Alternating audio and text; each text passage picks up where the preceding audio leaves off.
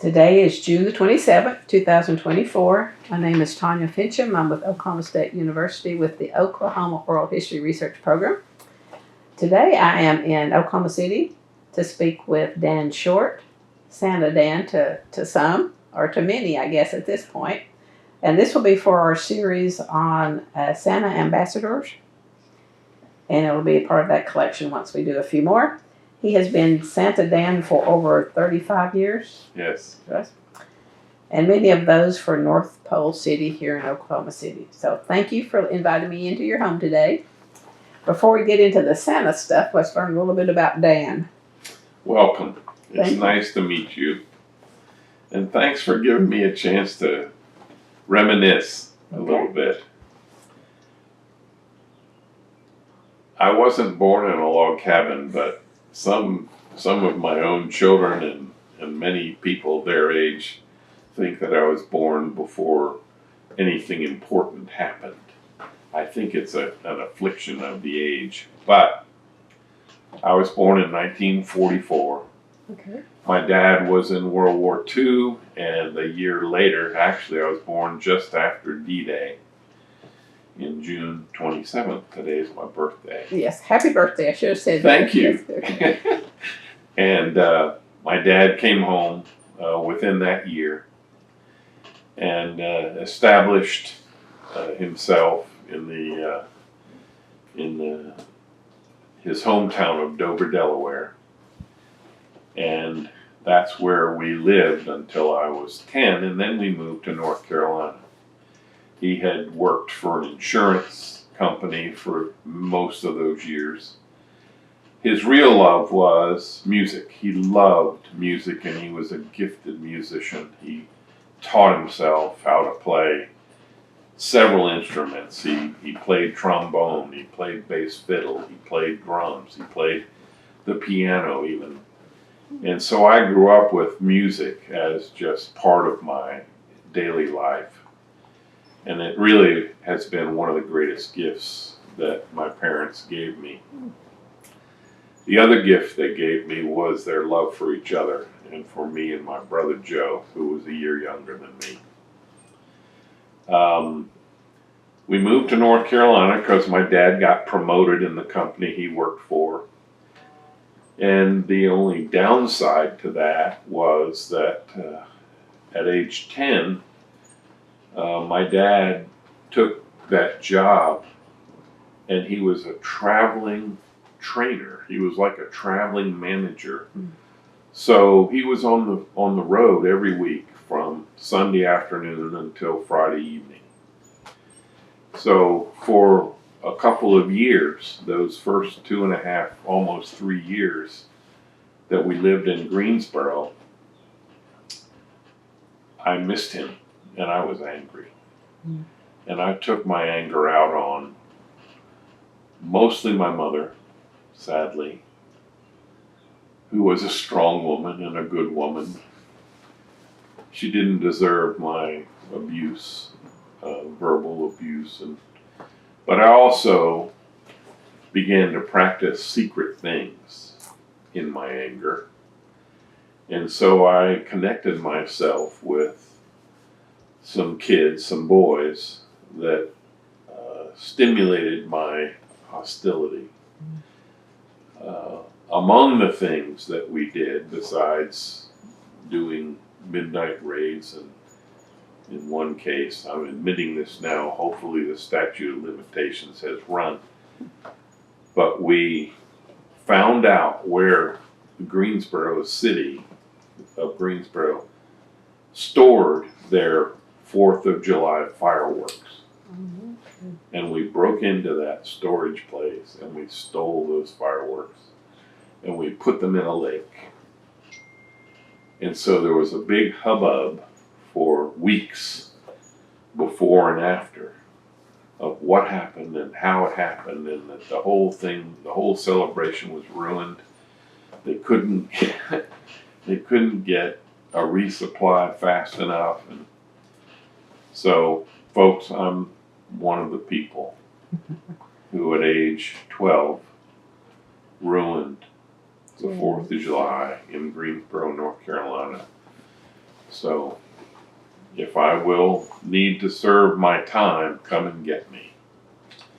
Hopefully this video will be seen and it'll be too late to catch me.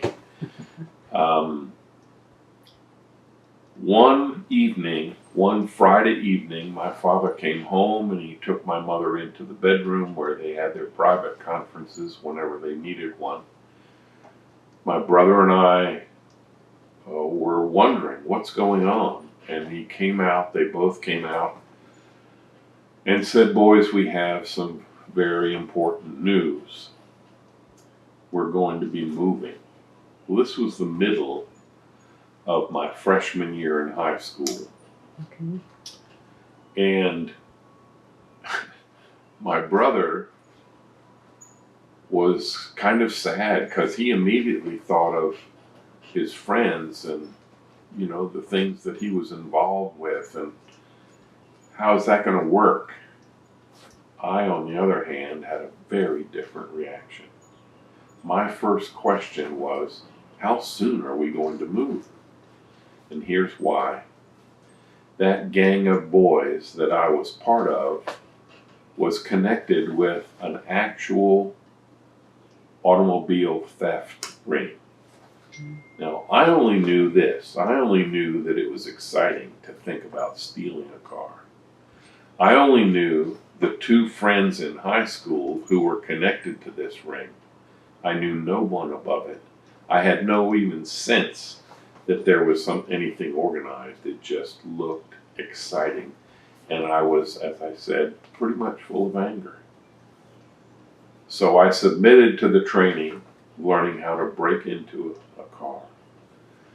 And submitted to, I didn't know how to drive. They taught me how to drive. And I was ready. And my time to steal my first car was coming up. And just the week before, I had gotten my assignment. The week before, my father came home and said this to us. My day was that previous Wednesday. And I was sick as a dog on Tuesday because I knew this was wrong. Every piece of me was resisting it. I was really in a dilemma. I had taken it as far as I could, and my conscience and my body and everything else was screaming at me, this is wrong, don't do it. And literally I was physically ill on Tuesday. And my mother wouldn't let me go to school Wednesday. Thank God. So I missed my date with automobile theft. And Thursday I went back to school, somehow thinking that I was clear, but knowing that something else would follow me and chase me, and I would eventually have to do it. And my two buddies came up to me at lunch and said, "Short, where were you? Where were you?" I said, "I was sick. I was throwing up." Well, okay. But your next time is 2 weeks from now. 2 weeks. At least a temporary reprieve. That was a Thursday, and my dad came home on Friday and said, "Boys, we have some news. We're going to move to Asheville." And my first question was, how soon can we go? When are we leaving? And he said, we actually have to be there as quickly as we can, so we'll probably move within the next 2 weeks.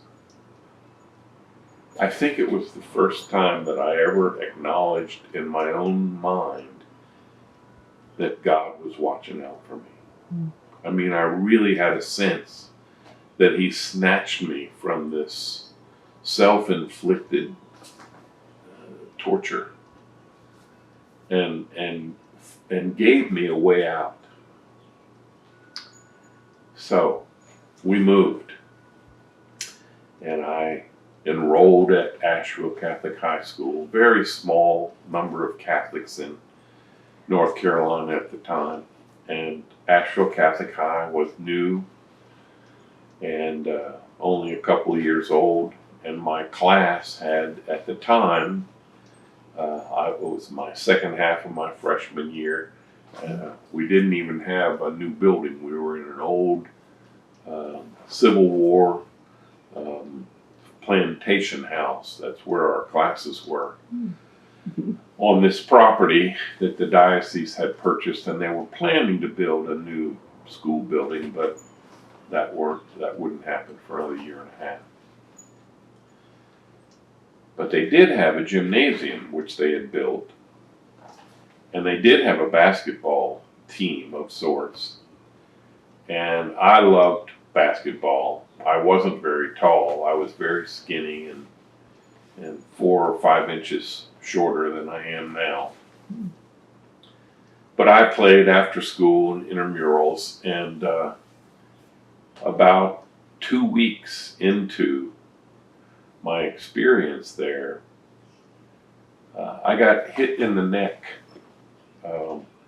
by the shoulder of one of the kids who I was playing against. He had taken a shot at the circle, and instead of following his shot for a rebound, he just assumed it would go in, and he turned around to run back, but the ball bounced toward me, so I was headed toward the ball and he was headed against me, and his shoulder hit me in the neck.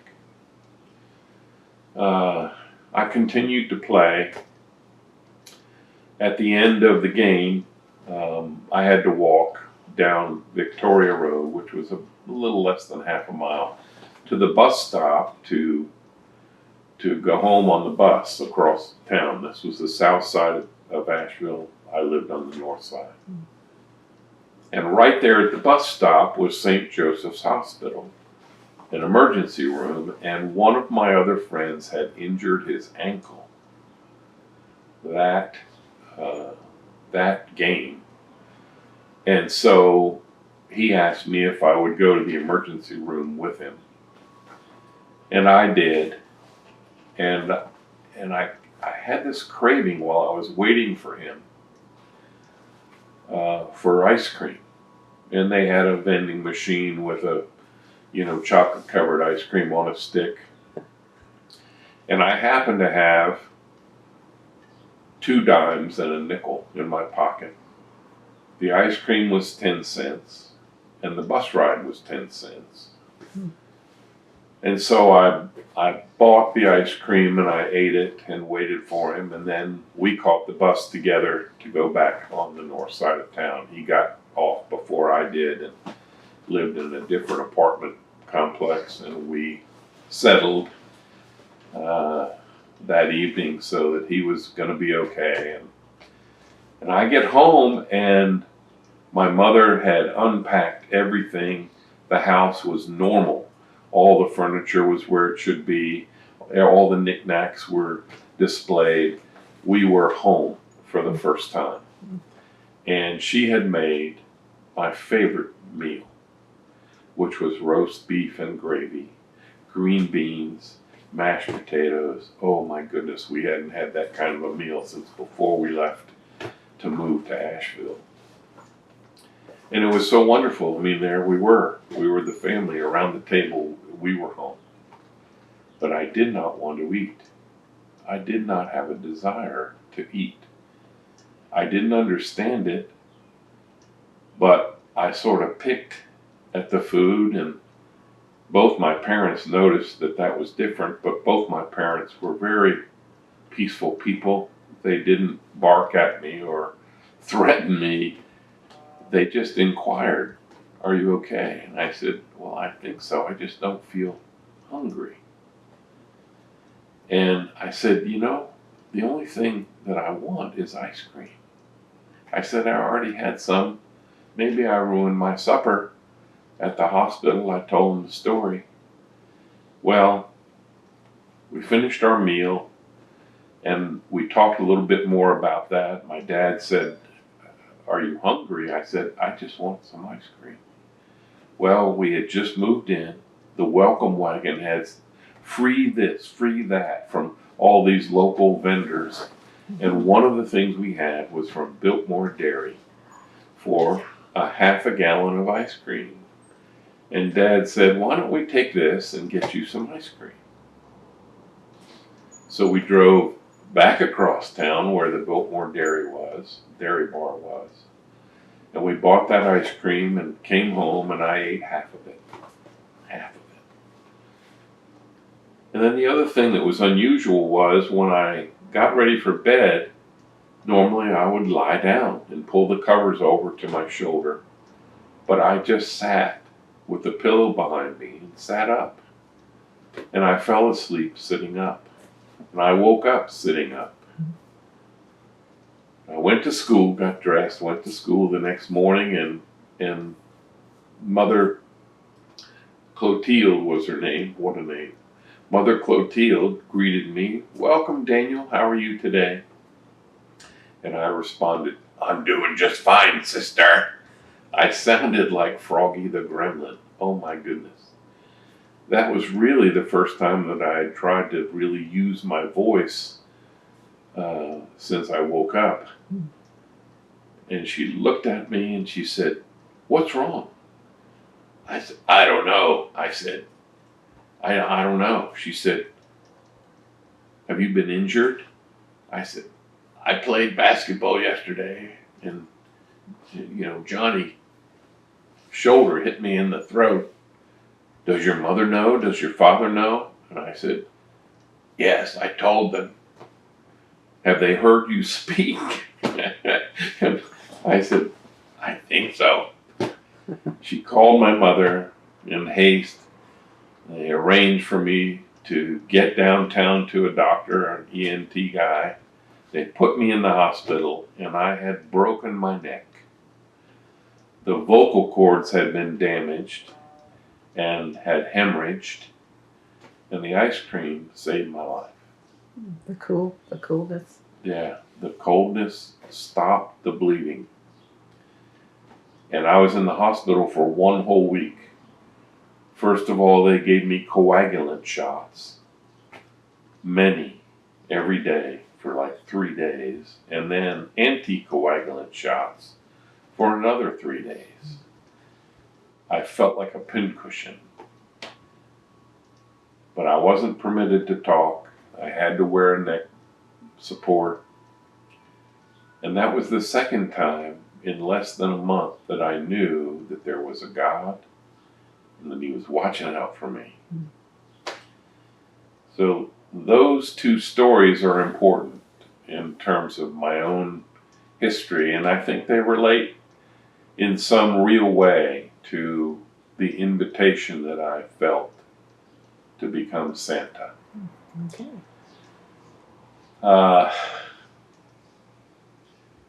In that period of time of 12 and 13 and 14, I was doing what I think most young people do, boys and girls, are beginning to be wondering about what will I do, what should I be, what do I want to be when I grow up.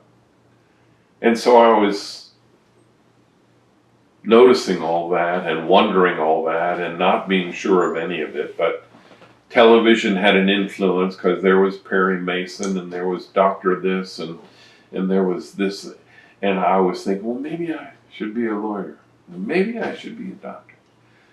Maybe I should be a priest because, they were interesting and dramatic figures. And so I would express this just offhandedly whenever it came over me, maybe at dinner or maybe just in passing.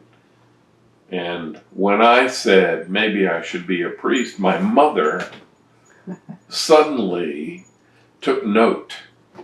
And I guess she thought that was the right answer. In any event, a saga began. And the saga was this, that she had recently become a Catholic herself. As a child, she was one of 6 children, none of whom either of her parents or any of her brothers and sisters ever went to church, but she went to church in the Methodist Church in Bloomsburg, Pennsylvania, where she grew up.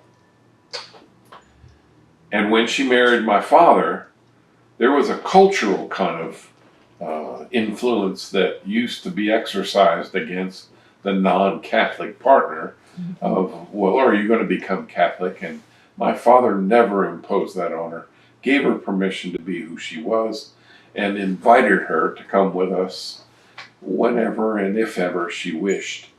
And she did. She accompanied us to church and participated in my education, religious and otherwise.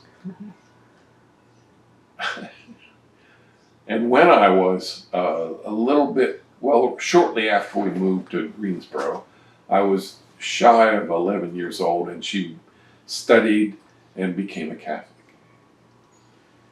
with no urging from my dad, just totally voluntary. But she became a very enthusiastic Catholic. And so when I uttered, maybe I should become a priest, she thought that was a word from God. As far as she was concerned, maybe you should. And so she began this process of chasing the bishop. When she knew, read, or heard that the bishop was going to be anywhere nearby conducting any celebration or any official, like confirmations or any other actions, she would haul me into the car, dress me up, haul me into the car, and we would drive to that town at that time and try to catch the bishop. And she wanted to present me to him. Fortunately, we missed him several times, but it didn't deter her at all. And finally, after doing this for about 1.5 years, we finally caught him in Gastonia, which is down near Charlotte, which is a couple hours away from Asheville, like 1.5 hours or so. And we caught him in the parlor. She had found another priest, and he said, wait in the parlor, and they did their confirmation or whatever they were doing. And then we waited for a good while, and then the bishop appeared. While he was taking off his ceremonial robes and moving back into his more business-like cassock and whatever, he introduced himself, she introduced herself and me, and said, my son wants to be a priest. And I'm standing there going, oh my gosh, how do I tell my mother? It was just a comment. It was just one of many. But so he said, well, that's really wonderful. And the next words out of his mouth were so relieving. Daniel's a little young to become a priest. And we would like to have every good young man who is designed to be a priest begin to study to see whether they have a true vocation. But he's much too young to go into the seminary. We will have an open door for him after he finishes high school. We will welcome him to see if it is what is his vocation. And I thought, oh, thank heavens. So we drove home, and she was sort of quiet, and it seemed like she was disappointed, but resigned. And so I never heard any more about it all through high school. In my junior year, Sister Winters, Mother Winters, one of my favorite teachers, had said, Daniel, where are you planning to go to college? And I said, Sister, I've never even thought about college. I said, neither one of my parents ever went. Nobody in my family has ever been. We don't have any money. And I never even thought about it. She said, you'll do well in college. She said, I can help you with some of that. So she began to introduce me to these resources, scholarships and so forth. And so we began a process of preparing applications. And one of them was to the U.S. Naval Academy, because they had an appointment in every jurisdiction, every state almost, where they had a Naval Reserve unit, and there happened to be one in Asheville, that the Naval Reserve could make an appointment. It didn't have to go through the normal political rigmarole, because we didn't know anybody. We had no influence with Congress people or whatever. And so we made application there as well. One night I came home from basketball practice. It was dark. My mother was in the kitchen with the light on, cooking spaghetti. I could see her back, silhouette, and steam rising from the pot. And there was the mail on the table near the door, and I saw the Naval Academy return address symbol. And I said, Mom, I got a letter from the Naval Academy. She said, yes, I noticed. It wasn't opened, so I opened it. She said, what did they say? And I said, they said I was eligible. It's not an appointment, but that I'm eligible to be considered. I was so full of joy. And she said, oh, that's nice. I thought you were going to become a priest. Oh my word. Literally, I turned left into the priesthood that moment. I mean, it was unconscious. It was deep. It was out of obligation and surrender. And so, I went through the process of notifying the bishop that I was interested in joining the seminary, being assigned. And after graduation, I broke up with my girlfriend, which made her very angry when I told her what I was doing. And she probably hated me and God for a while.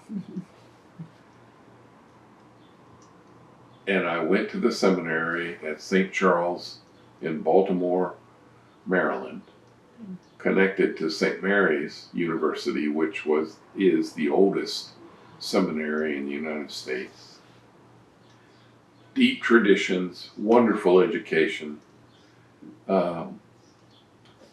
I was never much of a studier. I sort of cruised by in high school. I was really, I'd say gifted, but the right word was plagued with easy learning. So I did not learn the discipline of study. I thought I could get by, but oh my goodness, now I was among the challenges of what study really required.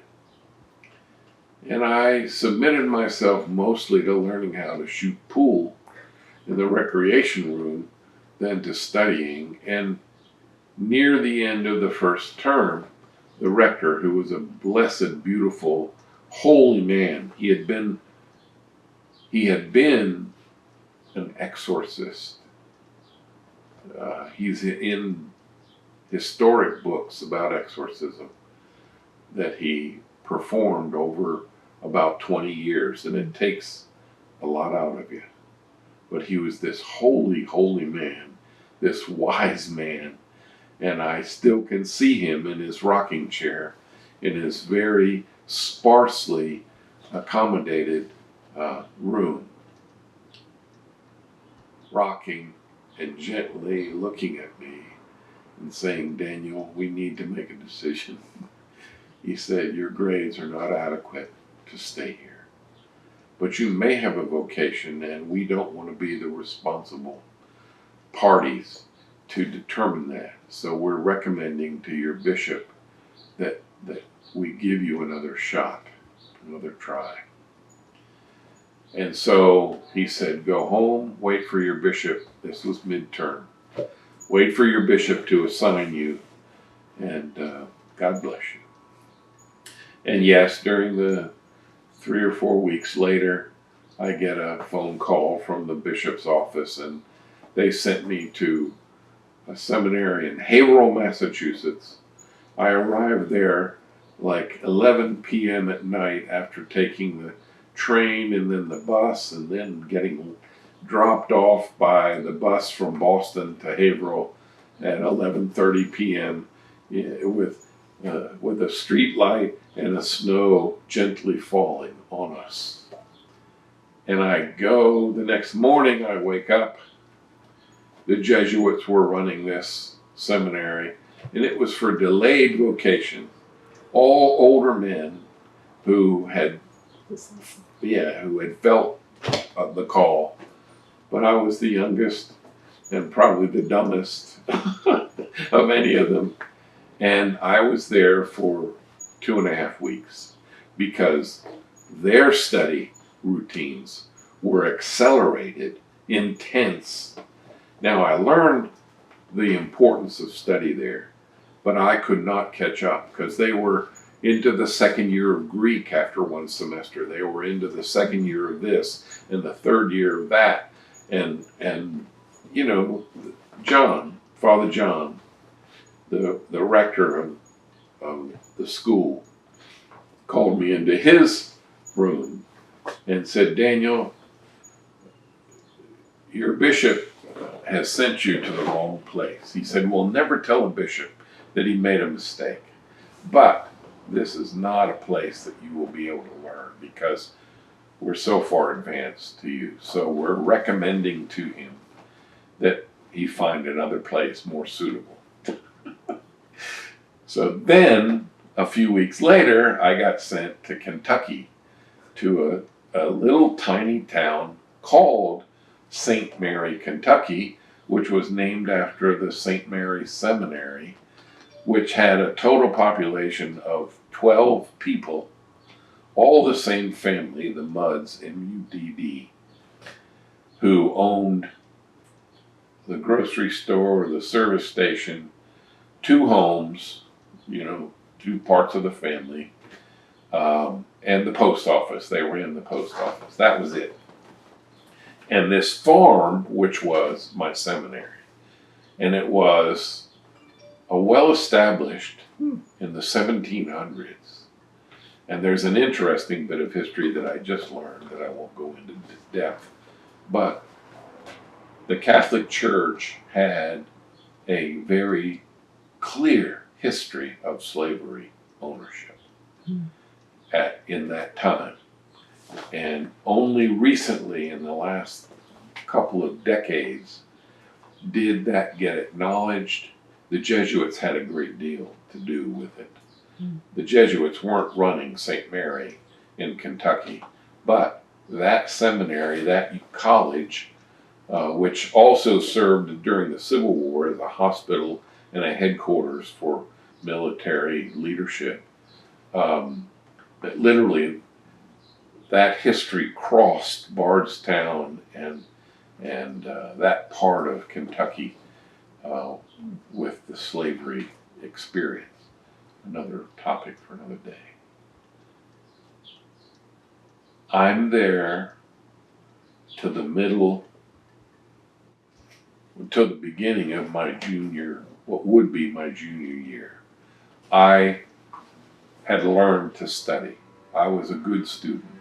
I was performing very well. And my mother got very ill and had a heart attack. And I went home to visit her. This was in the early 60s. I graduated from high school in 62. This was like 64 and a half. My mother had this heart attack and was in the hospital for 2 weeks. I went to visit her for almost a week of that time. When I came back, she was on the mend, still in the hospital. And it was exam time for me coming up in May.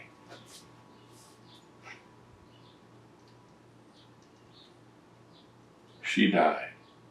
The day that she was supposed to be released from the hospital, she had a second heart attack. And this was before they knew much about anything in terms of cardiology. she died, so I returned home for a period of, I think it was almost 10 days for the funeral. And then my father had, years before, bought a plot in Dover, Delaware for the whole family to be buried in. And so we made the journey from North Carolina with her body in the back of in the casket in the back of our country squire station wagon up to Dover, and we had another funeral there and a burial. And then we drove up to Bloomsburg, Pennsylvania, which was my birthplace and my mother's hometown, to visit my grandmother, her mother, and to console her for a few days. And then I rode back to North Carolina with my father. So during that time, exam preparation was going on elsewhere, but I wasn't.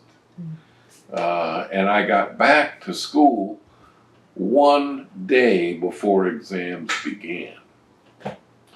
And this was the third time in my very young life where I knew that the Holy Spirit was on me. Literally, I was cramming.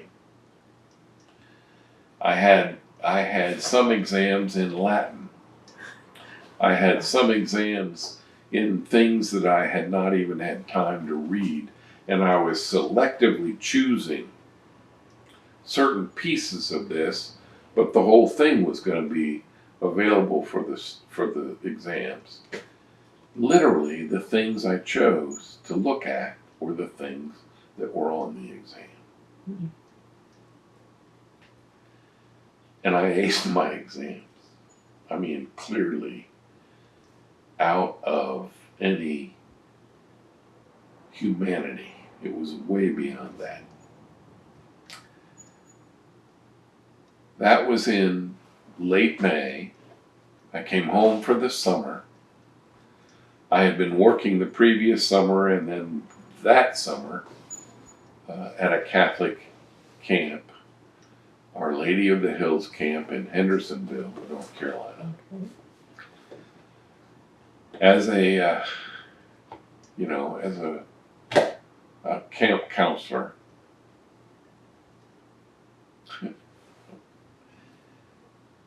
And my birthday, which is in late June, happened to fall both of those years on the weekend. And the weekend was transfer day. The campers who had been there were leaving, and a new group would be coming on Monday or late Sunday. And so it was a mad rush to change all the bedding and move certain beds to different cottages, because it was a co-ed camp, and whatever the enrollment was, you had to have a certain number of mattresses and beds and all the other things that had to be moved. It was madness. You'd wake up to the sound of the Ave Maria, which was our wake-up call that would be broadcast in the whole camp. Wake up at 6 a.m. to this music, and literally dash your shorts and t-shirt on and get to the kitchen to have an already prepared breakfast. The cooks had already been up and made a hearty breakfast, and then we would work our butts off all day, to the point where we would be exhausted by 6 p.m. And then the last thing you would hear at bedtime every night at camp and then was the Our Father being sung and broadcast. And both those years, I forgot it was my birthday. Absolutely forgot, because we were in such a focused rush that I would remember in both cases, as my head hit the pillow, oh, today was my birthday. Okay, happy birthday.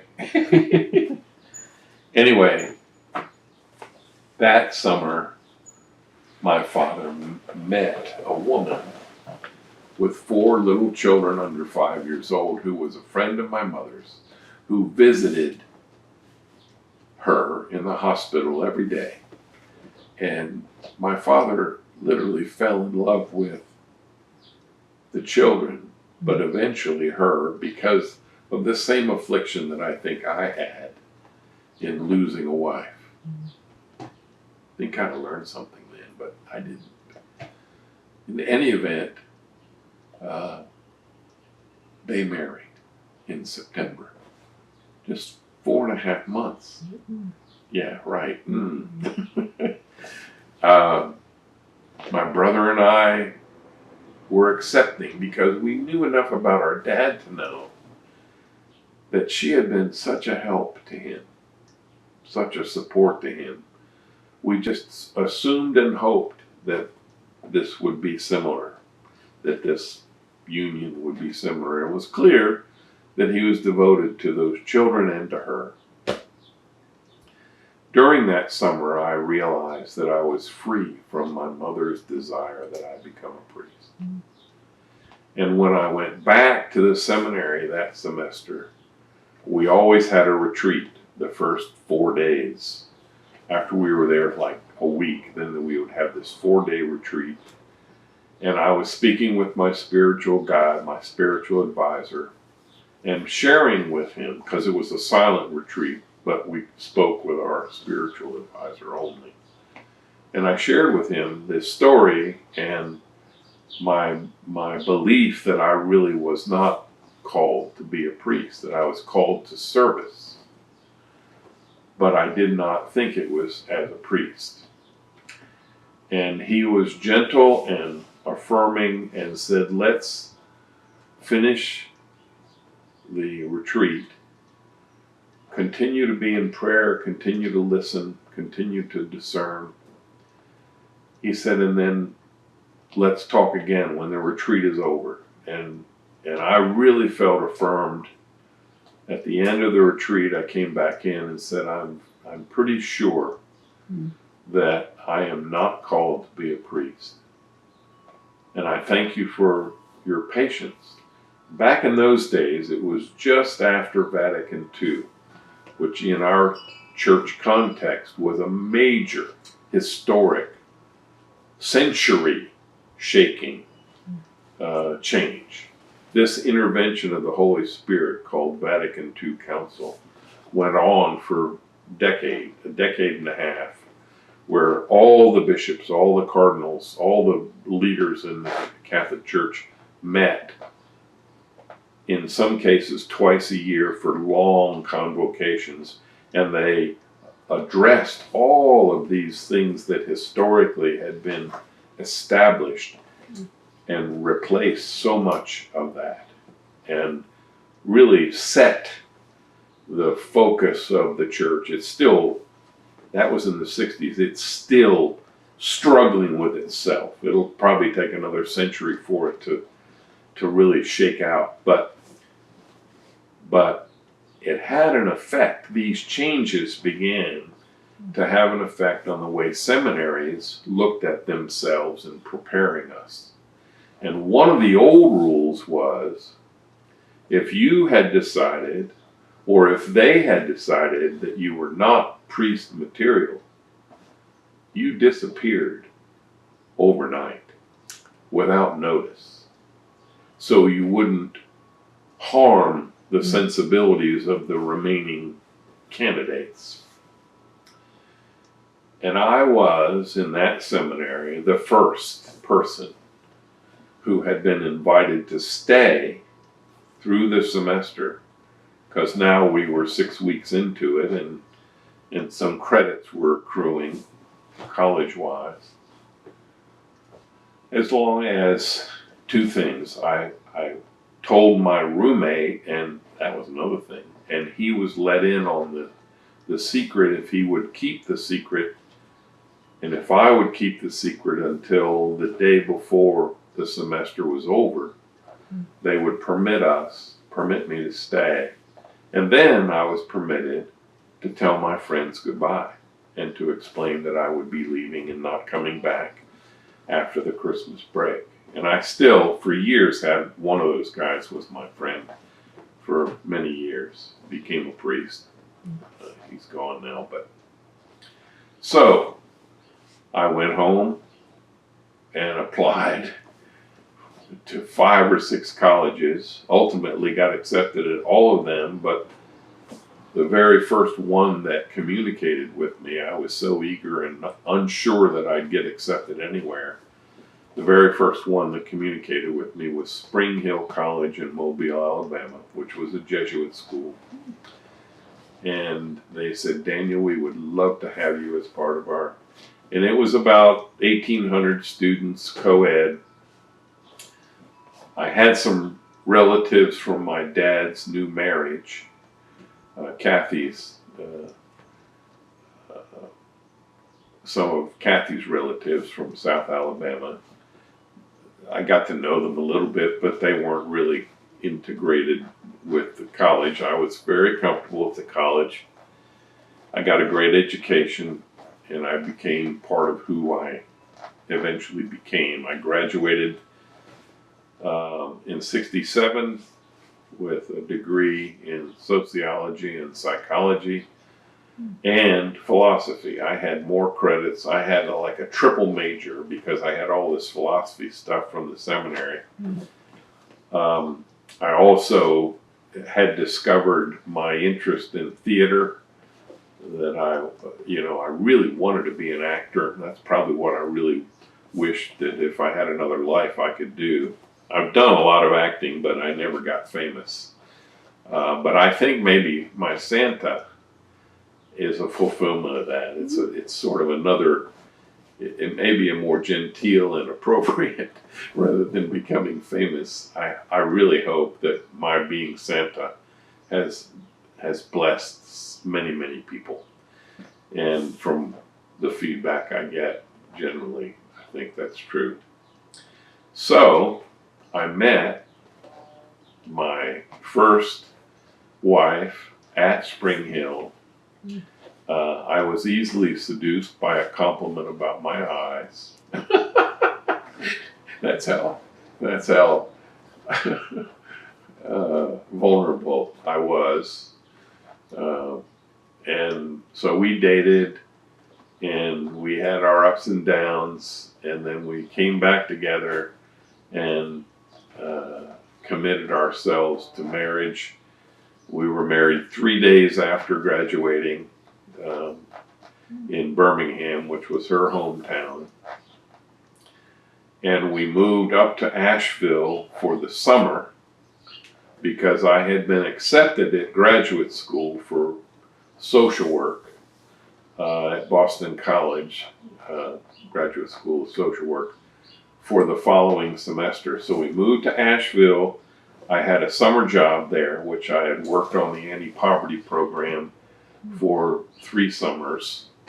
I was a Head Start teacher aide for 1 summer, and then a Head Start teacher for another summer, and then I was the assistant to the executive director of the whole anti-poverty program my 3rd summer after we were married. And then we moved to Boston in September. My wife, who had been majored as a teacher, majored in education, tried to find a job as a teacher in Boston, which did not pan out. So she ended up really sacrificially working as a teller in Middlesex Bank for a little less than a year. She tried to teach the first 2 weeks we were there. She actually got a job with a Catholic parish that was, quote, expanding their program down to preschool and kindergarten. They had never had that before. They had 1st through 8th. Okay. But she got this job sight unseen and by letter mostly. And when we got there, we got settled for a few days, and then we went to the south side, which is where this parish was. I can't remember the name of the parish anymore for obvious reasons.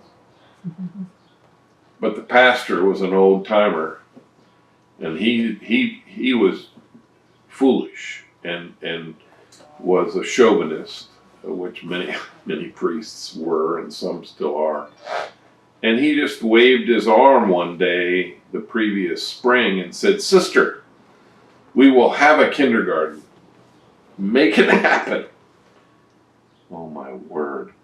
Well, they had physical space for that, but they had nothing else, and he did not provide any financial support, and no, I mean, it was sort of like she was just supposed to make this happen magically. So Denise, my wife, shows up, and she came home the second and the third day before the kids arrived, shaking her head and said, "This is going to be a disaster." I said, "Why?" "We have no desks, we have no chairs, we have no help. And they have enrolled 45 children." 45. And it's just one nun and me. And the nun is responsible for 2 other classes of children. So it's me. So we just shook our heads and said, well, maybe we need to talk to the nun. So we did. We called her. And she was beside herself. She knew. I mean, but she couldn't negotiate this man. So she gave it a go, but she literally on the 4th day, which I could write a whole book about what happened in those 4 days, children, soiling themselves because they had one bathroom and there was nobody to help them in and out, and they were too young to know, and they were eating each other's lunches. That was just a disaster. And literally, Denise became catatonic. The 5th morning, she could not get out of bed. She was overwhelmed. She was catatonic. It was emotionally more than she could handle. So I walked down. We lived in Medford on the hillside street. I walked down to the corner where the payphone was and dialed the sister up and said, "Sister Denise is not coming in today, and she won't be coming back." And the sister said, "Praise God." Praise God. So it was sort of like now she could go to the pastor and say, It's too much. "Yeah, it's way too much." I have no idea what happened with them, but anyway, Denise the next week became a teller at the Middlesex Bank, and I had my first year in grad school. The school was located downtown on Newbury Street back then. It eventually, over the next year and a half, moved out to the main campus in Newton. But I was asked to take a leave of absence after my first year because I was perceived by the faculty as not making a good adjustment to the graduate program. I think I had too many questions. I had been a community organizer, both for pay and I had done the anti-poverty program stuff, and I was a little bit of a radical or an activist. Probably I never thought of myself as a radical because I haven't really been willing to die for anything that serious. Maybe I have, but I haven't been tested. But anyway, I was an activist, and I think it offended some of these professors. But in any event, they said, "You need to take some time off, and we'll decide whether you should come back or not." And so they got me connected to Catholic Charities up in Maine for a job. And so we moved up to Maine for what we thought would be 1 year. And they liked me so much. The school was willing to have me back, but the folks at Catholic Charities in Maine liked me and liked my work. And they were expanding through the whole state. It wasn't just a town or a city. They were the entire state of Maine, which is humongous. And so I had all this wonderful responsibility and opportunity. It was very nurturing and growing experience, and I helped develop multiple kinds of resources and services throughout the state. We developed 6 child development centers. We developed counseling in 5 locations. We worked with 8 of the Native American tribes, providing healthcare services for them. I mean, it was just wonderful.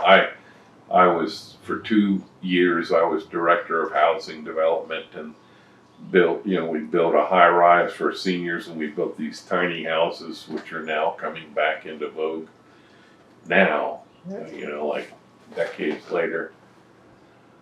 And so for 3 years, the folks at Catholic Charities would say, well, if you stay 1 more year, we'll pay your tuition, we'll pay your fees, and we'll pay your salary while you're going to school. So literally, it was just glorious. And then when I finished, I commuted back and forth to Boston that last year. And when I finished, continued to work with Catholic Charities there in Portland and all through the state. And I got involved in politics. My wife became a teacher just a block away from our house, and we had our first child during that year that I commuted back and forth.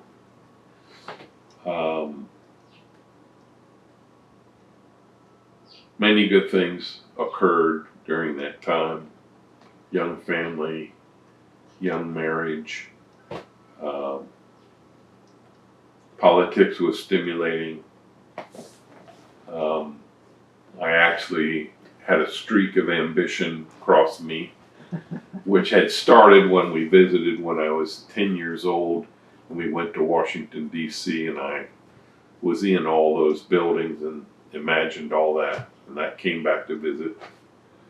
My ambitions for theater grew, and I did community theater, so it was, personally, quite fulfilling.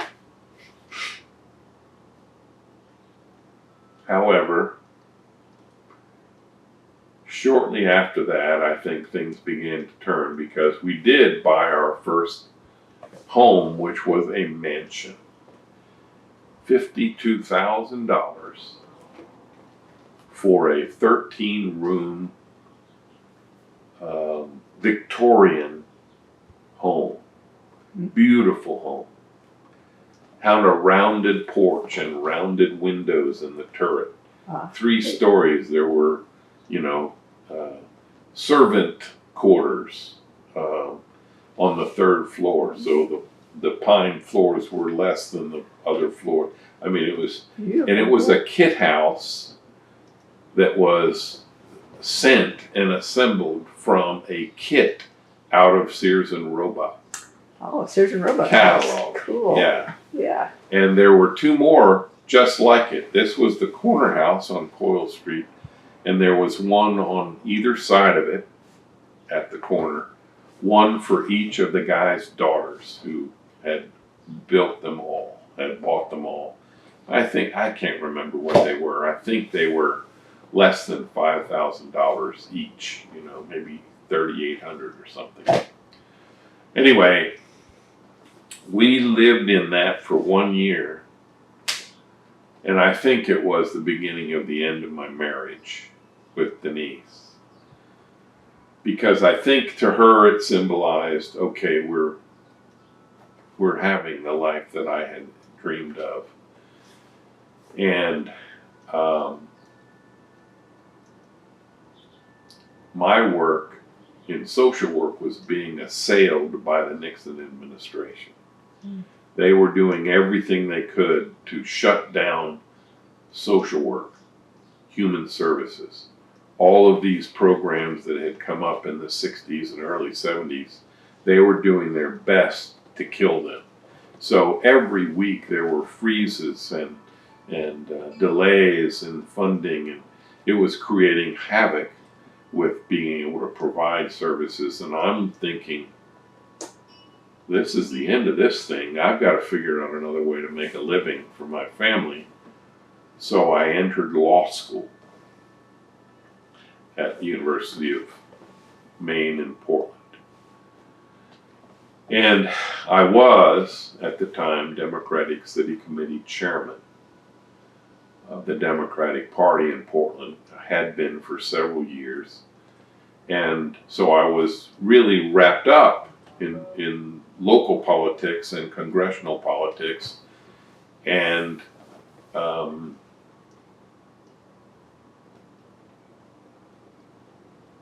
we could not afford to keep that house because it was Jimmy Carter's early days when interest rates went absolutely crazy. 13 and more, wasn't Yeah, it? oh yeah, even higher. Eventually up to 22%, 17, but it was hovering in that high teens area for way too long. And just the heating oil to keep that house, that 13-room house, warm. And we actually insulated the cap of it. The third floor we insulated. We spent some money, I can't remember how much, $800 to have it insulated to keep the heat in. But even with that, the price of heating oil went from 17 cents to $1.12 a gallon. It was impossible. So one of my new law professors bought the house, which got us out of that. And then we moved into a rental place, and my wife wanted another baby, so she was determined to get pregnant, and I was begging her, please don't get pregnant. You know, if I need to sleep in the barn, if I whatever. But she got pregnant, and then she wanted her own house. After year one of law school, she demanded that we move into our own house, and there was a whole row of houses that were participating in a low interest loan government kind of program. Buy this old house and rehab it yourself. So we bought this house for $16,000, and then I started working on it while I'm in law school, my second year. So pretty clearly that separation, I think, began.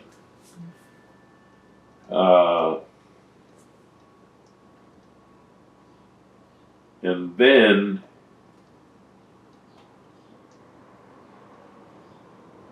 a whole lot changed. A lot of people had come to me and said, you should run for Congress. There was a seat coming open. It was the right time. I was noted and notable and visible. It would have been good. And so we had this come help paint my fence party to help finish the house, help do. So we scheduled a whole week of activities that people who wanted to help out, quote unquote, could come and either paint or scrape or nail or whatever. And then we had a big celebration at the end of that weekend, and that was kind of a political rally at the end of it. Everybody who had helped was invited to this barbecue, and which lasted 6 or 7 hours, which was marvelous. And And so I raised, in the context of that, I raised the question, should I and should we?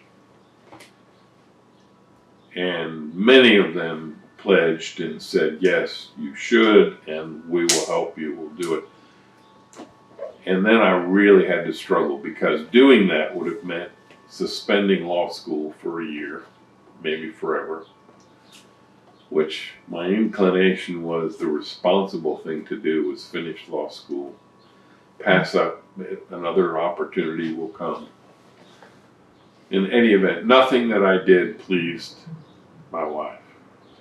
No choices were acceptable, no matter what, whichever. There were negatives to any choice. And literally, I had then been hired previous to that to quietly run the Jimmy Carter campaign. My law school professors had told me when I entered, no politics or else. I adhered to that. I resigned my chairmanship. In the summer of my first year, I became a clerk in the law office of a marvelous Republican lawyer, Tom Monahan, who I still love and owe a debt to. He's been in heaven a long time. Tom was a Catholic and had 9 children.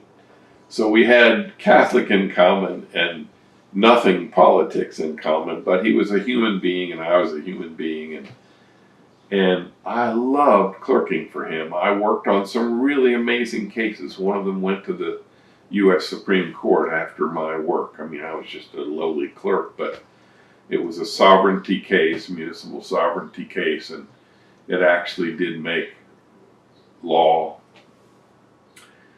But in, I think it was July, one morning in July, Tom comes into the conference room where I was working. They didn't have a separate desk for me.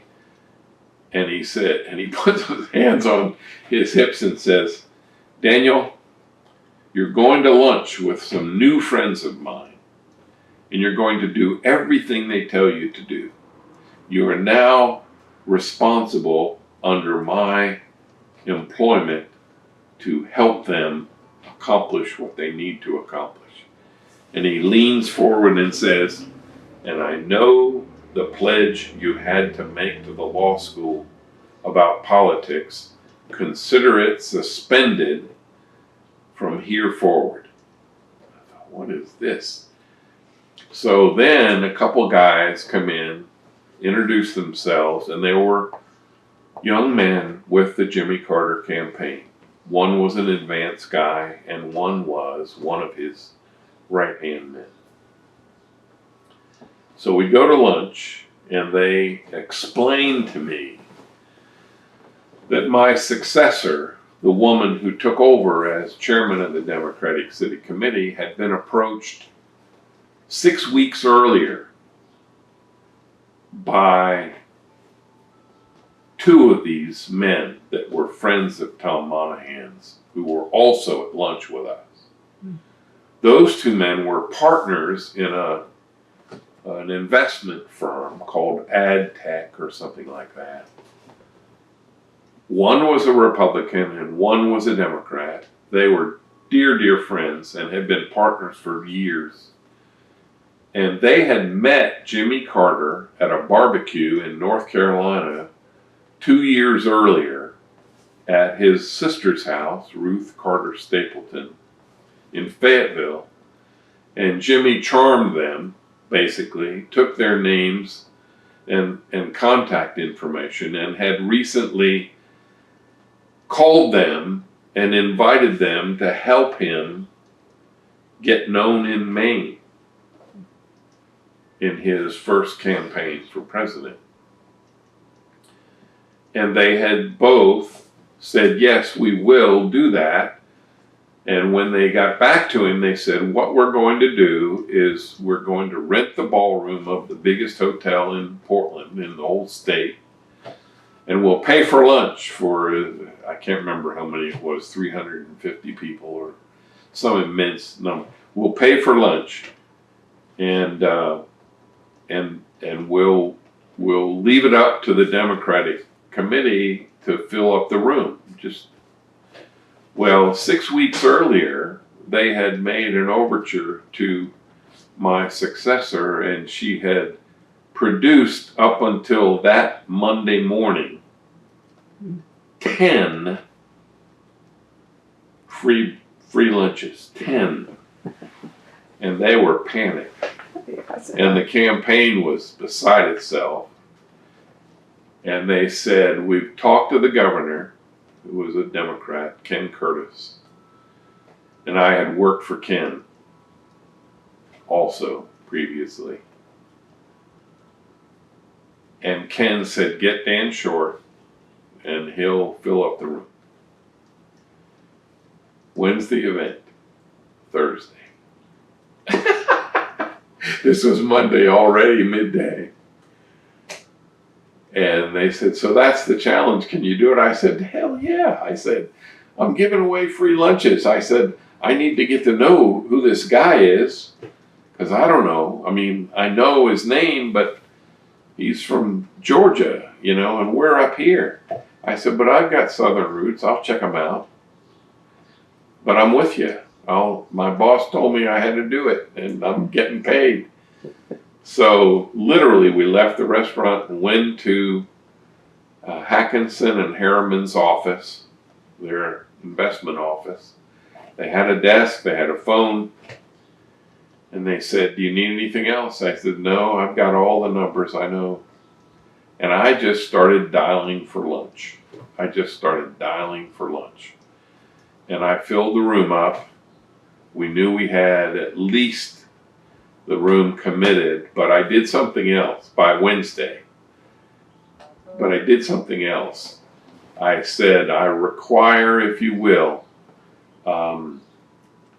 two, I can't remember what they call them. What are the things you sit on? Bleachers.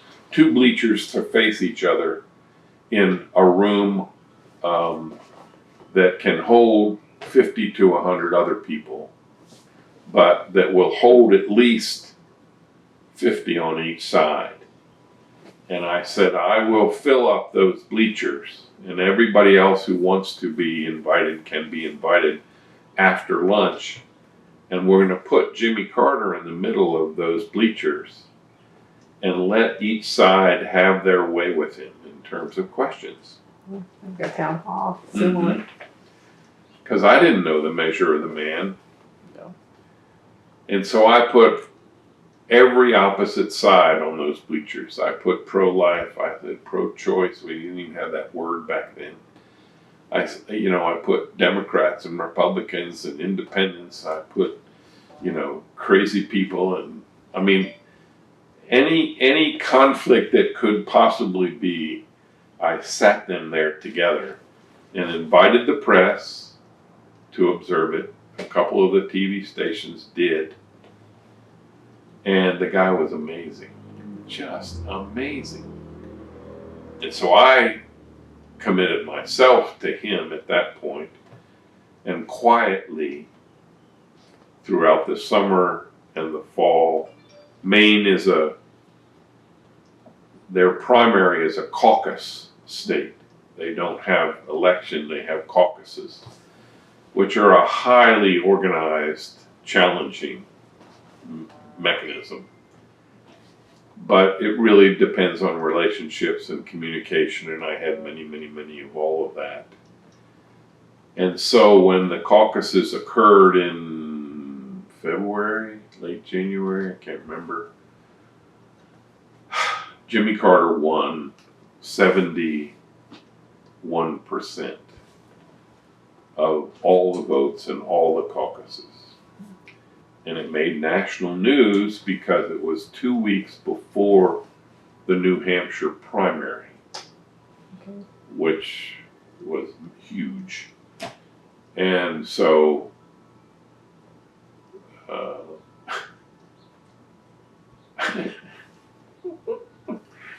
believe we're recording this for posterity. So literally, I became this hero to the Jimmy Carter campaign. But in the meantime, I had taken my fifth semester, third year exams, and part of those exams for law school were written.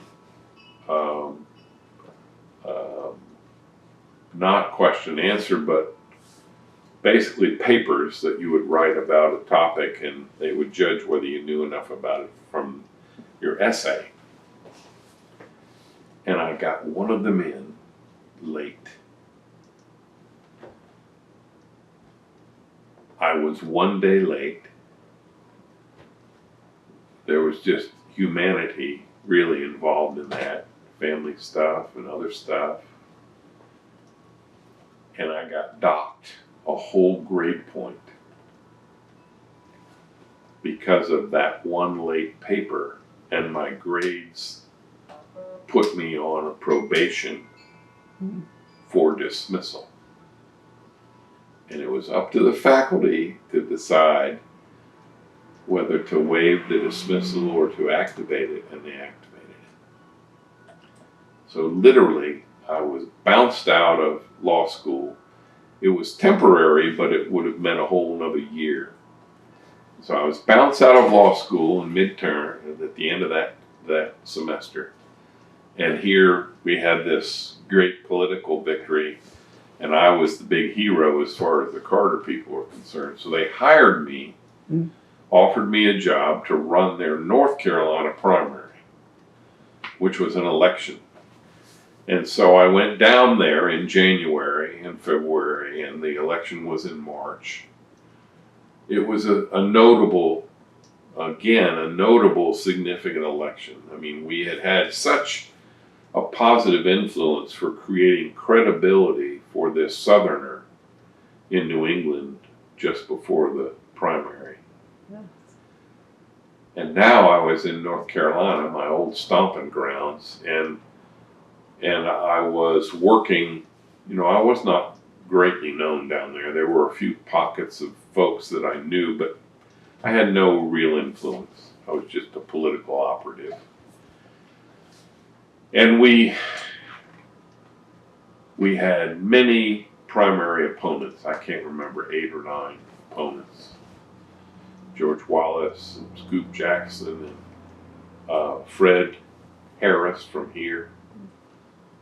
He and his wife had approached me months before I met Jimmy to run their local campaign, and I told him I can't.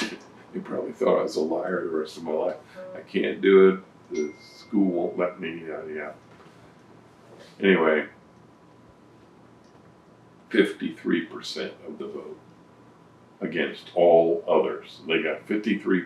He got 53% of the vote against all the other candidates total. That was national news too. So that momentum was awesome. And I'm thinking, I think I'm going to end up working in the White House. Wouldn't that be fun? But I got fired. I went on a vacation. I had been going back to Maine to be with my family every other week. And as far as Denise was concerned, it didn't make any difference if I came home or not, because she was so frustrated and angry. So I got to hug my kids and take a raft of anger and come back. So I did that back, forth for those couple of months. And then my hope was one of the guys who was connected very well financially to the campaign, his family owned Kiowa Island in South Carolina, the whole island, very wealthy. And he and I hit it off well and so he knew some of the turmoil that was brewing in my life, and said, perhaps this will be helpful to you. Why don't you use one of my houses on the island as a vacation? Take as long as you'd like. I'll loan you my car. We can fly your wife down. If she can find someone to care for the children, maybe you can reconcile. So we did that, and we had a good week, a difficult but good week.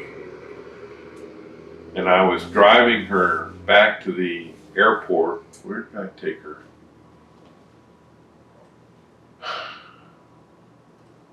I think it was, might have been Macon. I think it was the Macon, because he was a member of where they have the Masters tournament, golf tournament. I think that's Macon.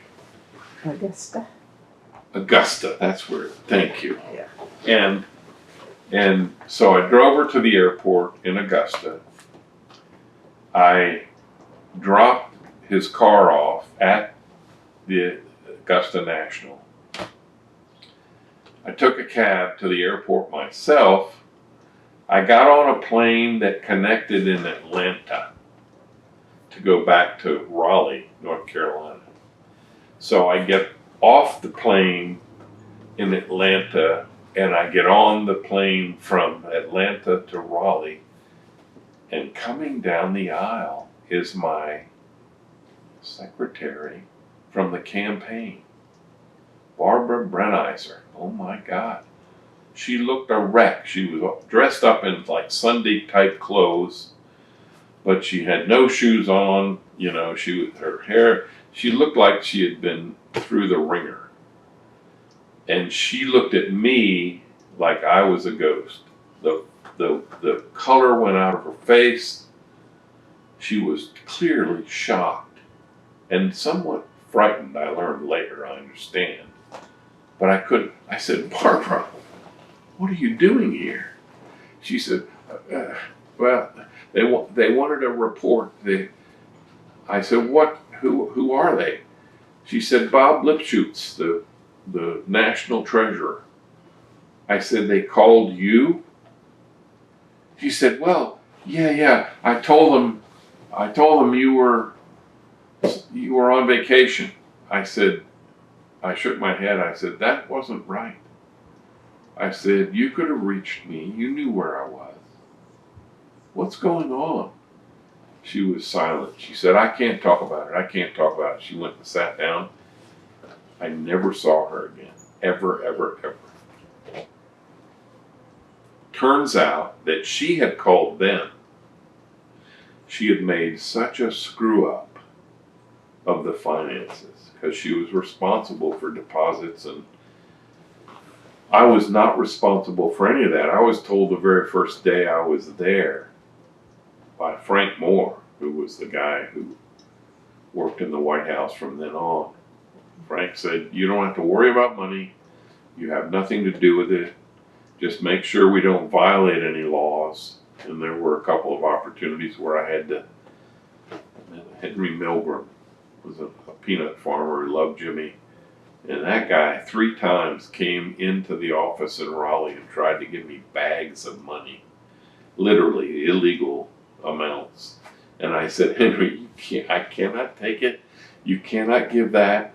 What you need to do, if you wish, is give this much to each of your family members and let them individually do it, or your buddies or whatever, but you cannot deliver $10,000 in a lump sum in cash to me or anybody else. Anyway, so I had no responsibility. But what had happened was she knew that her inappropriate choices, really illegal choices, and inaccurate record keeping. She had mixed campaign money with her personal accounts and personal money with the campaign, and she had taken money that she considered she was paying herself, and it was just, but it took 2 years before I learned this. But literally, I land in Raleigh that night and there's a message from Frank Moore, the guy who had hired me, saying, I'm coming in first thing, pick me up at the airport at 7 or 7:30 or whatever early time it was. And I picked him up, and he was sent there to fire me. And he was apologetic. He was beside himself. He didn't know the details. He just said that Bob Lipschutz had called him and told him to fire me. That there were, quote, irregularities that needed to be dealt with. And they had to fire so the way that got reported in the press, which I learned 2 years later, because there was an article in the Wall Street Journal that one of my friends uncovered, one of my main friends had uncovered. This was after I came to Oklahoma, because I worked in Catholic Charities in Baltimore for 2 years in that interim, and then got a job to be here as director of Catholic Charities, the first layman to be director of Catholic Charities in this diocese. And it wasn't until I was here and established for about 6 months or so that one of my buddies from Maine said, Short, I have found out what happened to you. And the article basically referenced quotes from Lipschutz that said there were irregularities in the campaign spending activity. There were new laws that weren't being adhered to. Well, that wasn't me, but it was her, as it turned out, because I didn't know anything about it till then.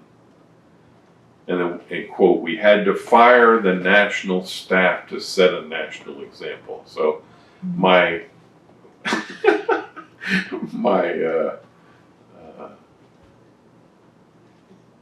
legend is now that I'm a national example. Left to the ash heap of politics. So what year was that you came to Oklahoma then? I came here in 1977. And I came here in the spring. My family came in the summer once the school year was finished.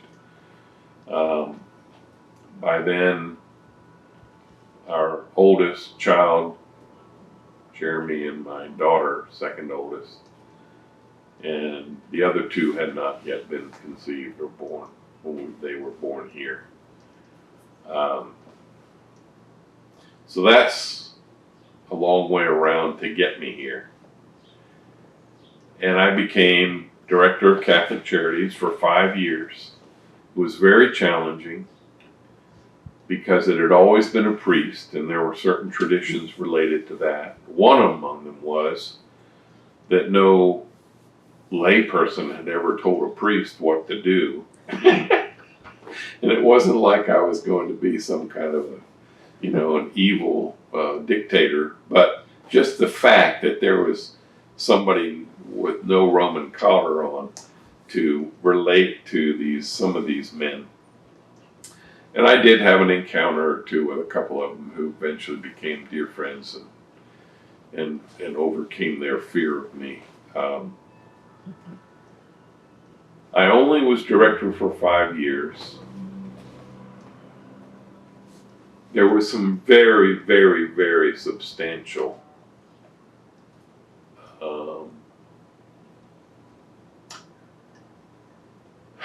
inappropriate, I'm not going to be detailed about this, but inappropriate decisions that were made beyond me and above my board that abused the trust and abused the law. And I resigned in the face of it, and so did the president of my board and a couple of other board members. It was that severe.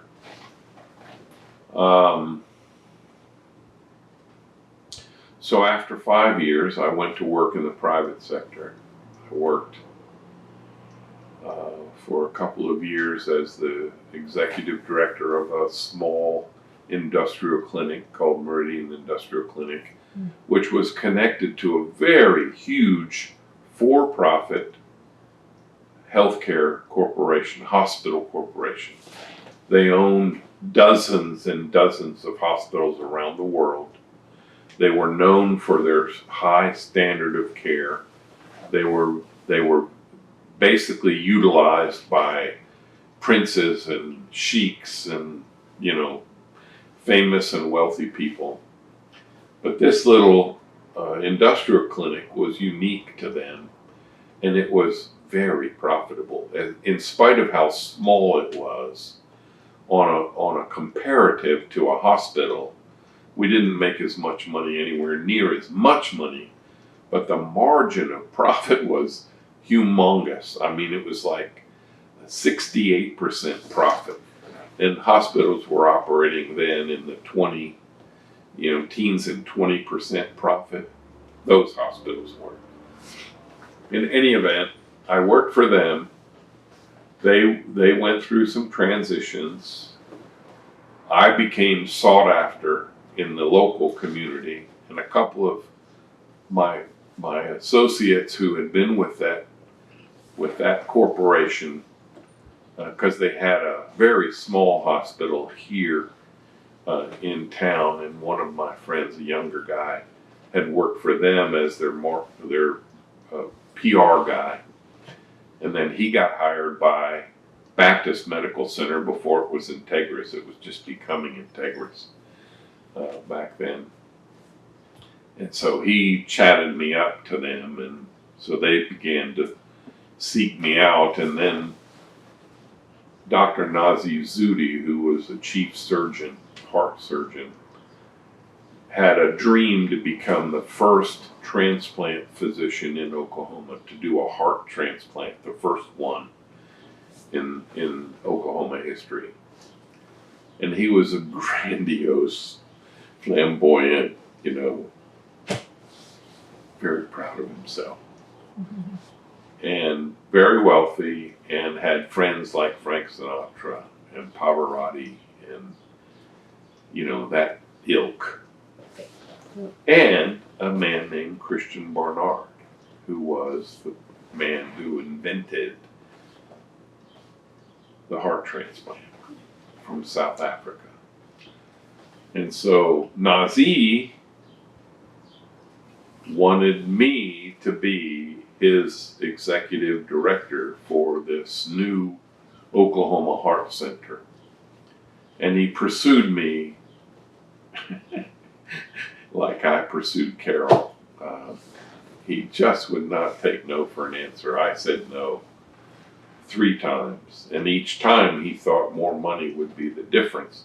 He never had the sense to say, why are you not? Well, the why was, it was an impossible job. I would be working for he and all the heart surgeons, all the cardiologists would be my boss. The heart center board would be my boss. The hospital board would be my boss. The director of the hospital would be my boss. And there were a few other little tangents. It was an impossible job. The Lord himself would have been miraculous to survive it. And finally, the third time I told him, I'm at scout camp. I'm a Boy Scout master. My son is a scout, and they're having summer camp for 2 weeks. I'm in the middle of the woods down at Tishomingo. Tishomingo. And there's a phone on a tree. And the loudspeaker says, Dan Short, pick up the tree. That's the way they say it. Pick up the tree. There's a message for you. So I pick up the tree, and it's him. And he says, Daniel, I must have you. You must come. I said, Nazi, I have turned this down for good reasons. I must have you. You're the right person for the job. You have got to come. And he offered me more money. Well, now we're up to $75,000.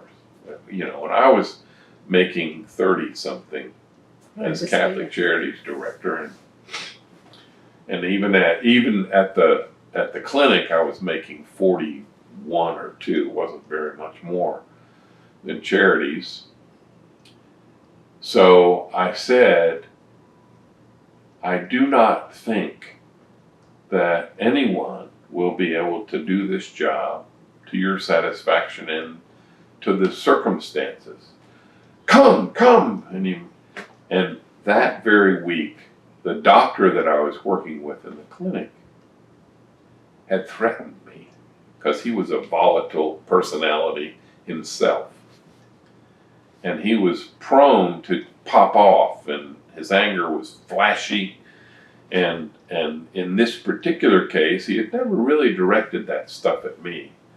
But whatever it was that set him off, he was in my face. I mean, like right here. And I thought to myself, if Zudi calls me again, I'm out of here. So that's what made the transition, was that physician had gone over the edge, and I was ready to go, knowing that it was an impossible situation. And in the meantime, another friend who was functionally challenged because he was bipolar and he would not take medication. So he loved existing in the highs, and he suffered and endured the serious, deep depressions of the lows. And so his business suffered when he went into the dark place. And he was in there sometimes for weeks and a couple of months in a couple of cases. I mean, literally just locked in a dark room, suffering. And he had asked me the day before I went to Baptist, please come run my business. And I said, I cannot do it. I've taken it.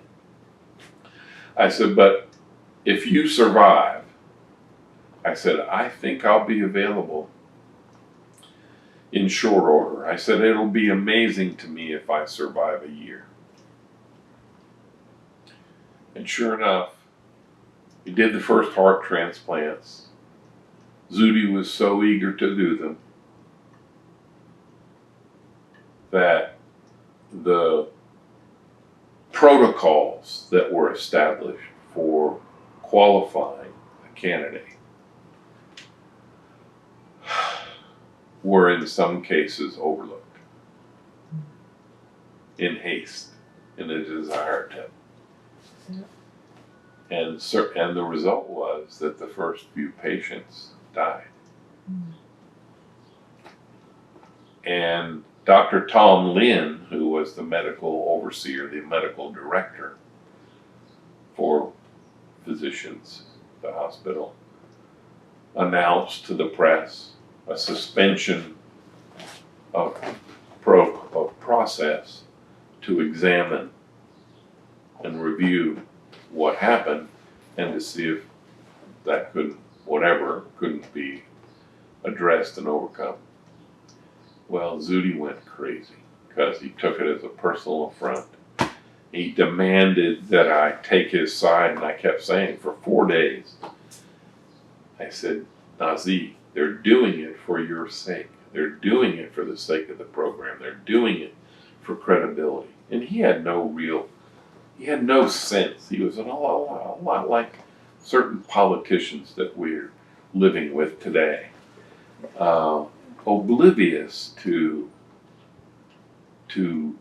what the world was aware of and thinking. So I did not give him my loyalty in the sense of, calling Tom Lin a jerk and so I was fired. 2 days short of a year.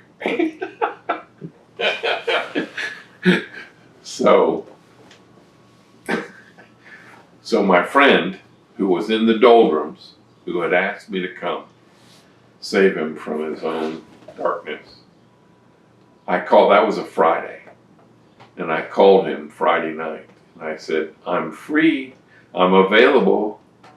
He said, come Monday. And he was still recovering, he was still struggling. And so I went and ran his business for a year. I got it back on its feet. We sold part of it off that made it possible for him to meet his financial obligations to other things that had fallen apart. And I made great money because I told him, I said, I'm outrageously expensive. I also began to do consulting for smaller businesses and then eventually some other ones. Some little kind of unique kinds of consulting for some larger ones. And then I got into financial services, and I did that for about 12 years. Insurance and investments and that sort of thing. And it was fulfilling to a great extent, but also frustrating because I encountered so many men, particularly, who didn't see the value in having life insurance for their families in case they died. And so that began to really chew on me. And I fired many prospects. I remember one up in Edmond. I was just on that street the other day, and it brought back to me. This guy was an oil guy, and he was very successful, and he was overweight and in his mid-40s, maybe older than me.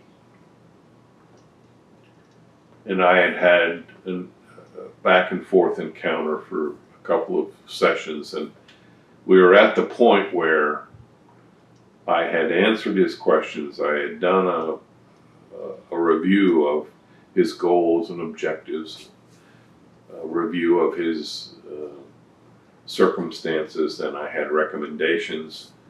And he balked at that one, at the enough life insurance so that his family could be cared for. And he balked at that, and I confronted him and I said, are you going to live forever? I said, do you have some inside information that indicates to you that you will outlive your wife and children and be able to provide for them forever? What are you talking about? I said, it appears to me you do not believe that you're going to die.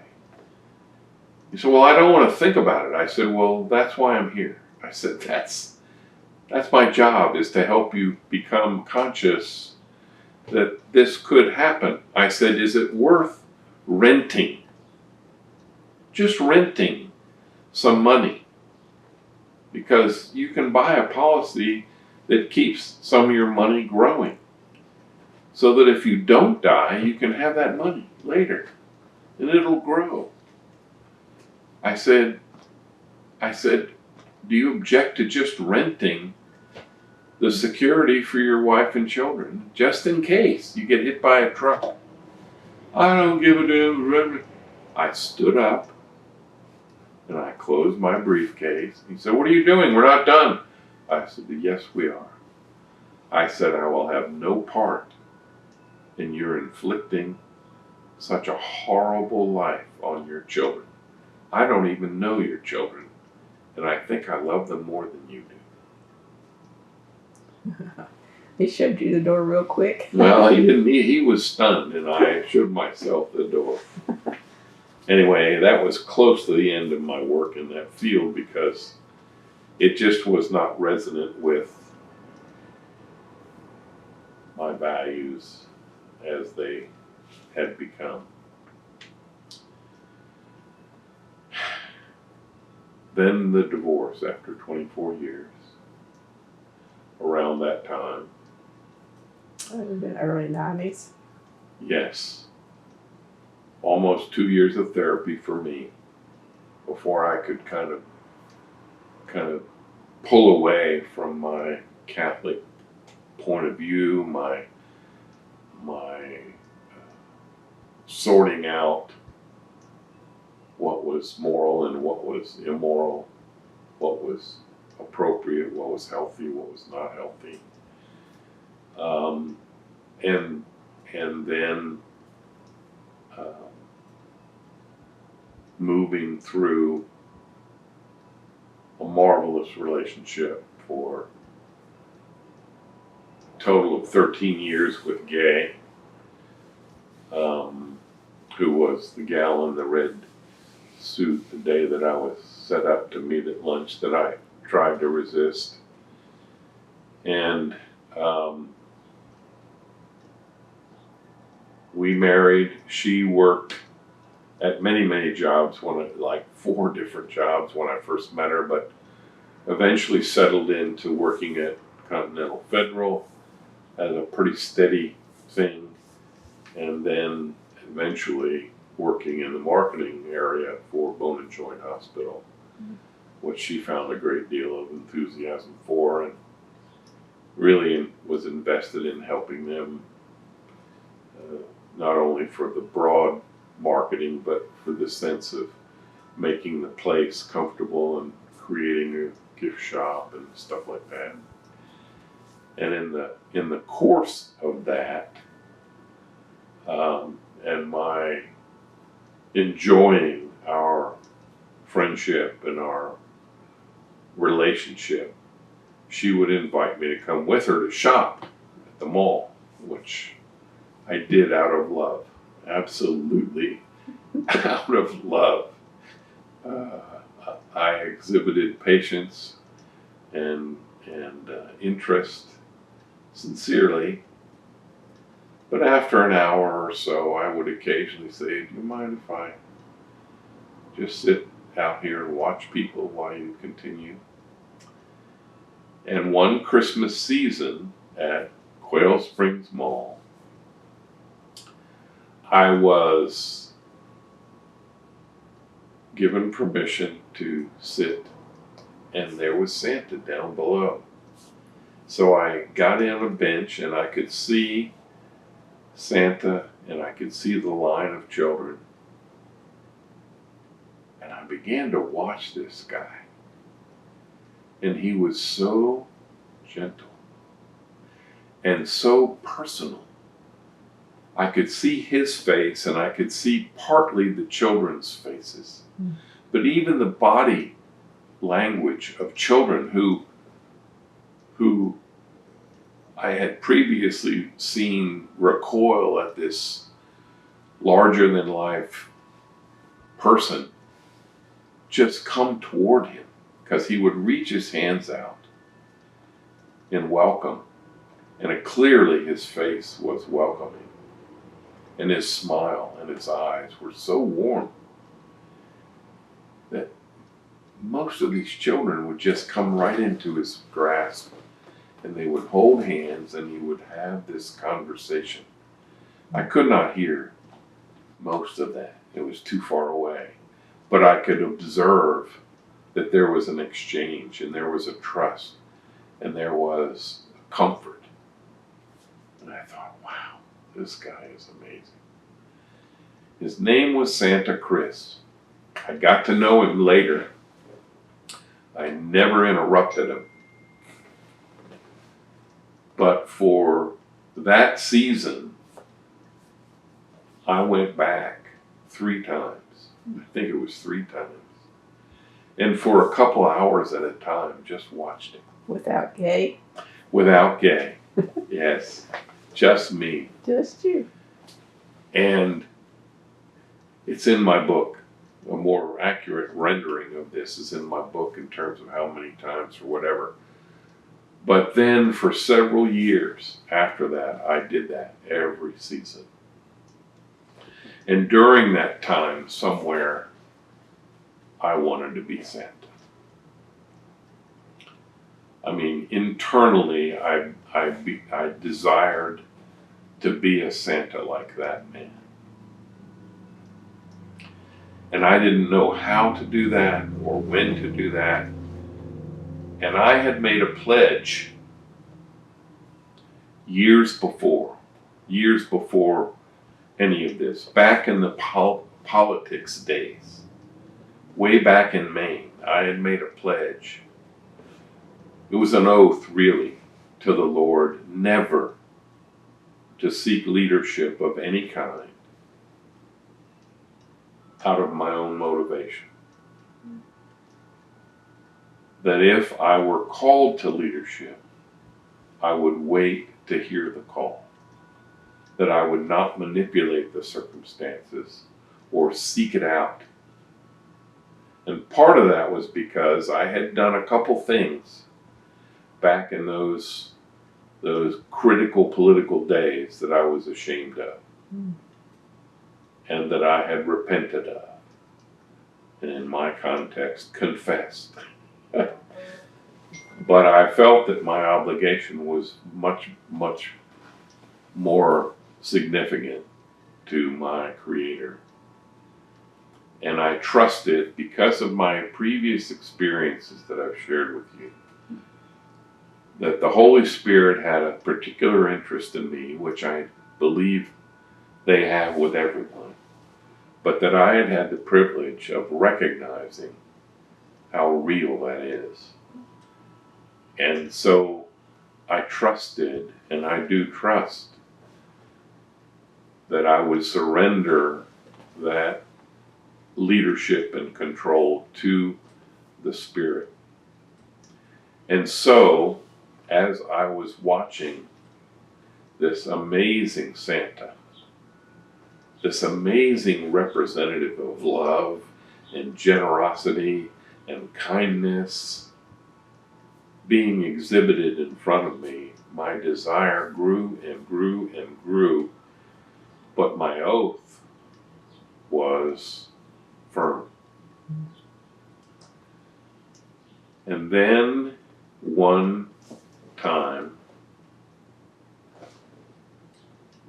many years, I can't remember, 3, 4, 5 years,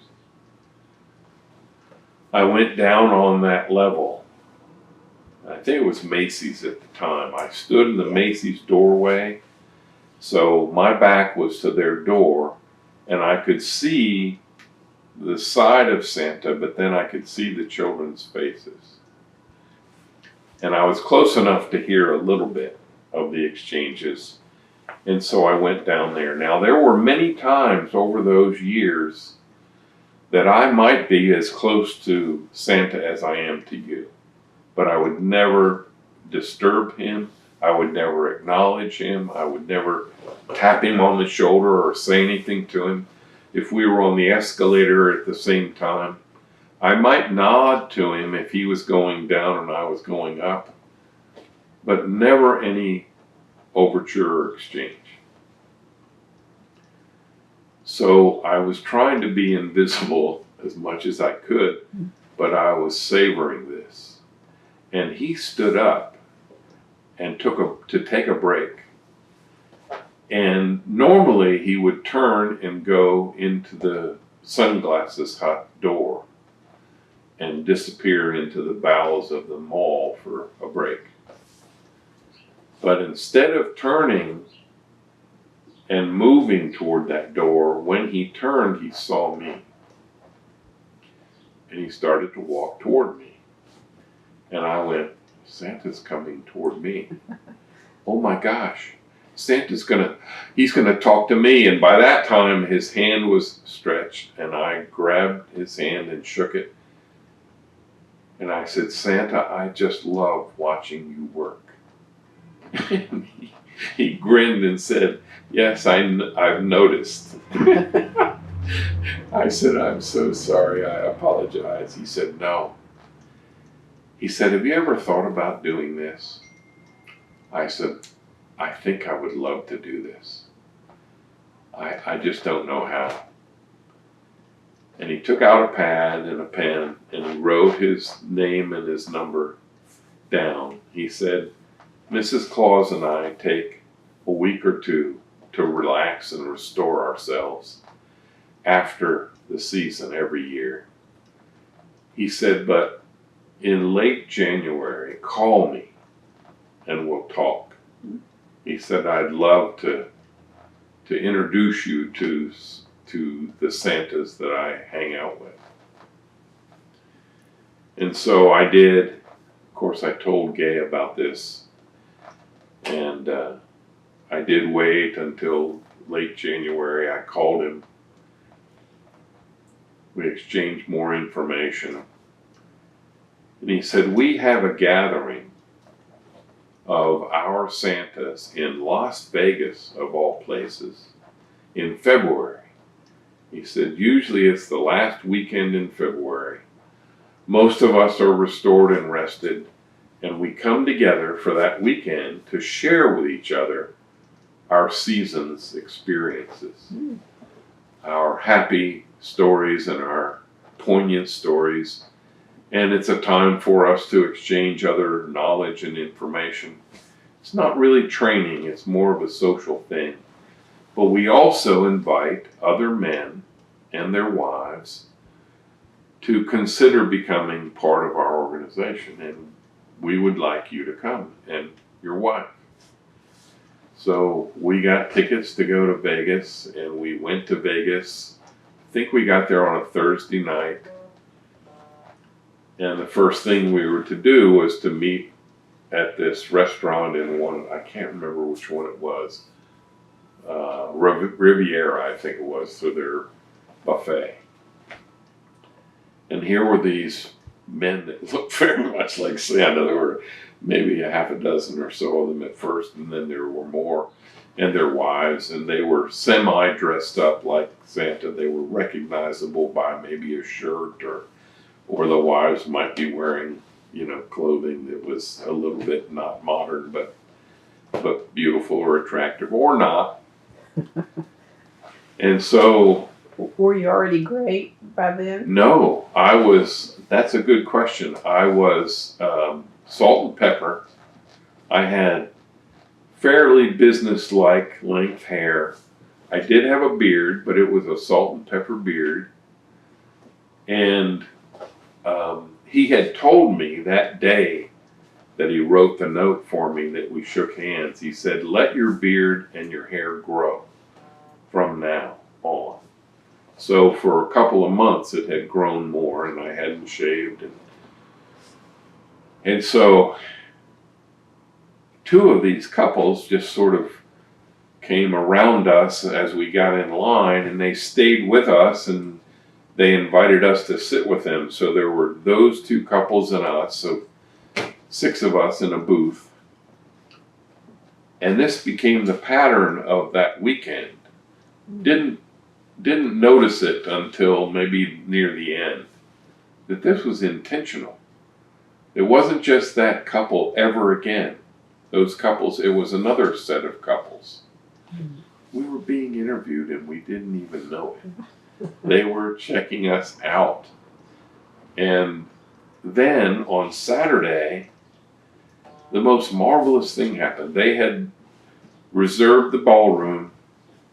There were many vendors, clothing vendors, shirt makers, trinkets, things to give away to kids, just all the paraphernalia that they could buy for their coming season.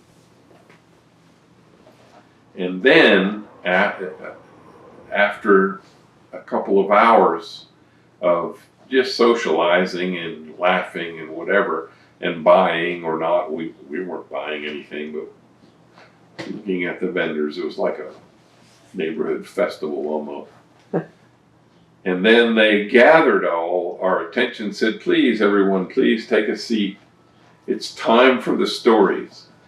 And then for the next 2 hours, each of these Santas stood up for a period of time and told their funniest story of that season and their most poignant or saddest story. So powerful. Oh my gosh, right now I'm feeling the power of it. And we're laughing and we're weeping and we're seeing the ministry. I'm seeing the ministry of these men and women. Sometimes their wives would stand with them because they portrayed Mrs. Claus, so they would stand together. And then, when that was over, we thought, okay, well, that's that. And then they said, all of you men who have been invited here, we want you to stand in the front of Okay. the firing squad. So we get up. Thank God I was on the end of like second from the end of the line, and they started at the other end. I think if they had started at the end that I was on, I probably would have been so distracted and I was already nervous. But anyway, for the first 2 or 3 men, they were asking, they said, what we want you to do is tell us your name, where are you from, have you ever been Santa before, tell us a little about that, and why do you want to be Santa now? So my mind was just racing with, oh my gosh, how do I, so the first 2 or 3 guys, I didn't hear anything they said. I was not there. I was just trying to deal, and I had been in those circumstances so many times in politics that I was comfortable with what I could do off the cuff any time or whatever. I could do 15 minutes anytime, but not today. And so then I kind of got a grasp of myself and said, I need to listen to some of these guys. Maybe their words can guide me a little bit. And so then it was my turn, and I answered, and I told them that I had been Santa a few times. I said, not in any professional way, just as a volunteer. And I said, my wife works at a hospital, and they have had one of their employees has volunteered to be Santa every season, and they've gone around to the patients to cheer up the patients for a couple of weeks before Christmas and around that time. And then they go across the street to the school, Villa Teresa school, and visit the children in the midst of all that. And their fella got sick a few years ago, and my wife asked me if I would fill in for him.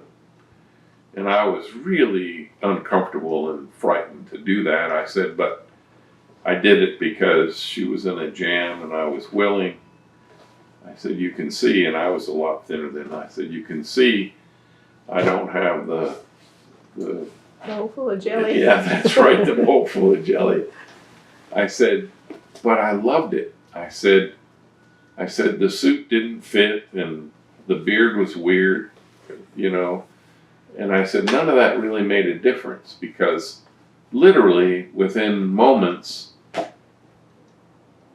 it wasn't even me. It was just Santa coming in that room, and the people in that bed and their visitors were reacting to their vision, memory, love of Santa. I said, so I didn't feel any pressure at all to be anything, except there I was to be helpful. And I said that 1 year turned into another because he continued to be ill and couldn't do it. And I said then I began watching Santa Chris, who was there. And for the last several years, I've wanted to be Santa. It would be a privilege to be Santa. And so we continued the rest of that day, and then we departed the next morning, separated from each other. But they announced to us that there was going to be a training weekend in September, early September, which we would each be invited to. It would usually be a long Thursday, Friday, Saturday, and part of Sunday in Colorado Springs. And before that, this was in February, in April, there would be what they called photo shoot weekend. And we were expected to come to Colorado Springs for the weekend in April to put on the costume and have our photographs taken so that they could take our photographs and our resume around to malls across America to get us hired. So they were going to act as our agent, in effect. Okay. And they said, we have a 3-year contract. If we choose you and you choose us, we will invite you to the Photoshop weekend, and we will make your beard white and your hair white, and we will loan you some Santa clothing, and we will take your photos, and then we, meaning the founder and his assistant and their wives, will get in an RV, and literally from the end of April until the middle of June or the end of June, we will go from coast to coast visiting all the malls that we don't have a Santa in, or all the malls that we know don't have a Santa committed, and we will be your agent. And then if things work out, you'll hear from us and you'll have an assignment, hopefully by September when we do training. It's not all Santas get an assignment by then. Some Santas get one shortly before Thanksgiving or shortly before, October or something. And some Santas have to wait for a year because we just don't have enough assignments. So we get an invitation to photo shoot weekend. We go. They dye my hair and my beard in a gross, disgusting experience. They put straws in your nose so you don't inhale the horrible, poison that they're putting on you. They loaned me the clothes somewhere. I've probably still got that photo. It was on my first card, but the other day I was looking for my first card. I'm not sure I can find one. Anyway, so we did that, and then sort of there's the camaraderie also of being together again, and you learn more stuff about their point of view and their history. And the guy and his wife who established Naturally Santas, Inc., was from Oklahoma. He lived in Stroud, and he worked for the Gaylords in their printing operation, apparently, and was transferred when they bought the big hotel in Colorado Springs. The Gaylords bought other investments there, and they sent him there for whatever his skills were. And so they had relocated to Colorado Springs, and his name was Billy Gooch, and his wife was referred to as Mama Gooch. And they were delightful people. And they had the vision of creating this natural Santa in a non-threatening costume. The big red suits were so off-putting for children so much of the time. Just the redness, and the big giant person really frightened a lot of children just visually. So they didn't even get a chance to establish. So their whole motivation was to dress down to the workshop costume, which is why they created a costume of a colorful Santa shirt, big red suspenders, baggy pantaloon type satin pants, and the red, white, and green socks, and shoes that look like cobbler shoes. And then certainly we could dress up for special occasions with boots with white fur at the top and full pants and, flowing capes and whatever. But that our basic costume was the workshop costume. And so that became the dominant theme. So if you see any of those guys even today, even though Billy and Mama Gooch are long gone, they're in heaven, that the remnant of their imagination continues. So a lot of the Santas that you'll see in Oklahoma, maybe not the majority, I think we've got 75.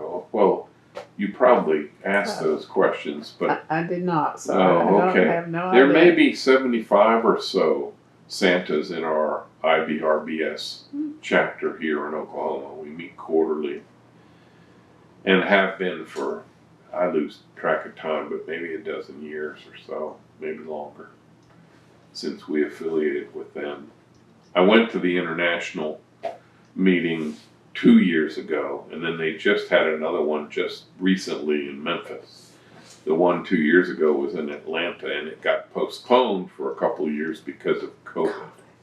Yeah. But it was wonderful. It was great to be there, and it was the sort of thing that I think to myself, wow, I wish we could have just rested in it for longer, you know. But I met Santas from all over the world. I met a Santa who rides a camel in Israel. It was just amazing. I think somewhere I've got a picture of him. But in any event, there were hundreds of us and hundreds of Mrs. Clauses and some other performers, you know, various elves and whatever. It was really neat to see that. And I could not go to Memphis this year because I just wasn't well. I was really hoping to go, but I had not put in deposits on anything, so I wasn't going to lose any money by sticking home. I really couldn't have gotten around this year, but So they have it every 2 years? yeah.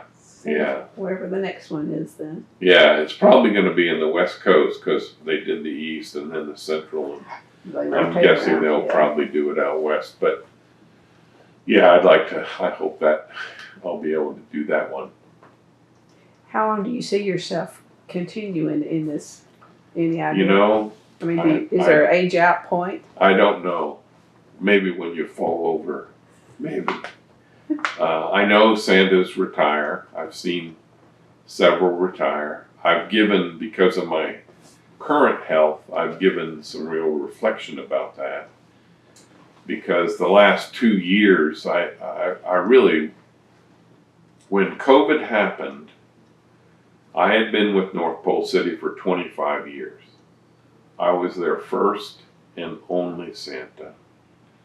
I offered David, who was the owner, to find him a really good Santa. And he said, no, I won't have any other Santa. You are my only Santa. Now, that felt good to my heart, but I think the motivation was more economic. Because the space that the Santa operation took up in the store, this retail winter wonderland, the space that took up. Something going crazy on you? Yeah. I thought I did turn it down, but it's not off. I'm sorry. It's okay. Not the first time. Hopefully that won't. Let's see who that is. One of my buddies.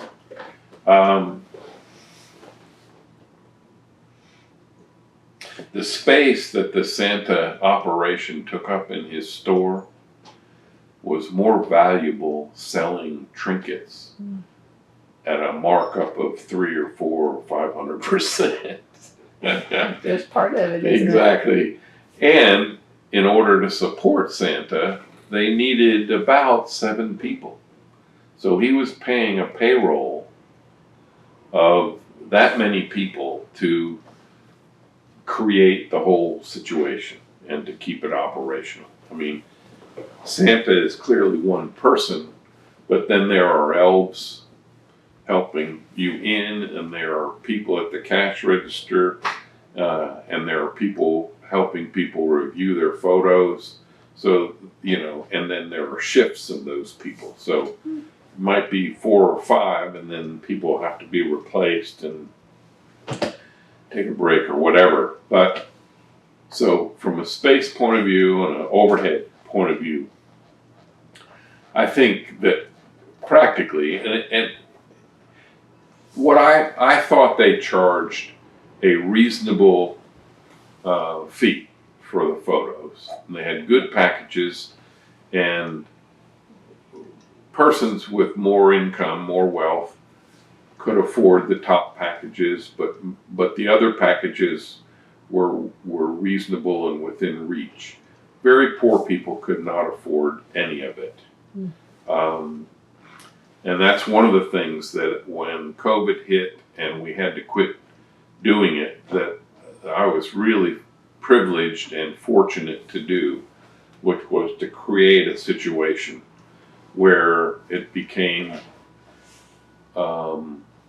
manageable for people who could not afford $200 or $150 or whatever the other ranges were for a package, to bring their own camera or their own phone and rent 10 minutes of me. Their whole family could be there. We would interact, with the kids and the families, which has really become delightful the last few years. And they just take as many of those photos with videos or still photos or whatever as they wished. And the way we created that was 10-minute sessions. I think we initiated it at $35 for 10 minutes. The last year or the year before, the last 2 years, we've done 45, and I think that'll be it. That's plenty, and that seems very manageable for a lot of people. So a lot of people have been able to continue that tradition with me, and it's been good for me because I have more time with them. I have more, I do some studio work with a really, really good studio. Right after COVID, there were several mothers, particularly, who were just shocked that I was not going to be available because COVID hit right at the beginning of the season. We could not do work, and so we had to announce Santa can't be here because of safety for you and them and him and whatever. And this one particular mom, Casey Westfall, rounded up so many resources and just would not accept that there would not be a Santa Dan that season. So she helped find a place for me to do this, and also connected me with a studio photographer who wanted me and wanted my customers to come to her studio. In any event, Casey was just a heck of a promoter and diligent and enthusiastic. Her 2 children were young, and they've all grown up now, more. They're in high school, and matter of fact, she's at OSU today doing something up there. She's a grad, an OSU grad. And when I read her Facebook thing, whatever it was, quickly this morning, I thought, oh wow, maybe the 2 of you will know each other. In any event, she made the connection at the Yukon 10 West Main facility. These 2 gals own the 10 West Main buildings. And the front, it's an old Homeland store. And the front has been converted into independent 2 restaurants, one on each end, where there's a rib place on one end and another place, local place on the other end. And then there are these shops, little boutique shops. And then in the middle entry takes you into an event center space that they rent and they use for weddings and celebrations. And then there are rooms in the back. Well, for a couple of years, I was in the wedding prep room. And I would go Monday, Tuesday, Wednesday from 3 to 6 or 7 p.m. Perfect time for after school, for moms that have little ones. And it wasn't late for them or me. And that turned out to be 3 or 4 hours, depending. As we got closer to Christmas, we'd extend it to 4 hours. And so I've done that each year. This year is going to be different because they've rented all those spaces to a church back there, probably to make better revenue for them. And last year I was in this very cramped little, what used to be their office. And they pushed all the stuff from their office over to one corner and put up this very ugly, not very hiding separator. So when anybody, and then they'd have my background and my couch and a tree and nice, Santa Christmas music, but it was ugly and cramped, and people would come in and go, they'd look at all that stuff like, ew. Yeah, I don't think the kids paid any attention to it at all, but I did, and so did some of the parents. But anyway, so we've parted ways. I don't know where yet we'll be, but we'll keep doing that thing. And then I worked about 38 or 40 hours with the photographer, Kelly Lynn Studios, Atelier, and then did separate home visits. Okay. And those are delightful too, an hour together, and they take on whatever shape or form that the family wants, and we have a lot of fun. That's the most expensive individual thing that I charge. And about 2 years ago, I was just, like gunning it to the wall, and I really was working too hard for my aging body. And finally, your body finally says, I'm going to knock you down if you don't listen to me. So I cut back year before last, and then last year even more. I didn't do any late night work last year. In other words, I wouldn't start anything after 7. I used to work up until, I'd start some things at 9 and work till 10 or 10:30. And then and the other thing, I did not travel outside the metro last year. The year before, I tried to do some of what I used to do because I had regulars, and then I just had to disappoint them because I was going as far as Shawnee and Chickasha and north of Guthrie and, occasional.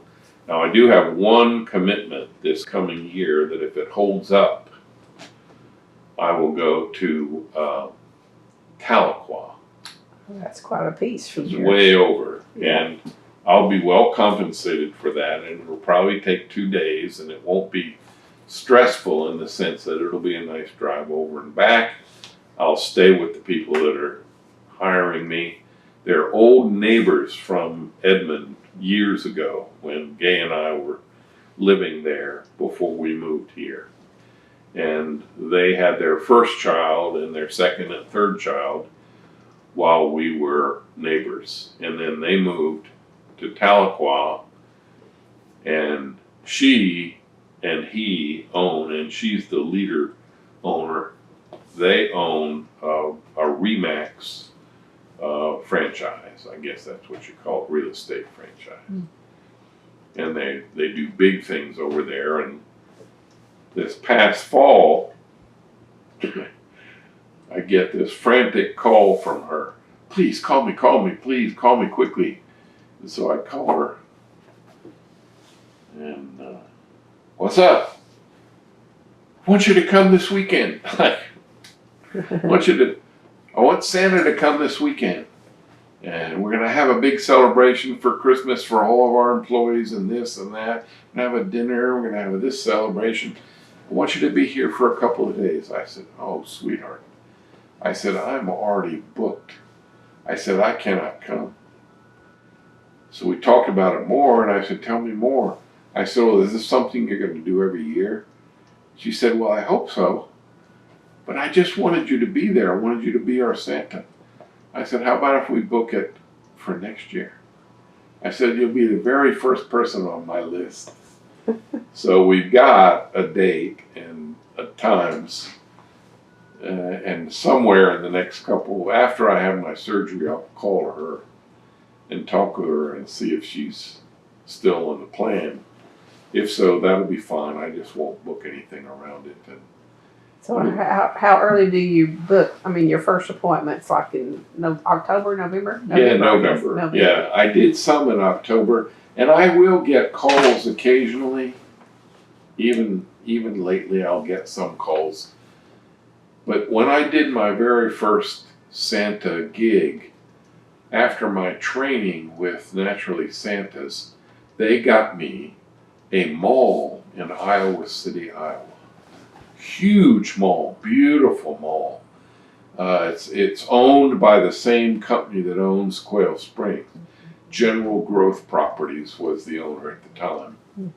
And that was a great experience. I was there 2 years, my first and second year. And the mall is 4 times as large as Quail.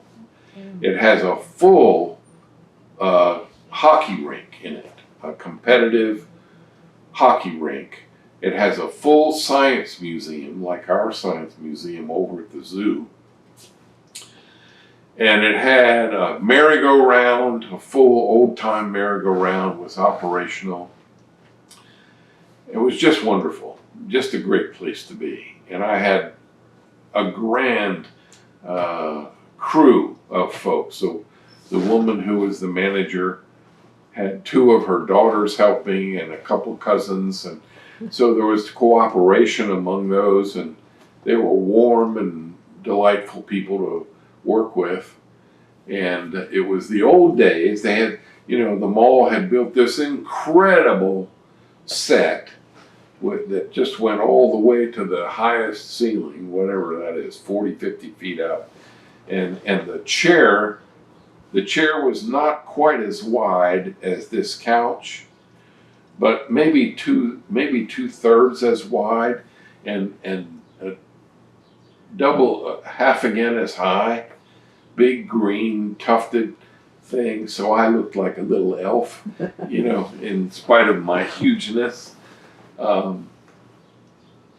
It was delightful, and it was back in the day when people just had to stand in line. I guess they still do that at the malls, is just stand in line. But when I came back from those 2 years, the second year, let's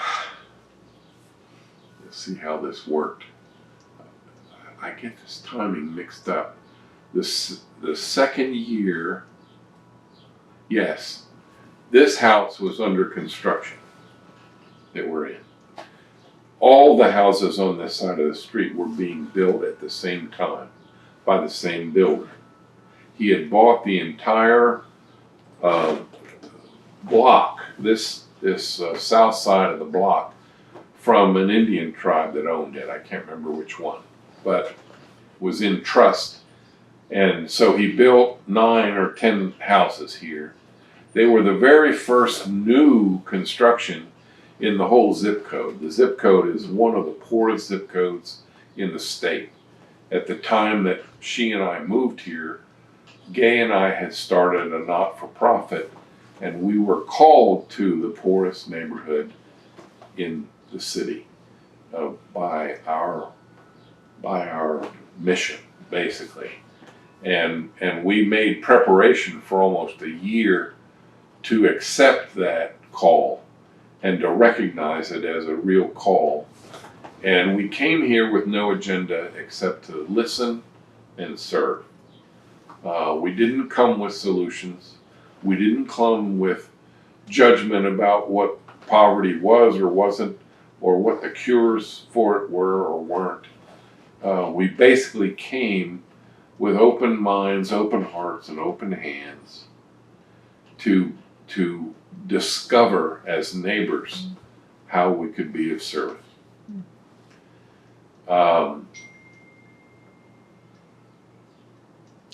So many other churches, so many other nonprofits have the solution. We know what you need. You know, you need this food pantry, you need this thrift store, you need this whatever. I'm of the belief that that's unfortunate charity, but it's not love. That it's a by condition of being in America. Because we have to have results. We have to know what it is, and we have to have a solution, and we need to ram it right down to the solution being seen. And if we fail, well, we tried. And I've been through that so many times and seen that in so many contexts. So we tried this other thing. And literally we tried it because we were exposed to a movement that caught on before us, that was planted in a dozen other cities in America, and subsequently another several, half dozen and more in America and around the world. Is a Christian motivated thing, but it was one that sort of reflected what I just shared with you in terms of philosophy. And we thought we were being recruited to be those people in Oklahoma City. And we were part of an entity that kind of rose up and got exposed to this, but they were all the swell leaders of Oklahoma City that had been invited to see it and experience it and decide. And unfortunately, their preconceptions and their limitations and their biases and unwillingness to hear created a self-destructive kind of circumstance for that group. We thought we were being selected to be that designated couple and to find the poorest zip code in the neighborhood and to commit our lives to it for the rest of our lives and to carry it out as neighbors. No proselytizing, no, twisting of arms, no forcing any opinions on anyone. Just learning to be good listeners and friends and co-journeymen. It did disintegrate shortly. We had basically been pushed aside because the hubris of some of these men and a couple women who thought they were better Christians or better whatever, sort of did their judgment thing. And so we thought, well, maybe that wasn't the call. Maybe we were wrong, but we had prepared a year for it. We had consulted every Wednesday with our associate pastor because we were uncertain about whether we white people would be accepted here and what other things we might encounter that could be dangerous or confusing or offensive and he was a great help to us in making the transition. We lived in Edmond, we had a nice comfortable home there, and we knew that we would be moving here. We kept looking for a year, we couldn't find anything that worked properly, and then this came up. I'm up in Iowa City for my second season. Gay is looking for houses all the time. She finds this house and calls me up that night. It was December the 6th or so. And calls me up and says, I think I found our house. She describes it, tells me about it. It's not finished yet, but it'll be finished in February. She's so enthusiastic. And she said, I'll send you a picture. I don't think, how did I get that picture? I don't think we had cell phones. 98, I don't know, maybe not. Yeah, I don't think we did. I don't know how I got the picture. But before I got the picture, it sounded so excellent. I called her back the next night when I was off, and I said, go buy that house. So December 7th or 8th, she bought this house.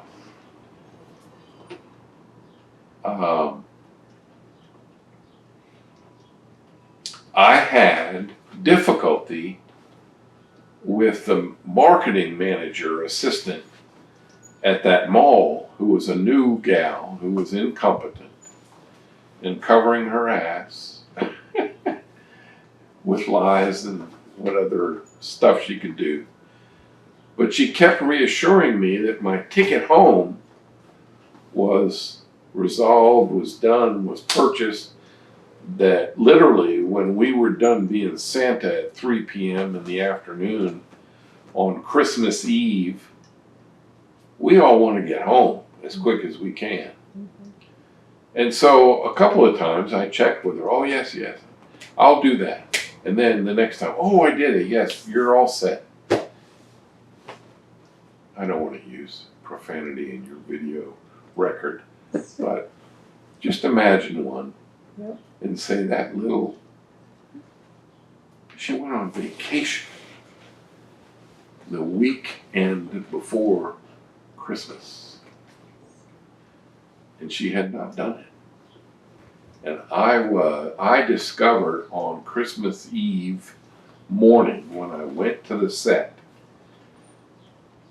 when I was supposed to have been handed a check from the mall and my ticket, that all I got was my check. And I inquired, and now I'm seeing children, and I'm talking to my manager, who's really, really upset with me, because she knows how important that is. And long story short, I tried for a couple of hours to find a person in the mall hierarchy. They're all gone for Christmas. Mm-hmm. I was getting irritated, which you don't do when you're Santa. You don't do. There are stories of previous Santas prior to me who lost their patience and literally had to be removed overnight, like it used to be in the seminary. You know, you're gone. Nobody knows where you went but your history. Yeah. But I never wanted to do that, and I knew that I was angry. And I knew that I would not take it out on the children, their families, my crew, but I was getting frantic. And so by noon,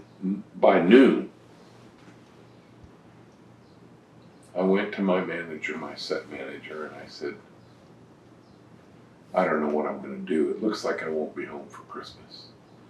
Looks like I may have to travel tomorrow or the next day. She said, I have an idea. One of her daughters was a travel agent in Chicago, which isn't that far from Iowa City, a few hours, maybe like here to Dallas. Hmm. She said, let me check with her. Long story short, her daughter found me a flight from Iowa City to Milwaukee, and then transferring to a flight to Dallas, and then back up to Oklahoma City. And I got home Christmas Eve, late, but home. I was still dressed in my Santa stuff. I had a sack of gifts in a Santa bag that I had purchased and didn't have time to check or figure out a way to check. So here I was, the real Santa, getting on the planes and with a pack full of gifts. And literally, even though the tickets were coach, I was seated in first class on every flight because there was an available first class seat. I didn't ask for it. It just, we would all get seated and they helped me put my stuff up. And then in one case, after we left, the stewardess came back and said, "Santa, would you come with me?" and seated me in first class. So all of that angst and everything was able to drain away. I was so grateful. I get home. How many pictures were taken on those flights? I have no idea. But a lot, I would think. Yeah, probably. So anyway, I get home, and the next morning, Gay, when we went to sleep, Gay had said, "I've got to tell you something." I said, "Okay." She said, "Let's wait till the morning." So in the morning, we had breakfast, and she said, "Yesterday, Christmas Eve, I had some tests done."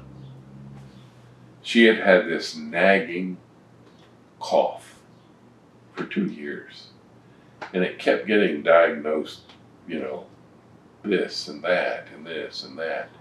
And she'd get medicine prescriptions. Anyway, she said she had been with me on Thanksgiving. She had driven up to join me for Thanksgiving weekend because I had the day off on Thanksgiving. And, on Thanksgiving. And then, crazy Black Friday or whatever they call it. Over, yes. Oh my gosh, I've got stories about that. Anyway, so she had had all these different diagnoses, and she had been with me on Thanksgiving, and the cough was persisting. And I said to her when we were at Cracker Barrel or wherever we were eating, I said, "Sweetie," I said, "please, please, please go and insist that the doctor digs deeper." I said, "This has been going on for a year and a half." I said, "I'm really worried." Okay. So she had made arrangements and got the appointment. Just turned out to be that day. And the week, that Christmas was the weekend, and then we get a call, a frantic call from this poor resident between Christmas and New Year's week. "Mrs. Short, has anyone contacted you about your study or about your result?" No. "Please, you must come in. You must come in." So it was very urgent. And so we go in. I think it was a Thursday, Wednesday or Thursday. And the diagnosis was cancer, advanced, 4, stage 4, lung. And then they did more tests, and it had been in 2 other, in her shoulder and her leg. So it had been working for a while, just not diagnosed. So that changed our lives. I mean, basically, we surrendered to that, we submitted to that, we loved each other into it.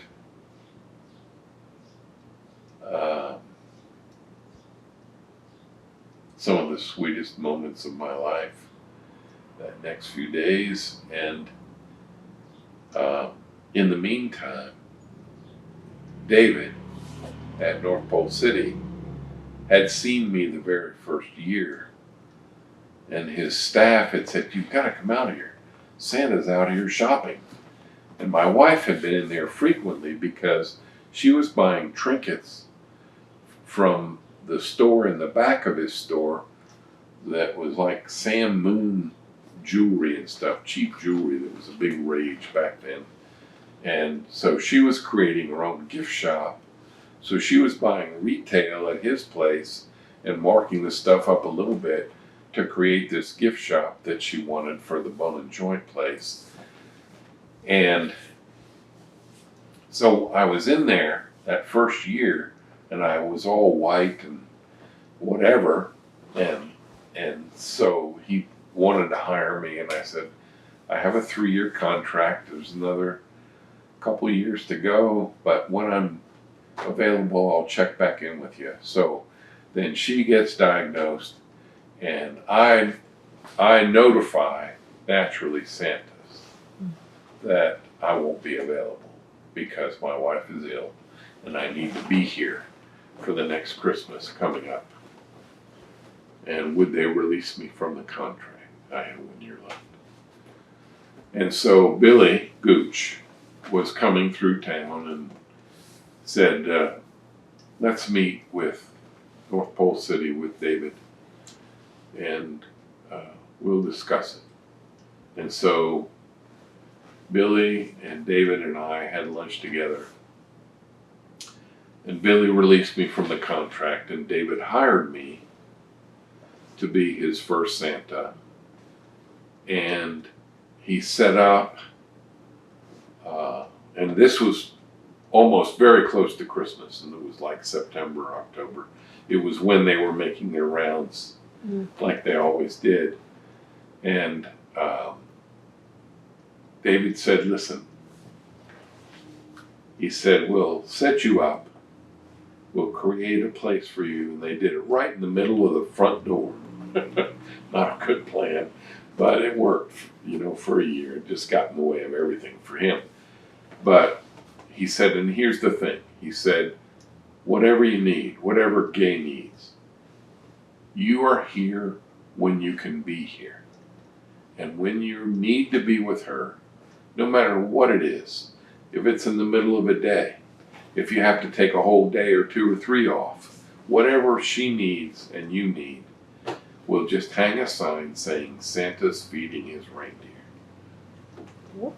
And it wasn't in the day where there were appointments or anything like that. You just stood in line and waited. So how merciful and beautiful was that? So we did that first season. She began chemo, and she kept working in her job. She would get a little, affected. But that season, right after she found, when we started the chemo, which had been before Christmas was coming, we went to Las Vegas for the Las Vegas trip. She actually had chemo one day before we traveled to Las Vegas for the Las Vegas trip. She was literally sick as a dog. We made the flight. She endured the flight, but when we got to the room, she just crashed and slept. Thursday night, Friday all day, recuperating and absorbing that poison. And then Saturday, she insisted on getting out of bed, letting me bathe her to make her presentable. She said, "I want to be presentable," and dressed her, and we went downstairs for the telling of the stories.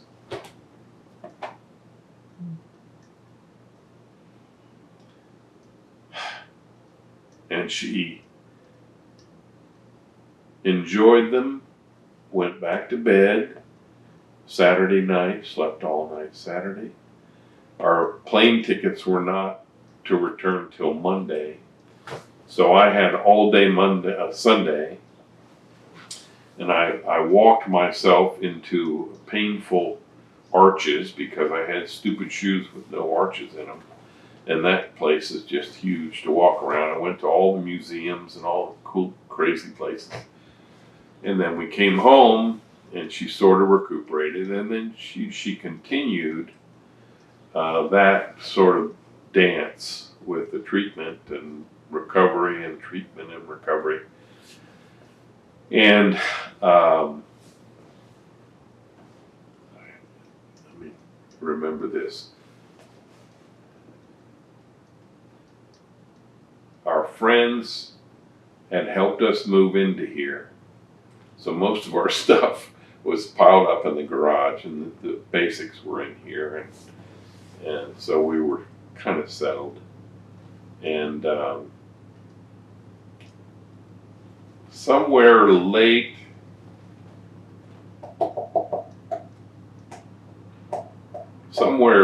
in the fall or early in the fall, one of our friends gave us flights down to Texas to their timeshare on the beach. I can't remember which town it was, but in any event, that was like, oh, that would be so wonderful.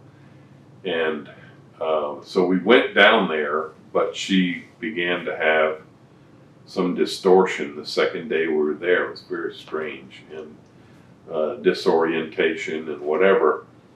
So I called 911. They came, and then they got her history. They found out what was going on with her, and then they recommended that I call her physician, and he diagnosed that probably there was something that had moved to her brain. And so we got on a plane right then and came back, and she was in the hospital for almost 4 weeks, about 3.5 weeks in the late fall. She became very weak because she was in the hospital bed for that long. We brought her home, and she kind of recuperated and got some strength back. Went through the Christmas season, sort of kept battling, and she quit her job right after that incident, but she worked up until then, which was amazing to me. Kept on going. Yeah, kept on going. And then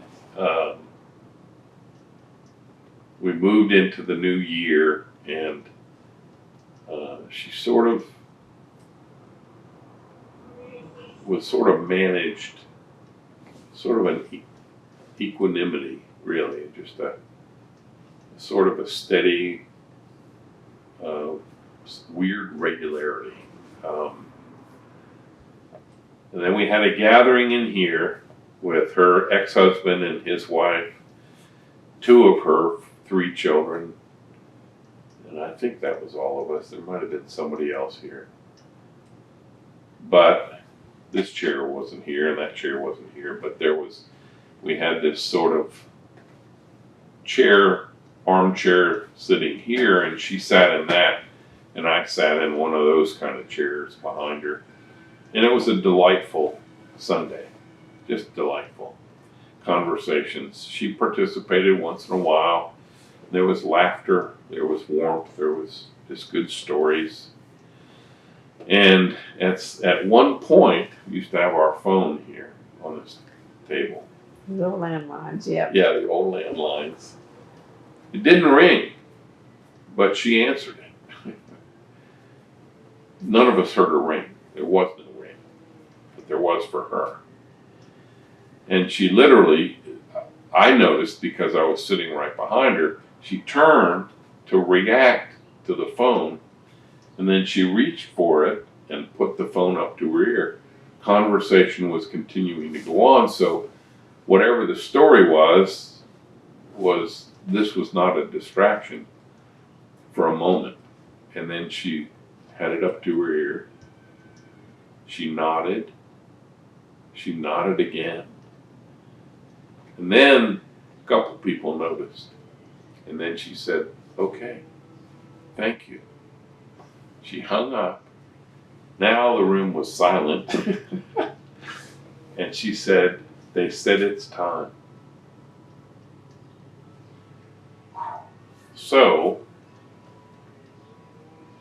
that stilted the conversation a bit. A couple of folks thought, well, we should be going. And so they, all except for her husband and her ex-husband and wife left, and her 2 children remained. And so I said, I'm just going to help her to bed. I said, stick around a little bit if you can. So I helped her walk to the bedroom, kind of got her settled into the bed, had one of those kind of support things that she leaned up against. And we spoke very briefly, kissed each other. It's the last time she spoke to me. And she passed that Wednesday morning at about 1 a.m. And 2 of her 3 children were there. The 3rd one was in Dallas, and she was very angry that she wasn't here. But in any event, it was a beautiful thing. I was in that easy chair that night, and one of her daughters was sort of tending to her, and Charlie, her son, was sleeping out here on some furniture that we had then. This is all different furniture, but and then Amanda came to wake me up about 12:30. She said her breathing is really getting shallow. Mm-hmm. So I went in and I was just with her. And then we had this dear friend who was a hospice nurse, who was a member of our church, and she had said, you call me whenever. So she came shortly after Kay went, and we were playing I Can Only Imagine, that song, which is just glorious, and playing it real loud. Amanda turned it up and up and up, so it was like maybe she heard it as she was going.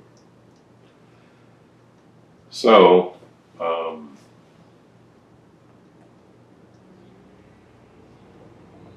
that was 13 years of immense friendship and love and an awesome experience in so many different ways. And she was always hesitant she wasn't ever wanting to be Mrs. Claus. She said, I don't want to distract from you. I said, oh my goodness. But she did not want to do that, and I never asked her to do that. But she was always there. She was always there as a support. So, let's take a break. Okay. So where were we? Well, let's talk a little bit about Santa. Okay. And children. That is what part of this is about. What a delightful gift this is to me. Did you get training on how to interact with children? Yes, the Santa group, the Naturally Santa's group, had training every year in September usually. And we would go to Colorado Springs, not just the first year, but every year. So that would be several days of training, 3 or 4 days. And we had classes, and they were focused on different parts of what we needed to know or be prepared for. There were psychology classes, there were communication classes, there were content classes, there were all sorts of things that helped us be ready. And of course, my very first year, I was scared to death that I was going to ruin some child's life by saying the wrong thing or doing the wrong thing. And then the other reality that at least I didn't dwell on or think about ahead of time was, And it sort of came over me when things started to get busy, where parents have expectations that you will only know when you encounter that parent or that set of parents. And some of them are very demanding, and some of them are very unrealistic, and some of them are harsh, and some of them are threatening. So that I wasn't, and that, they didn't really do a great job, except they glossed over that, but I guess they couldn't do much to prepare us except to alert us to it. Mm-hmm. But it was one of the bigger challenges, and I'm grateful that I had training as a social worker and training in politics for dealing with people of all expectations, because it really was helpful for me to gear that down and to do my best not to become the human Dan instead of the Santa Dan. Do you remember the first time you sat in the chair and do you remember the first couple of people, or is that too far back? I do remember generally the first few people, and there's some that really stick out, who are deeply part of my life. The mall in Iowa City, Coral Ridge Mall was the name of it. It sits in between Iowa City and a couple of other towns. It's sort of central to the region. They had me there the very first year in October, like 10 days or so before the end of the month. People were walking around in shorts and, very summery clothing.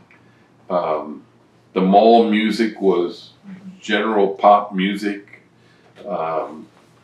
The only thing that said Christmas was the big giant set and big green chair and this Santa guy sitting there twiddling my thumbs because people were just passing me. Nobody was in line to see Santa. No one was ready to encounter Santa.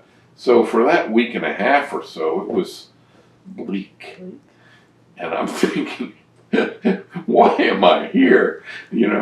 I should go away and come back in about 3 weeks. So that was the first impression I had, was, there you were, this big giant intrusion, but they weren't even stopping for you. Well, in that time, one of my very first memories was a young man who later became a dear, dear friend, who was tatted out, had tattoos everywhere, all up both arms, neck, not face, but neck. He was a warm fellow. He was a little guarded and cautious because he approached me and he stepped up to me and said, "Santa, do you mind if I talk to you for a little bit?" I said, "I'd love the company." I said, "This is boring out here." And he laughed. I said, "It's not Christmas yet. Have you noticed?" And he laughed. He said, "Yeah." I said, "Sure, I'd love to talk with you." Well, he began to tell me a little bit about his connection to Christmas. I learned more later, and I'll tell you a little bit more at the end of this piece of the story, but he told me his name.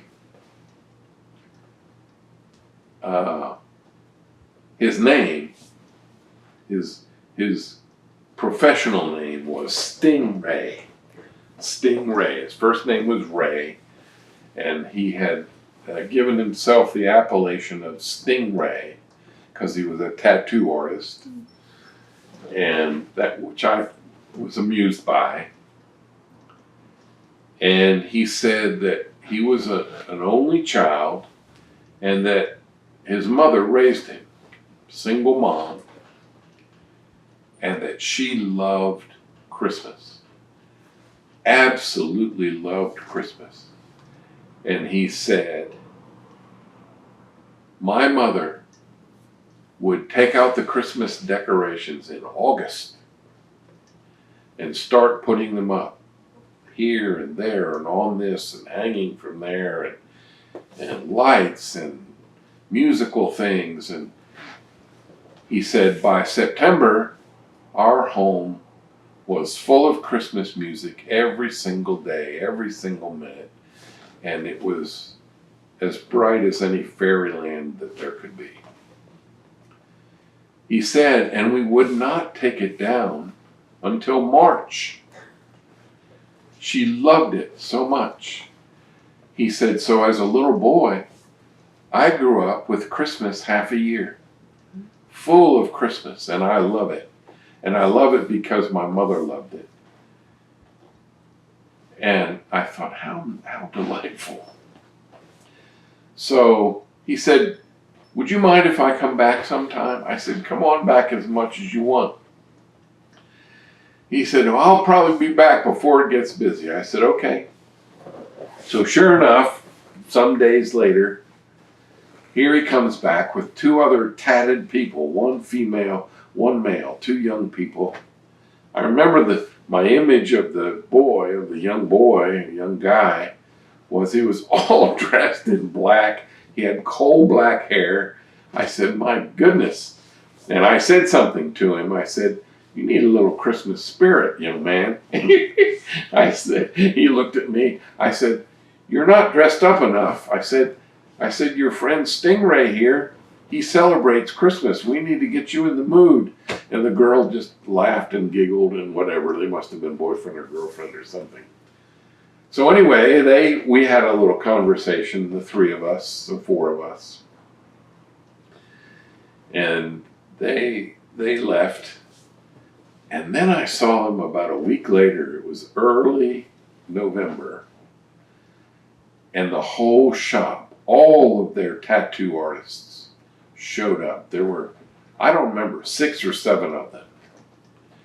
And the most incredible display of tattoos and piercings. And, I had never seen some body parts like noses and, parts of them that were pierced in their tongues and their lips. And I mean, it was just phenomenal. And so I had a chance to ask them about some of that. I learned a lot. And I celebrated their individuality and their choices and whatever. One of them said, do you have any tattoos, Santa? And I said, no, I've never had one. And Stingray said, why not? I said, honestly, because first of all, I'm not sure what I want to put on my body that's going to be there for the rest of me. Yep. I said, but I think really it's because I don't know who would do it. I said, I think I need to know the person that I'm going to hand my body over to. I want to trust them that they'll do it well. He said, oh, okay.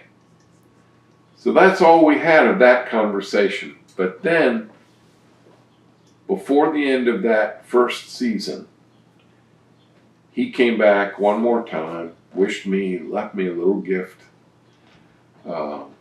which was thoughtful. It wasn't major, it was just a thoughtful gift. And he said, by the way, if you ever decide you would like a tattoo, he said, I'd be honored to be the person to give it to you. I said, well, I'll keep that in mind, thank you. So I began to think about that, and he said, think about what you want. So I came home that end of that first season with that in the back of my mind, rattling around. And I did. Over the year, I thought quite a few times about what would I want? What would be so significant that would be worthy of, having it on there forever and ever. And when I went back the second year, he came, he showed up. I was there early again. He showed up a couple of times. And he said, "Did you ever decide what you want to do?" I said, "I'm still thinking about it." I said, "They don't pay me a lot here. I did get paid decent, but I was on a tight budget, and I didn't have very much money until they gave me the final check." And I told him that in November sometime. I said, I don't think I can afford a tattoo." And he said, "What do you mean?" I said, "Well, how much are they?" And he said, "Well, we charge by the hour, and it's this and that." And I said, "Well, that may be a challenge." I said, "But I'm still thinking about what I want. And I remember what you said to me, and I appreciate it." So the week before Christmas, he comes back. And he said, "Well, we're running out of time here." He said, "Are you ready?" I said, "Yeah, but I don't think I can pay you." I said, "I can pay you later. I know I'll have the money later when I get back to work and all that stuff." He said, "Don't worry about that. Don't worry about that. When can you do it?" I said, "Well, I'm done here at 10 p.m. I said, I probably need to go back to the motel, change clothes, and where's your shop?" And he told me it was downtown, and he gave me the address, and he said, "Well, just come in when you're ready." He said, "Anytime after that." So I did. I went, I took a shower. I got in my jeans and comfortable shirt, got in the car, got down to his shop. It was all lit up. There was some people tattooing over here. The kid in the black was working. He was doing tattooing, and I didn't see the girl right away, but she showed up about an hour later. Anyway, he came over to me. Stingray came over and said, "What are you thinking?" And I said, "Well," I said, I love this scripture." I said, and this is it, and this is what it says, and my vision is this eagle over mountains. It's actually that one right there. "But they will wait upon the Lord. They will mount on the wings of eagles." And I think it's Isaiah 40:31. I said, "That's it." He said, "Did you bring any art?" I said, "No, I've just got this vision of mountains and clouds and just a beautiful eagle." And so when the kid in black finished what he was doing, he called him over and said, "Santa wants this," and he described it. And so he sent the kid away to draw it. And sometime later, the kid came back, and there was the drawing, beautiful. And he said, do you think this is okay?" I said, "That's great." So he said, "Okay, take off your shirt." I said, "Do I have to do anything else?" He said, "Just don't try to cry." I said, "Yeah, I'm not sure about that." I said, "I've never done this." He said, We'll see what you're made of." He said, "But no, you don't have to do anything else. We'll clean the area and prepare it." And Stingray said, "I'll do the work." I said, "Great." Well, by this time it's like 2 a.m. And What time do you have to be at work? I had to be there at 9 to go to the beauty shop to get my hair and beard all fancied up. Okay. Yeah, so I had to be up at 8:30 or something. I didn't sleep very much that night. I was probably a groggy Santa that day. I don't know. Maybe my adrenaline was still cooking. But about that time, as he began, and we didn't get finished until 5. About that time, as he began to tell me the story, the more detailed story of his mother, who had died that year that he met me, the first year. She had died in the spring before that Christmas season. And so, I mean, I'm very moved right now because I became part of his memory and his celebration and his recall of all that love and all that wonderfulness. And until then, I didn't really realize how deeply what it meant to him. So he went into great detail, and in addition to that, he told me about his love. He had a girlfriend who was an actress, a famous actress in some TV or movies and stuff. I honestly don't remember her name now. I don't think I've got it in the book. I'm not sure I recalled it in the book. But they were in love, and they did drugs together. And it was getting dangerous, and he quit and tried to get her to quit. And he succeeded at quitting, but she could not stop. And he had to leave her. He had to let her go to try to do one last thing to get her to quit. This is ironic. She hooked up with a guy from Oklahoma City, and she died here of an overdose.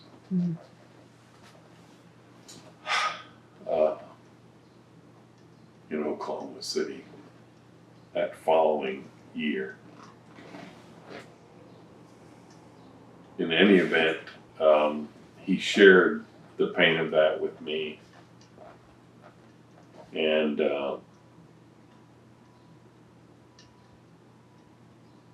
just shared his soul with me, really.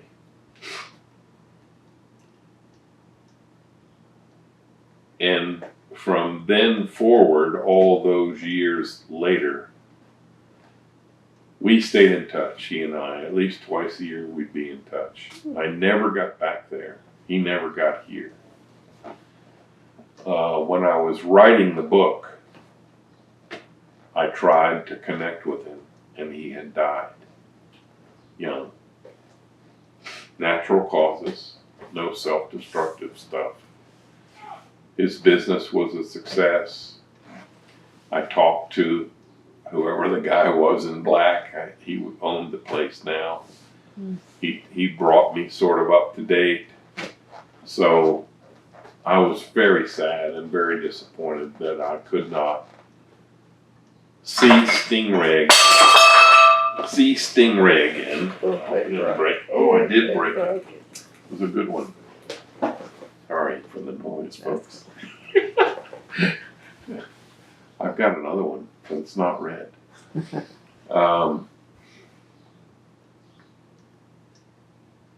In any event, Stingray was a big piece, and is a big piece. I now have, I don't know how many tattoos. Stingray never got to do any more, but I'm sure if he can see me from heaven, that he really loves some of my work. I'm not sure that artistically he might have a good opinion, but I've got tattoos more on the left, below the original one, and some on the right, and a whole lot on my back, and 2 on my chest, and 1 right here. This little heart is my most recent tattoo, and it's a gang sign. This gang sign, this heart, is a representation of my being part of something called the Outrageous Love Gang. And the Outrageous Love Gang is a group of us, all of them have this heart tattoo on their cheek, where the teardrop tattoo goes for prisoners or ex-prisoners, people who, that symbol symbolizes different things.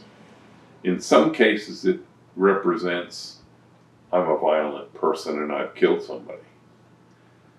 But most of the time it represents sadness, regret, a recognition to try to live differently. And I'm part of a nonprofit ministry called Joe's Addiction, which is a coffee shop here in Oklahoma City, in a very challenging piece of the city.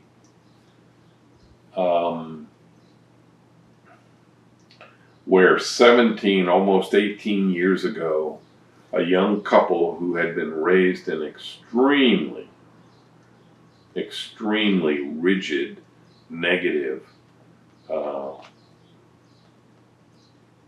so-called Christianity cult, a negative cult that damned you to hell for a whole series of things that you might do. They were raised by parents. His father and mother were missionaries in Taiwan, and that's where he grew up.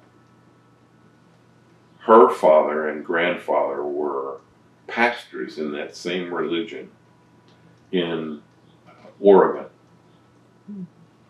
I think Oregon, or the state of Washington.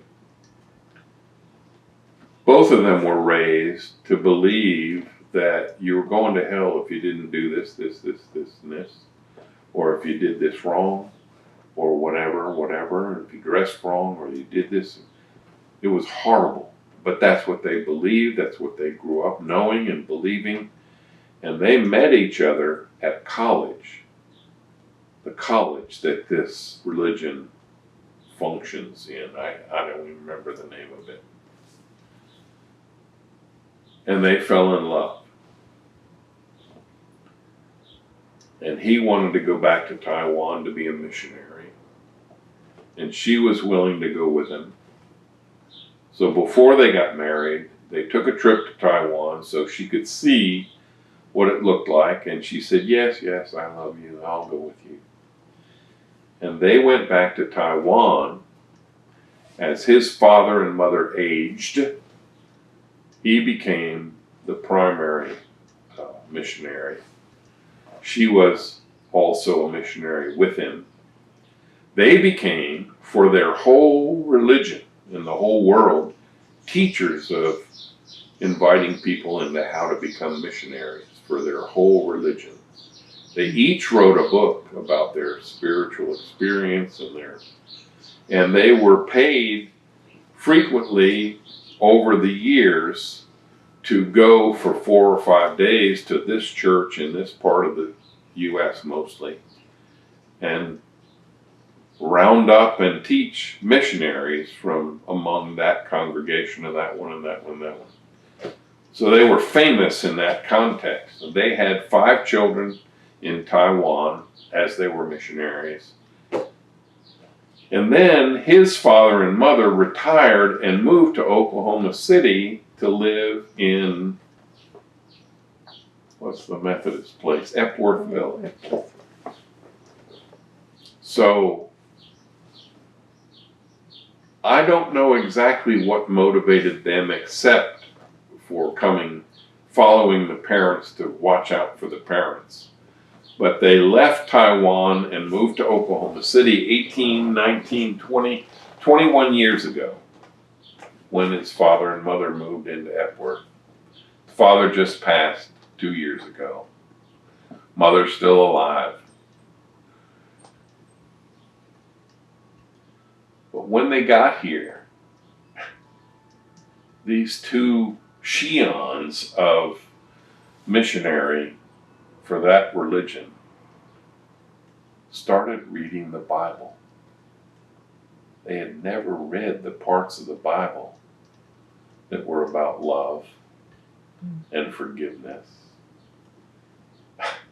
They had never read those. They had never been introduced to them.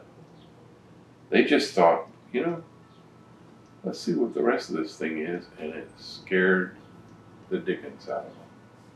It threatened them. It violated their experience. They didn't know what to believe.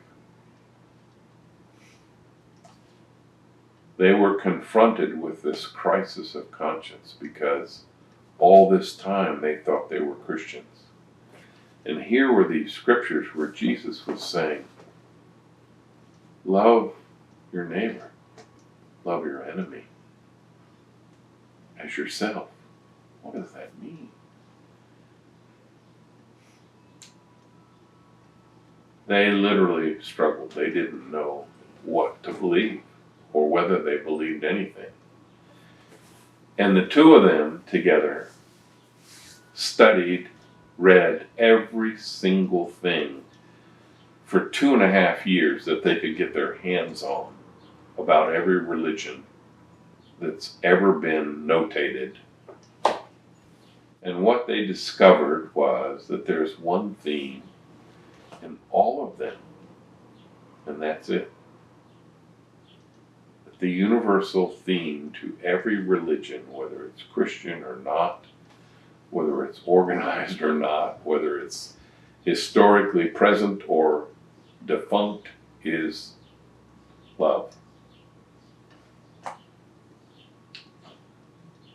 And so in their struggle to wonder whether they were Christians or whether they should be Christians, they believed that they were to be Christians, but they wanted to be as authentic to this love thing as they could. So when they formed their nonprofit, they called it Outrageous Love. And probably, I think, they got the outrageous part from Martin Luther King, really. Because he, in some of his speeches, references that that's the kind of love that we are called to among each other. There may be some other, thematic reference or scriptural reference, but Jesus' invitation to us to have that kind of love is pretty outrageous. And so they formed Outrageous Love, Inc., and they planted themselves in Valley Brook, Oklahoma. I don't know if you're familiar. Yep. Valley Brook is a 0.3 of a square mile municipality in the middle of Oklahoma City, right on the east side of I-35 on Southeast 59th Street, less than a mile. It's got homes, used to have a school, maybe it still has a church, but it's not much of one if there is. It's got a big police department that does its best to make its money by arresting you if you speed through their little half-mile strip of Southeast 59th. And it is the largest population of ex-cons, homeless people, ex-sex offenders particularly, in the state. Per capita, I don't know how many, hundreds, dozens and dozens for sure, particularly of the sex offenders, because they can't live in most places that we live. They can't live within a certain number of yards of a church or a school or a liquor store or any number of other things. And that has driven them to an isolation. Either that or breaking the law to just live amongst us and hope they don't get caught. But Valley Brook has 3 or 4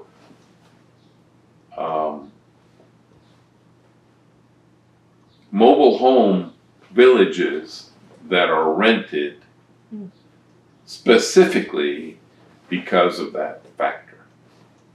And there are also dozens of people living in tents, homeless people living in tents in their environs. So when Jamie and her husband decided to establish their ministry, they looked for the most outcasts of outcasts in the state, and kind of like Gay and I moved here thinking that we were making some sort of a major sacrifice. I live in a house, you know, I got a car. That's where they don't live there. They have a house. They bought a house near Penn and 30, I don't know what it is, 38th or 9th or something, to raise their kids when they moved here. They had a baby on the way when they moved here with the other 4. But, so I met them when the nonprofit that Gay and I started, when we moved here. We actually started before we moved here. And then when we were able to buy the house, we continued to live here. Mustard Seed Development Corporation is the name of the nonprofit that we started. And it was, I think, 30 years, 25 or 30 years. I suspended it about 4 or 5 years ago when I tried to get some folks to succeed me, and I made several attempts over 3 or 4 years, and they just wouldn't work out. And again, I interpreted that as, well, that's not Dan's plan, that's spirit. So I surrendered to that, and we liquidated Mustard Seed, and we gave about $100,000 of those assets to a young couple that are doing even better things than we did here over on the east side. They are 2 of the 4 young people that I tried to bring on to take over for us. They couldn't come here then because they lived in St. Louis and they had new babies in a house that they had just kind of bought. So it took another 3 or 4 years till they could return home to Oklahoma City.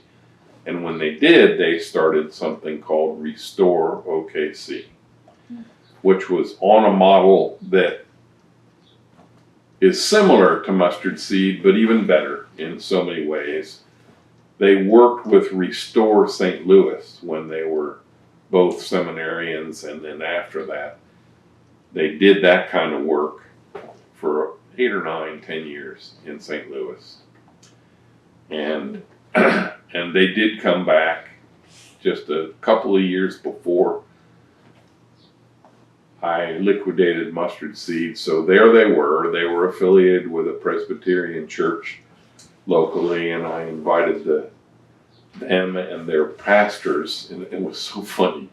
It was so funny the day that I was trying to give them Mustard Seed's assets with no qualifications or expectations. They literally had their pastor, 2 associate pastors, and 2 lawyers from their board who came to this meeting because they suspected that there was a hitch, a hook in the whole deal. I just was so amused. I still am amused by it. And then the 2 of them. And so we're sitting around this table, and I've got one co-worker with me and one of my board members, my president. And so we begin this meeting, and I basically say, we want you to have this. You know, we have these land assets, we have these building assets, we have this much money. Here's, you know, we have a list of people who donate to us. All this suspicion on the other side, all this humanity on the other side of the table. And it took quite a bit to convince, no hitch, no connection, no hooks. So finally, you know, they were sort of satisfied, and then over the next couple months, we were able to give them all the stuff, and they're doing amazing things. They're just really doing amazing things. And partly because they've got connections I never have had or never would have had,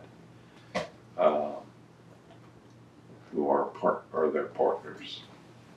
Well, plus they're not 80. Well, that's it. You don't act 80, but you are 80. Exactly. You know, it's a You're truth. going to make it to 100. So. It's a reality, and I've changed my mind about that healthy to 100 and beyond. I'm ready to surrender sooner if whatever you want. You know, it's sort of like how hubris of me to lay such a curse upon myself. I just want to be healthy enough to enjoy whatever time I got. Yeah. So anyway, so boy, oh boy, I'm telling you. You've had a very interesting life and journey. I've had a wonderful life and journey, and it's a grand gift that you're giving me to share it. To impose it upon you. And whoever's going to watch this, I'm sure that they'll turn this off and say, that guy will never shut up. No, they'll say I need to tell you to say ho ho ho for them. in your Santa, your best Santa. That is so wonderful. You know, it's so funny. I really avoid that. I'll do it for you. No, I will, but because it won't frighten you. But I really avoid doing it around children. I mean, I don't, unless a child just, you know, is trying to test me and they think they know something. That'll be one of their tests. Well, just say ho, ho, ho. I'll see if you're really Santa, you know. And I love 11, 12-year-old boys particularly who are on that cusp and and I love to confuse them with the truth. I love to confuse them with inviting them into the mystery and the magic and the responsibility of becoming a helper. Oh my gosh, I love doing that. Because it really translates, even for the ones that have been ruined by a teacher or another kid who says, there's no such thing. I'm able, most of the time, to convince them that they just haven't heard the whole story. And how do you do that? Pretend like you're trying to convince me. I will.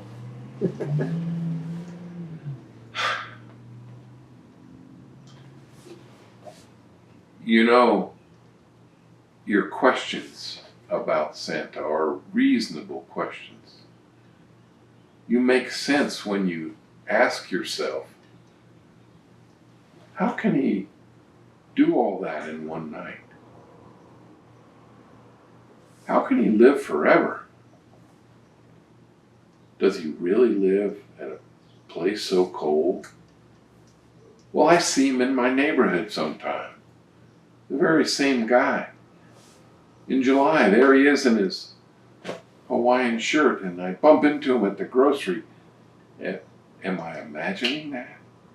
How can that be? And then,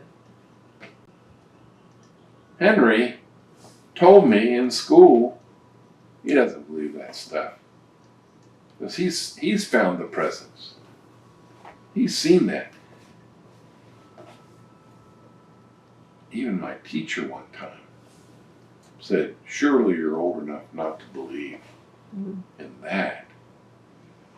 I said, it hurts my heart when people say those things and they don't know the whole story. I said, I want you to know the whole story. I said, Santa Claus is as much as a continuing spirit of love and generosity and giving as ever there was any spirit on this earth. I said, what do I mean by a spirit? I mean that there was a boy who grew up to be an example of the spirit that we all celebrate, and we call him Santa Claus. I said, that little boy lived in the year 2275, a long time ago. He had two wonderful parents, and he was energetic and a hard worker, and he liked to help out. And his mom and dad owned this kind of a restaurant and a motel. We would call it a motel. They called it an inn. And what that was a place, because they didn't have cars back in those days. They didn't have highways paved. I said it was a very simple time. And there were roads that went from one big city to another big city, or from one city to a place where ships would come in and deliver goods and take people to other places. They lived on one of those roads in between those places. And so travelers would travel by horse or carriage or cart, or they would walk. And I said, back in those days, they could not get very far in a day. Like right now, today, you could get in a car and travel to Tulsa from here in 90 minutes, an hour and a half. Back in those days, it might take a couple of days to get there, because they might be able to make it 20 miles in a day, or maybe 30 at the most. And they couldn't walk any farther. They'd be tired. They'd have to stop and camp out.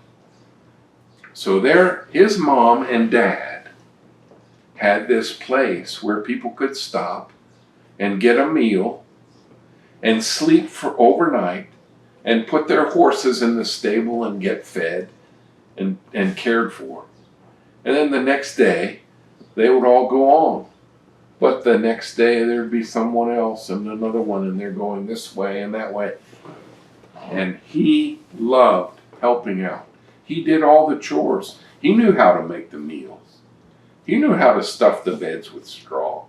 He knew how to feed those horses and mules and other animals. His name was Nicholas. And he lived in a town that had a very, very bad disease, an illness. They called it a plague. I said, do you remember we had something called COVID a few years ago? It killed a lot of people. No one expected to die of this horrible disease, but it took many, many millions of people around the world. Well, back in Nicholas's day, there was a plague like COVID. And it killed many, many people. And his mommy and daddy died. He became an orphan when he was 10 or 11 years old. Really good fortune, good luck that he was able to know how to do the jobs that kept him alive. Because he could do all those chores, and he could collect the money from the travelers for their meal or for their boarding. And so he had a lot of money, more than most children do, but he didn't have his parents. And other children in the village Lyra, Turkey, by the way, was the name of the town he lived in. Lyra, Lyra, Turkey. You can look it up on the map. You can see Turkey on the map. That's where he lived. Other children in that village lost their mom or their dad. There were many children who only had one parent. There were other children that had no parents, like they were orphans too. And in that village, there was a monastery of monks. These were religious men that provided an education for the children in the town generally. But as many of these children lost their parents, these monks took them in and cared for them and watched out for them. They continued to educate Nicholas, but they didn't need to care for him because he was making money. And here's something that happened that started the tradition of the Christmas gift giving that we celebrate and that we connect to Santa Claus. Here it is. He saw so many of these other children who lost a parent, particularly little girls who back in those days needed a purse of money, maybe some gold coins in order to be married. Because the tradition back then was when a girl was 13 or 14 or 15, her parents would permit her to be married to a young man whose family would come and say, "We would like your daughter to be married to our son." And in order for that to happen, back in those days, the father of the daughters would have to provide a purse of money to give to the family of the man or the boy in order for a marriage to happen. We don't do that anymore, but that was the only way it was done back then, and they could not be married unless that happened. Nicholas had some neighbors, 3 girls whose mother had died, and the father was working the best he could, but he could not keep up, and he could not save the money to provide for the purses for those daughters, for a marriage. And back in those days, the whole village would know it. They would know that those daughters would never be married without that purse. Nicholas knew he had extra money. And Nicholas knew he did not want to embarrass the father. So Nicholas decided to wrap up 3 purses of money. And the legend is that he climbed up on the roof. Back in those days, they didn't have houses like us. They would build a house into a hill. So he would climb up the hill and walk right onto the roof. Didn't even need a ladder. And he dropped those 3 purses, the legend says, down the chimney. And you know they kept their fires going all night because particularly the women and even the men would take their hose, their stockings, and they would wash them out at night and hang them by the fire. So they would dry and be clean and ready for the next day. And the legend has it that Nicholas dropped those 3 purses down the chimney, and they fell near the hearth, near the stockings. And the next morning, when the father woke and the daughters woke, there were 3 purses. No one knew where they came from. The father was stunned. He didn't understand. Where could he asked his daughters, they didn't know. He asked his neighbors, he told the neighbors, "You won't believe what happened." The neighbors were very happy for him. Nicholas kept doing that, secretly, over and over and over in that village. As he grew up, years went by, and what began to happen is nobody ever knew who was doing this secret gift giving. But other people started to do it too. They thought, what a beautiful thing. I will become the secret gift giver for those people or those people.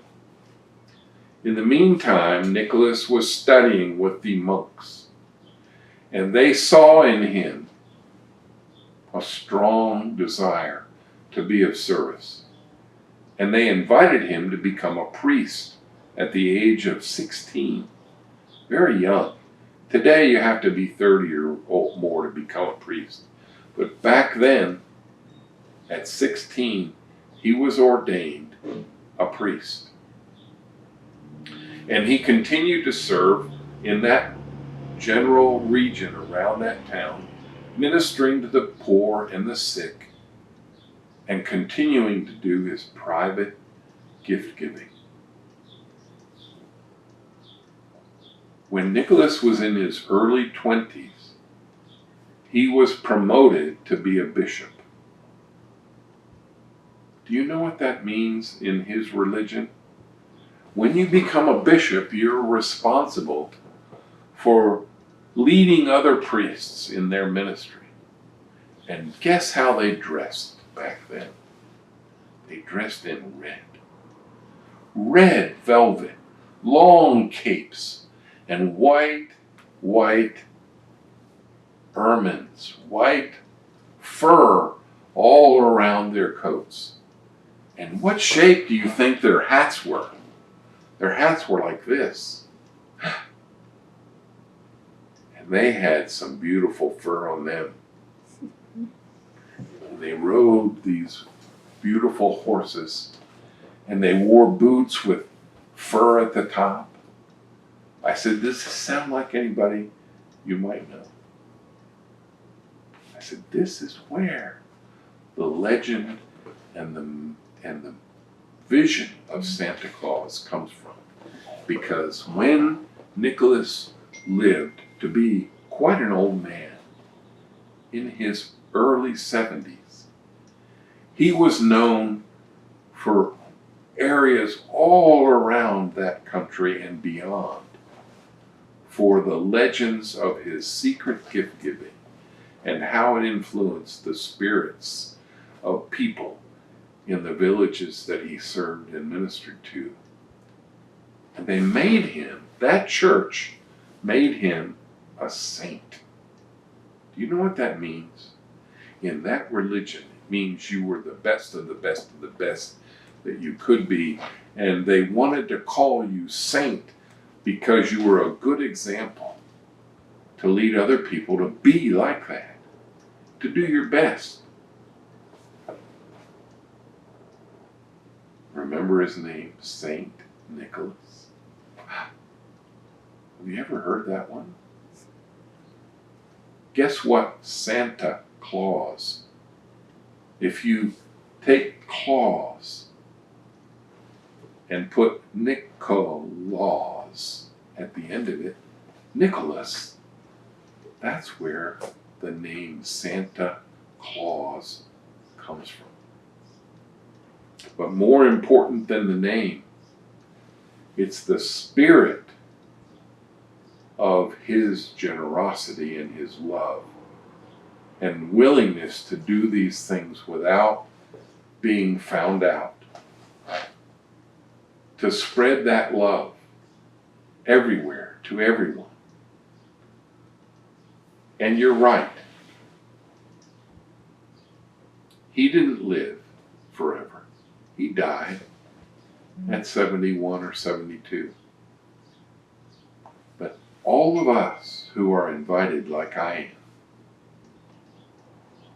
to be your Santa Claus, share that spirit. And I want you to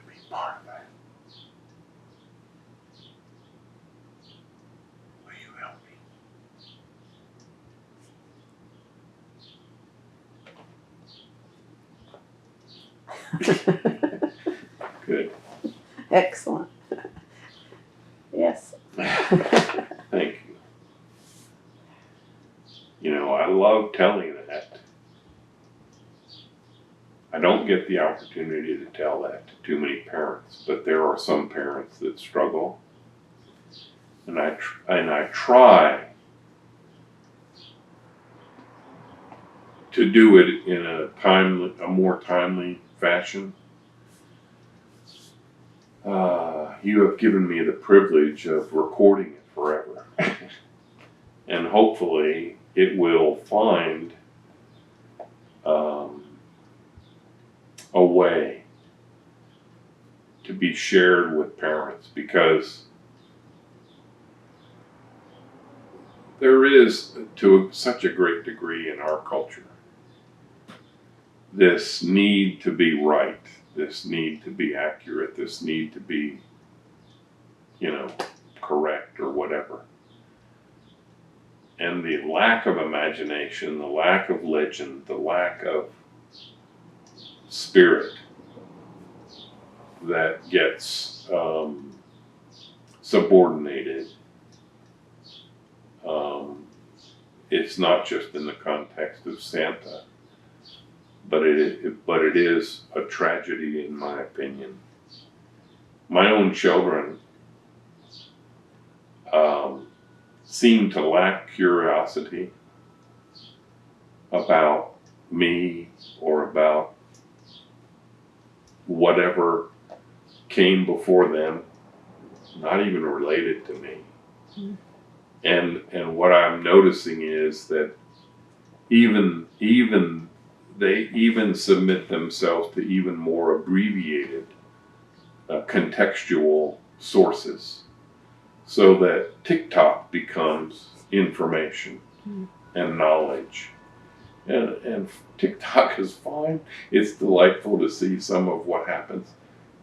But what's sad to me is that so much could get translated in that story that I just shared with you, that goes so much further, so deep, much deeper, to speak to humanity and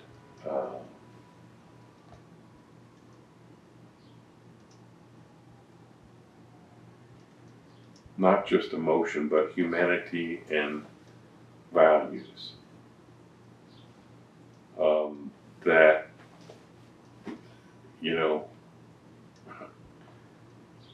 the opportunity to share them and be interpreted are just minimal, disappearing. Mm-hmm. So I thank you for being part of a way to preserve this. Mm-hmm. I'm hopeful. We have to remain hopeful. Yes. It's a wonderful thing you're doing. Thank you. Let's take another break. Okay, we're back.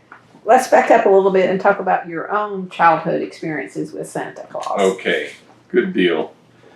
Part of this story is not in the book as far as I can recall, so I'll tell you a story. Lived in Dover, Delaware till I was 10. So those early memories of Santa were us bundling up, me and my brother, my parents, driving from Dover, Delaware to Wilmington, Delaware, which was a big town about an hour away. And occasionally we would go to Philadelphia. There was a store called John Wanamaker's Department Store there, in both those places, as I recall. And Santa was there. And that's why we were going, as far as we were concerned. My parents were going to buy stuff. And it was a horrible day in that regard, because we were bundled up in these wool coats and corduroy pants and wool hats, and it was just hot in those places all day. I mean, like 5 hours, 6 hours. But we were there to see Santa, and it usually was at the end of that very long day. We'd get dragged around to look this thing and shop that thing, and then they'd put us in the line. Have you ever seen the movie about Santa Claus with the little boy who wants the Red Ryder BB gun? Yes. That's my favorite movie. And the reason... 54th Street, isn't it? No. No. I'm trying to remember it. I've just forgotten.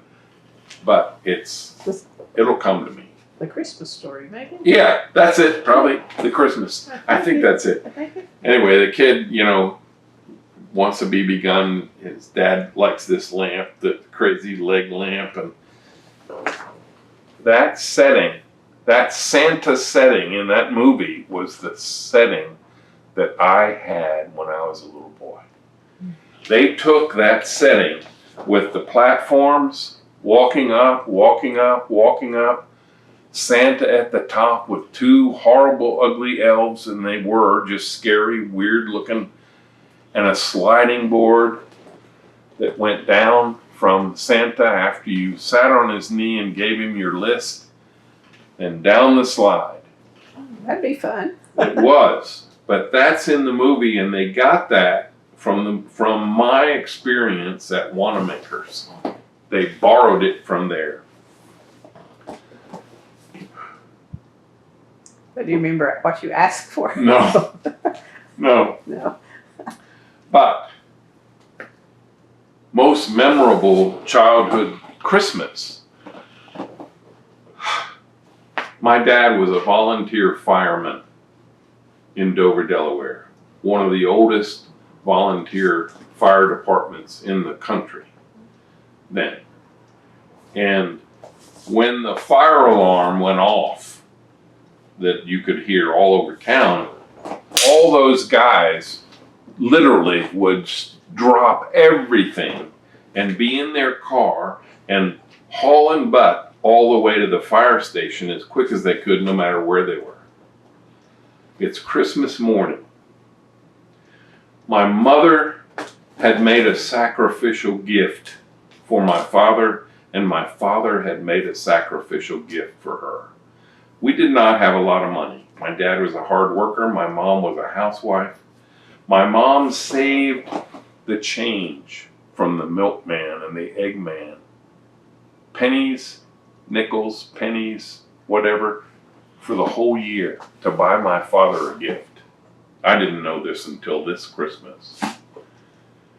My dad knew that my mother wanted one gift special, as my dad wanted his gift. My dad would look in the department store on Lockerman Avenue in Dover, Delaware. The downtown Lockerman Avenue was 4 blocks long. And there was one department store, and he would look in the window almost all year at this one tan Jansen windbreaker jacket that had the tartan colors inside. That's what he wanted. And I think it was, back then, I think it was like $40, $39. That was a lot of money. That's a lot of money. My mother wanted Merle Norman Cosmetics and the whole set. And that was similarly expensive.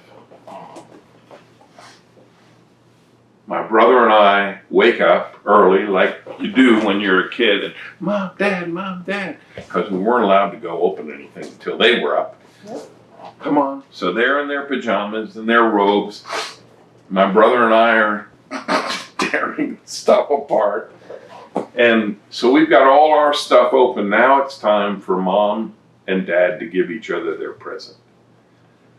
Mom gives Dad his present first. He opens it and he puts the windbreaker on, zips it up, and he is so happy and so proud. And, oh, you shouldn't have done this, Ellen. This is way too much. How did you possibly do this? And she told him. Just a love story, really. And then he said, I've got something for you. And then he goes wherever he hid it, and he brings out her package, and she opens it, and she weeps. Oh my gosh. She weeps. And they're in each other's arms, literally embracing and kissing each other, and the fire alarm goes off. and that's it. Literally, the neighbors, we were 3 houses away from the corner, in Edge Hill, Green Hill Avenue, and the house on the corner had a family that used to try to get to the window before my father's car went around their corner. They never could do it. I mean, wherever they were in their house, they would trip over furniture to trying to get there, and Johnny could get in his car, and so he literally was gone in his pajamas with the windbreaker on. The biggest fire in the history of Dover, Delaware happened that Christmas morning. It took away 1.5 blocks of the downtown. It lasted all day long. The bowling alley was all wood, and wherever it had started, it just spread. Boom, boom, boom. So my brother and I played all day, and my mom made herself up. Had a delightful time, apparently. Dad gets home, and he's in tears. Oh, the jacket. The jacket was smudged from smoke and soot. He had sat with his, with his fire coat, with his bunker gear, and his helmet on the back of that bowling alley with a 2-inch line, throwing water on the back of that place all day. So much water, and it was a freezing morning. So much water that the spray sprayed over him and froze him to the back alley. They literally had to cut him out and some other firefighters out of their assigned locations. But the soot had damaged the jacket, and he was in tears when he walked in the door. And Mom saw his tears and then saw the jacket and all the makeup that she had put on. She began to weep. So it was. Yeah. So that, I call that story, I've written that story, it's not in here, I don't think, called The Gift of the Magi.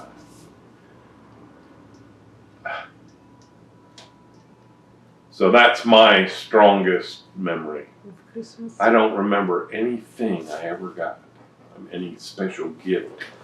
It's that Christmas I remember. So, anyway. Nothing you asked Santa for that you didn't get. So you didn't hold a grudge. Well, I didn't hold a grudge, but I'm sure there were things I asked for that I didn't get. I was pretty used to that. I was actually helping to support my family financially when I was 10. And from the year I was 10 on, after we moved to North Carolina, I had jobs, and I would literally give my parents half the money all the way through until I left for college, because they needed it. They owned the house in Dover, and when we moved to North Carolina, we rented a duplex. So we were paying those rents, but my aunt and uncle rented our house in Dover, and they didn't pay the rent, and they did damage to the house. They were just poor and they were having difficulties. But in any event, it became clear to me as an 11-year-old kid that things were tough and tight, and I just happened to luck out getting a job for 50 cents an hour across the street in Greensboro, because there was a public swimming pool that had been closed because of segregation for 4 or 5 years, and it was reopening to be integrated, and it was out of repair, so there were all these workers over there doing stuff, and I'm a curious kid, and I had learned when I was in Dover that I could hang out with construction people and go do errands for them and get them sodas and sandwiches and whatever, and they'd give me tips. So from the time I was 10, I was working that crowd. And so I went over there and hung around and did that. And then one of the guys who was running the whole deal for the city said, "Hey kid, would you like a regular job? How about 50 cents an hour for picking up trash?" And help us scrape the pool. I literally scraped this Olympic-sized pool so that it could be repainted. And then they gave me a job when it opened to pick up trash and be in the basket room and stuff. So anyway. A lot of people skills you're already learning. I was learning a lot of stuff. That have come in handy. Yes, they have. Yeah. Okay, let's switch gears again then and talk a little bit about changes that might have occurred in portraying Santa. Yes. Well, first of all, my own experience was whatever it was. I didn't really do any research ahead of time, as I had told you. I was waiting to be invited, and so I wasn't seeking it. But after I was trained by Naturally Santas, and they found me my first job in the Coral Ridge Mall, I believe my memory serves that I was paid, in addition to having a motel room to stay in paid for and food to eat every day and a car to drive. I think that I was paid $7,000 for that number of weeks, 8, 9, 10 weeks, which was very good and comfortable, and I had no frame of reference, so I was happy and satisfied.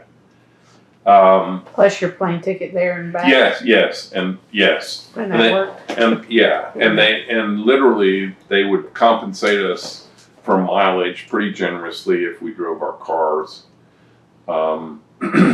Could you have said no to Iowa? Would they have put you somewhere else? Or well, I don't think I never had that thought, because it was so risky that I might not even get any position. Okay, that's fair enough. Yeah. Did you have to wear gloves and all of that then? No, because we were wearing the workshop costume. Okay. So we were very approachable. Now, there are some Santas. I think Mike Fancher, are you going to see him? He's on my list. Yeah. Is he? Yeah. I have helped recruit 5 or 6 Santas over the time, and it'll be interesting to me. Don't mention it to him, but I'd love to hear his story about how he became Santa. Okay. So when we get to know each other and see each other, because Mike Fancher's another whole story as far as I'm concerned. Anyway, we went to the same church, and there were 3 other guys there that came to me and said, "I'd like to be Santa. How do you do it?" So I gave all 4 of those guys, information and encouragement, and several of them went through the Naturally Santa thing too. Okay, so you did some recruiting. Yeah, I did some recruiting. Okay, so see how I can get myself way off base there. No, you were saying what your expenses were. You didn't have many at that point. Yes, right. So then the next year, they raised it by $1,000, I think, so maybe 8, something like that. I was very happy with that, and of course then Gay got sick, and so I don't have any real recollection of what David paid me. I just don't have a memory of that first year, but that first year was hang the sign, be with her if I needed to be, and no rigid hours or anything, just so merciful on his part and generous. Whatever it was adequate. I had some beautiful, I'll try to tell you a story or two from a couple of those kids.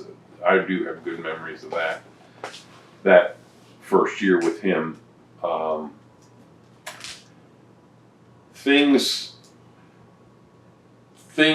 I became aware of sort of the business of Santa that Becky knows more the history of.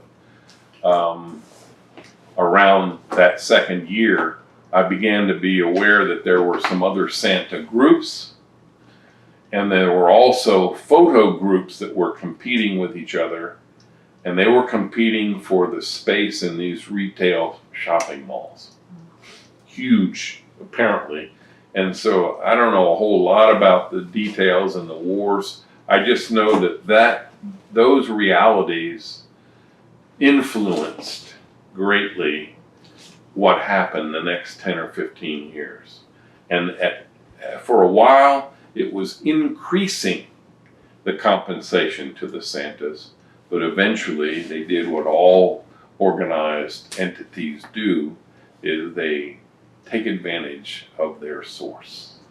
And so in the last several years, I don't think that the compensation for Santas has been as good as it was in what I would consider to be the peak days of the last 24 years. Now, I might be wrong, and Mike will know, because Mike has always been alert to the compensation. Okay. He had assignments in Texas, and I think he wanted to get back here, and his wife is a go-getter. They're very focused, working together, very business-oriented.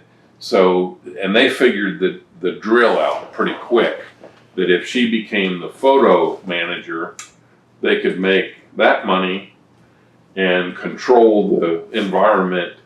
And Mike has this beautiful, he got his beard done a certain way, maybe she does it, but it's been him for years. And to me, it doesn't look comfortable, but it's beautiful and it's curvy like this. And anyway, and he's been up here a long time. I don't know how long. When Santa Chris got sick and then went back to Colorado, I think there were maybe 1 or 2 men that were there in the interim. By then I'm Santa, so I'm not there, and I'm looking. And I've got a couple other buddies who, one's at Penn Square Mall. John Ferguson is his name. He's an interesting guy. He might be another one. I hesitate about John Ferguson because I won't say it. No, don't say it, yes. No, that's enough. Anyway. So when you first started doing North Pole City, was it 10 weeks as well? That second year, we started November. We started the first week of November. Before Thanksgiving? Yeah, right, just before, the week before. I think the weekend before Thanksgiving, we sort of did our opening trial run. Let's get our cobwebs out of our head and get the crew, you know. And it's just you? Yes. So how many days a week? How about 7? 7 days a week? From what time to what time then? I would come in, I think the routine we developed was I would come in and tell the story of the very first Christmas at 11. I think that's right. 10:30 or 11. That was a half-hour block of time. And then people would be ready to be seen. You know, most of the people who were there for the story, the first couple of years were there to be in line for the photos. When word got around that I was telling the story at that time of day, and just before I left every day, I told it twice a day, the story of the first Christmas, it became something that people came for in spite of photos. Okay. You know, grandparents and parents and kids. And I love that piece. And that was so cool because David asked me that second year, would you mind telling the story of the first Christmas? And I said, would I mind? I said, it would be a privilege to do that. So I created, and actually that story is in the book, the way I tell it, or told it, or tell it.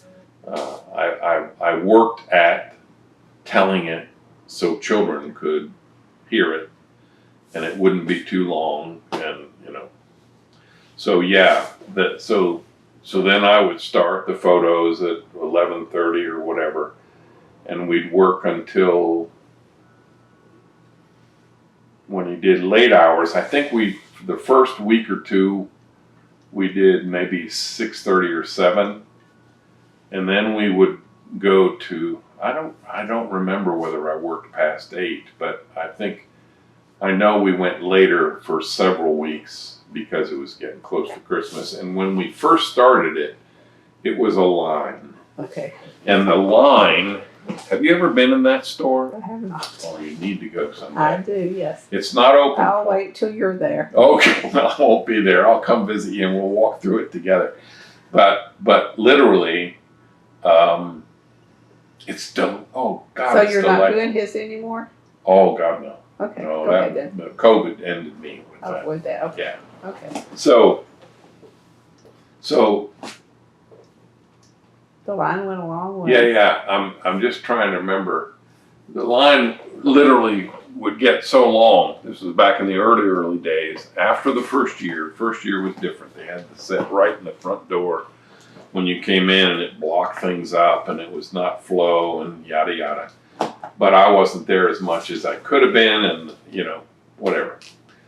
But then they moved me back into the corner, and he had a sleigh, which was wonderful. We sat in the sleigh many years, and then we moved to another location. He opened up part of the warehouse and built a Santa area. Anyway, we went through various iterations, but the first few years it was a line, first come, first served.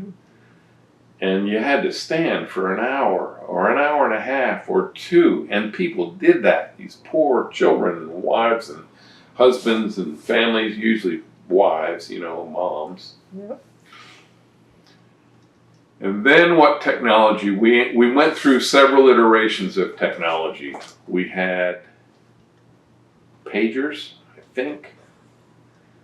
We used pagers for a few years, and that was wonderful and that was good for his business because people could shop while they were holding the pager instead of trying to keep their kids from breaking something for 2 hours.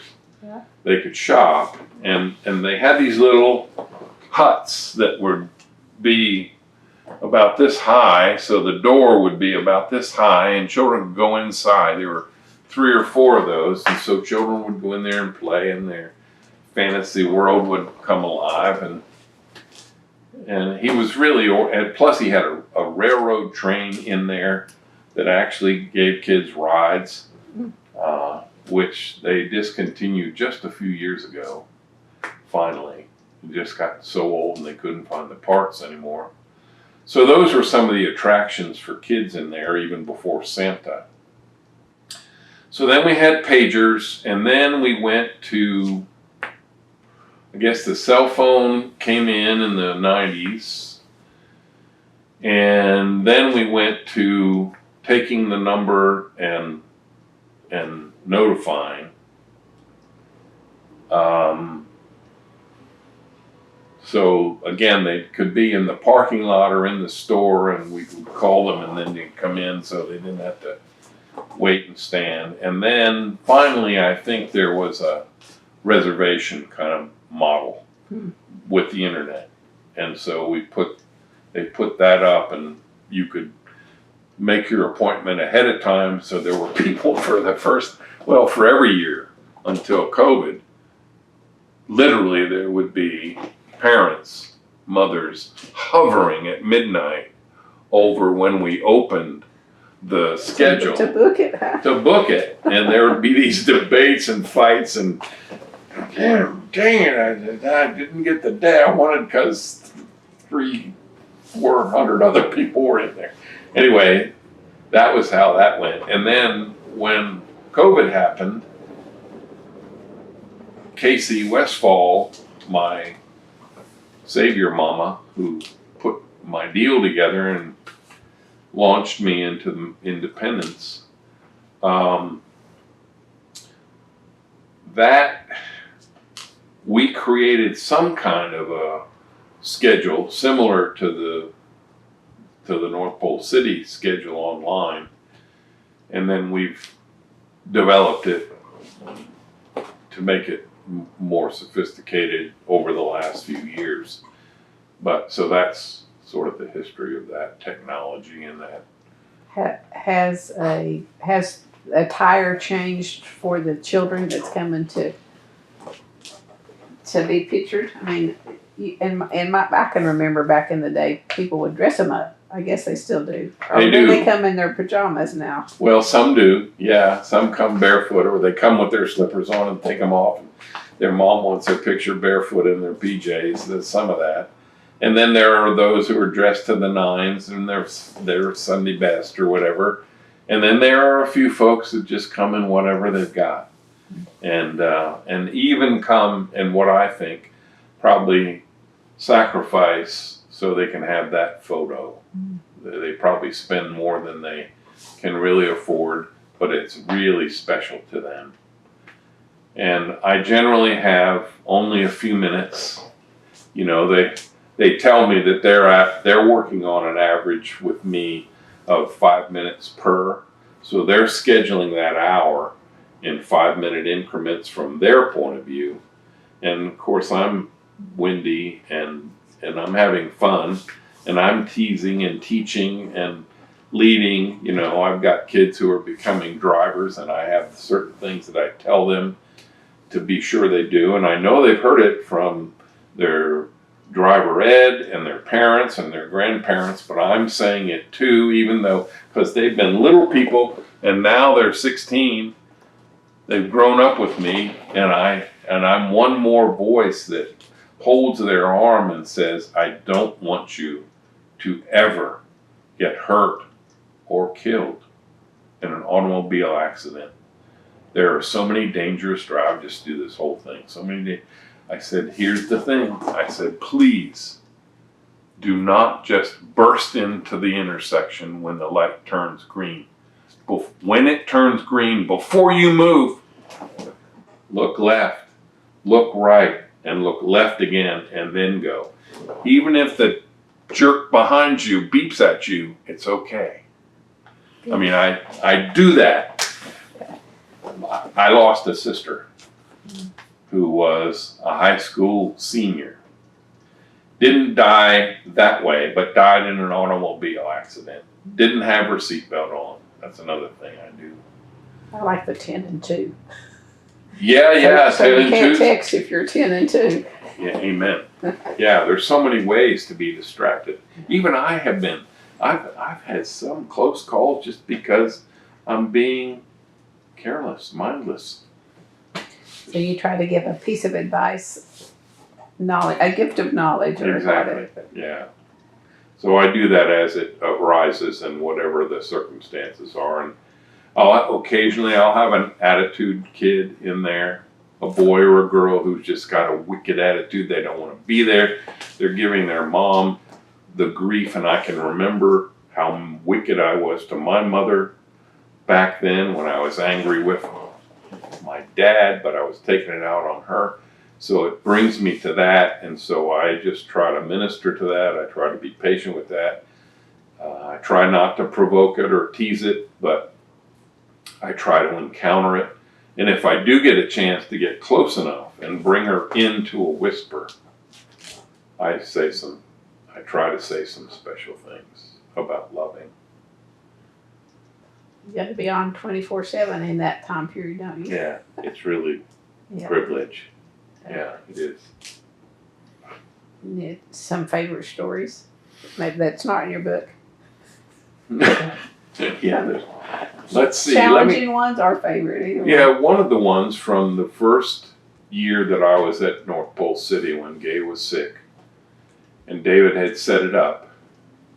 And I remember, this is probably in the book, but I want to tell you this one. I remember this little boy, I think he was about 4.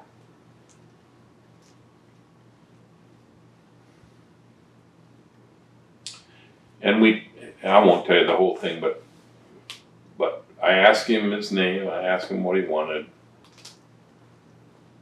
And he said something. He said, but Santa, what I really want is I want my brother to come home. I said, where is he? He's sick, he's in the hospital. Well, it turned out, I looked at his mom and his grandmother and tears were coming to their eyes. And I said, where is he? He's in the hospital. And I looked at them and I motioned to them to come closer. I said, tell me what's going on. He was he was really at risk. He was a newborn child. His lungs were not developed properly, and he was at risk of not living. And he had been there quite a while in intensive care. So long story short, I said, would it be okay if you and me prayed for him? I said, Santa can't make that happen, but I know somebody who can. I said, God can help us. I said, would it be okay? And he shook his head, and he grabbed my hand. And then the tears started rolling, and I motioned again, and we all held hands. And I said a prayer. I said, do you want to say anything else? And he said, yes, please. Yes, please. Bring my new brother home. Okay. Several weeks after Christmas, in January, I think, I had a dear friend who had a local radio show. Stephanie, what did she call that show? It was something about Oklahoma. But she did these interviews, and she had interviewed me when I was up in Iowa on the radio one morning. It's a once a week thing. And she called me and said, Dan, you have got to hear this story. And I think by that time she sent me a text, so we had to have that technology. She said, I'm going to send you a text. I'm going to copy something to you that I want you to see. And the nub of it was that this person that she had interviewed had told the story of being with this Santa at North Pole City. That year, and told the story just as I sort of shared it with you. And the nub of the story was that the child came home. It was a miracle, really. The doctors were stunned. The family was obviously stunned and moved. And so that one, again, just reinforces with me that this is a holy mission that we are invited into. Oops, been random acts of kindness. Yeah. Right? Yeah. Acts of random kindness. No, it's, Arcs. yeah. Random acts of kindness. I had at the bombing, when the bombing happened down here, my wife Gay was working at Bone and Joint Hospital right downtown, and it got shook by that.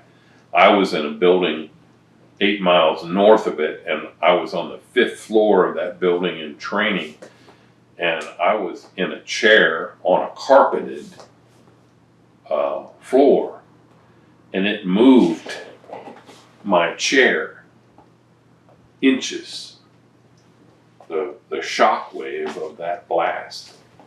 Anyway, I spent most of the next 2 weeks downtown, particularly the first week, just being available to minister to people in any way I could be called to do it. And I happened to have a shirt from Church of the Servant that said, celebrate random acts of kindness.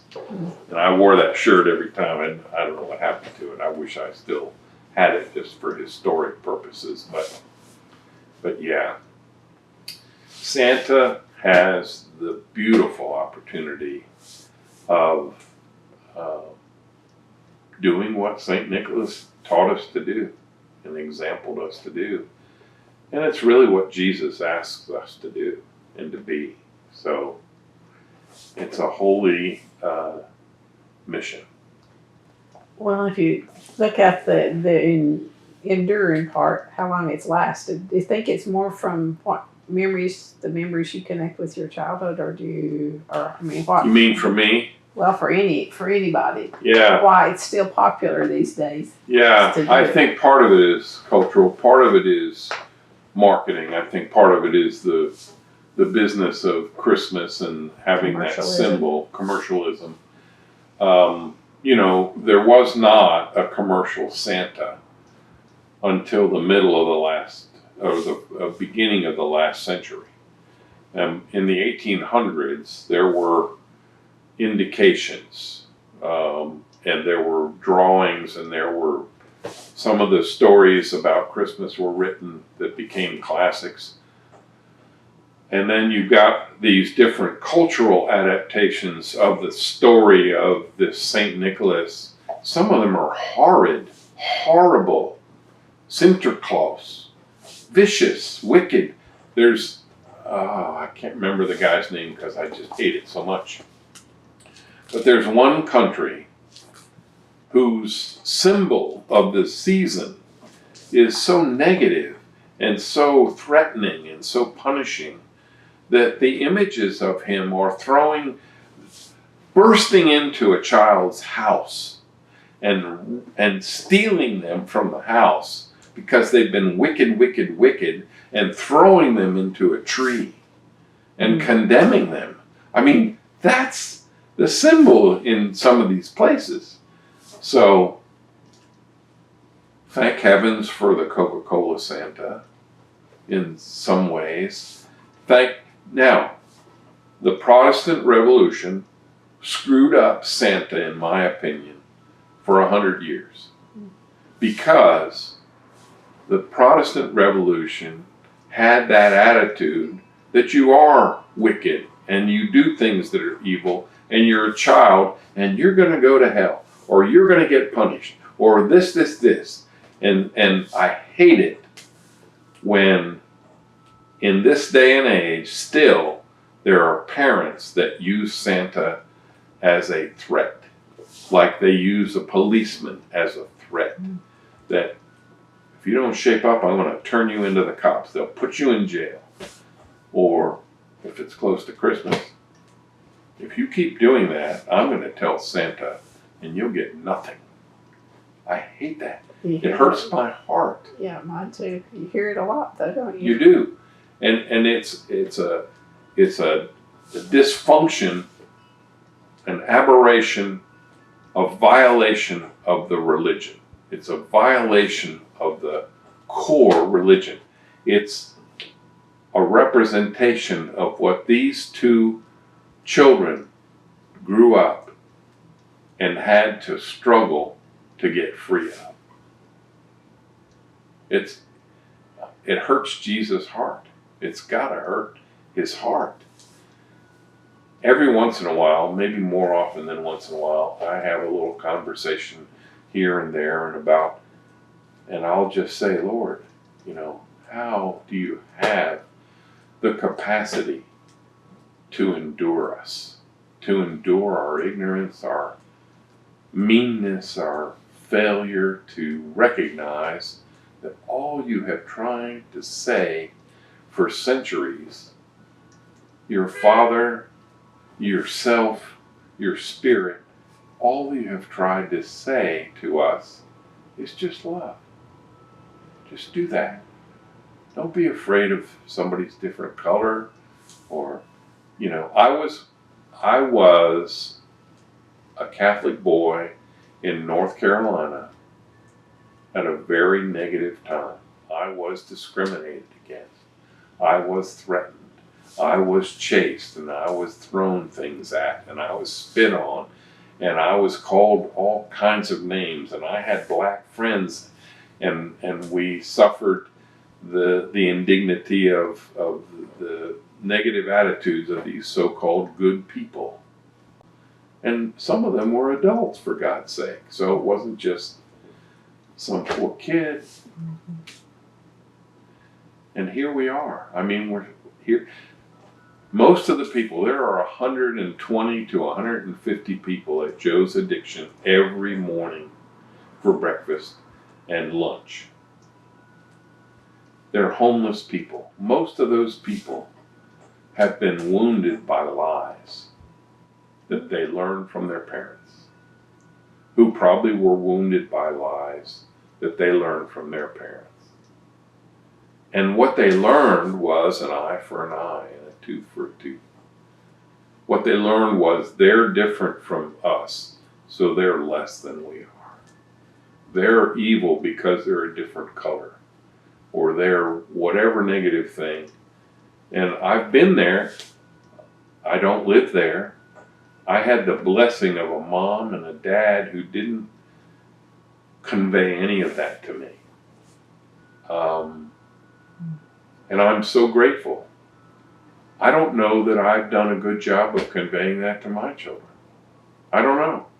I hope so. Sometimes I get a glimpse of my firefighter son and I think, how could he be so ignorant? How could he be who he is? He's a wonderful person. He's a good father, a good husband, as far as I know, marvelous and all that. But I hear things out of his mouth that just don't reflect what his dad believes and what his dad tried to live. I don't know. Maybe it doesn't get done. Maybe it doesn't get done till it's all done. I don't have the answers. I'm sure. I'm sure. Yeah. So let's see what other little nuggets I can give you. Have some more questions. Well, you said you didn't wear gloves. Yeah, it's interesting. One of my Santas that I recruited years ago has gotten ill over the last few years, and he's worked probably 20, 25 years, and he's been out west in one of those states. He's a beautiful man. He lives here. His wife's beautiful, wonderful people. And he gave me a whole bag of his gloves because when he worked for the mall that he worked for back west, he had to wear the whole costume. He got trained by naturally Santas, but the mall that hired him over and over and over wanted the full costume. The red suit. Yeah. And so literally somewhere in my stuff, I've got a whole bag of gloves, which I will eventually find a Santa who needs them and give them away. Because, as a matter of fact, probably, I'm not sure I'm going to go to the Santa picnic because I'm just not sure I'm up to it. But if I do go, it'll be only briefly. And probably what I'll do is take that and some other things that I won't ever use and leave them so some Santa will get them. Well, I figure the gloves have a double purpose, I guess, too, don't they? I mean, keep germs away from... You know, that you think that. It's interesting, though, because the other thing that I think they do is collect germs and convey germs. Well, I guess that's true. And I'm not sure that there's any better way, because literally what I do know is that after my very first season, I have not been afflicted with an illness in the Christmas season. I am so immunized, I believe, inoculated by all these children, that first year I was a mess. I mean, I was sneezing and coughing and clogged up, but I absolutely believe that I have, over these years, been inoculated and immunized because I've been exposed to almost everything there is.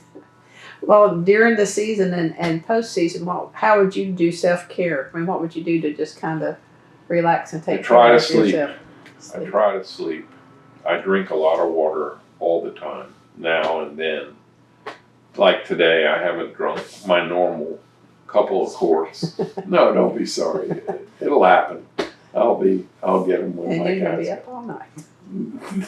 Listen, that's because I've got neuropathy and I've got this back pain that shoots down this leg and disturbs my foot. And so, yeah, I struggle now, and I'm really looking forward to the surgery maybe giving me some really relief in that regard. Like last night, I knew you were coming, and I'm sort of a night owl, and I can get addicted like I've been addicted the last 2 weeks to Outlanders on Netflix. I'm warning you. I can't wake it up that late. I'm 9:15. Well, I'm see, gone. you can watch Outlanders any time of the day you Well, I want. tell myself I can't. So Anyway, I've been watching it, and since I don't have any obligations, yeah. I may watch like 13 sessions in a day. You know, what a terrible, stupid thing to You do. binge watch, huh? In binge watch, absolutely. But in any event, and I loved it because I'm not normally doing that, but I will get to a point of 10:30 or 11, and I'll have to make a decision. I have a routine, a medical routine that prepares me for rest. And if I employ it effectively from about 10 o'clock or 10:30 to 11 or 11:15, and then if I discipline myself not to watch another TV show, Yep. then I can lie down and I will have a window, a very brief window, where I've applied topical pain medication. I've taken some extra strength Tylenol. I've taken a couple of melatonins and something else my doctor prescribed for me. If I've done that in the proper window, and if I get myself prone in bed, I have to wear a CPAP, which I've been doing for 20 some years. I can fall asleep. But if I don't get asleep in 10 minutes, one of the feet will start up, and literally I'll have to come out here. This happened last night because I really wanted to be rested when you came. And I tried and I tried, and I finally came out here. And what I do know is that if I turn the TV on and put this chair in recline, that I will fall asleep in this chair. Because the weight of sleep comes over me, the heaviness. Last night, I had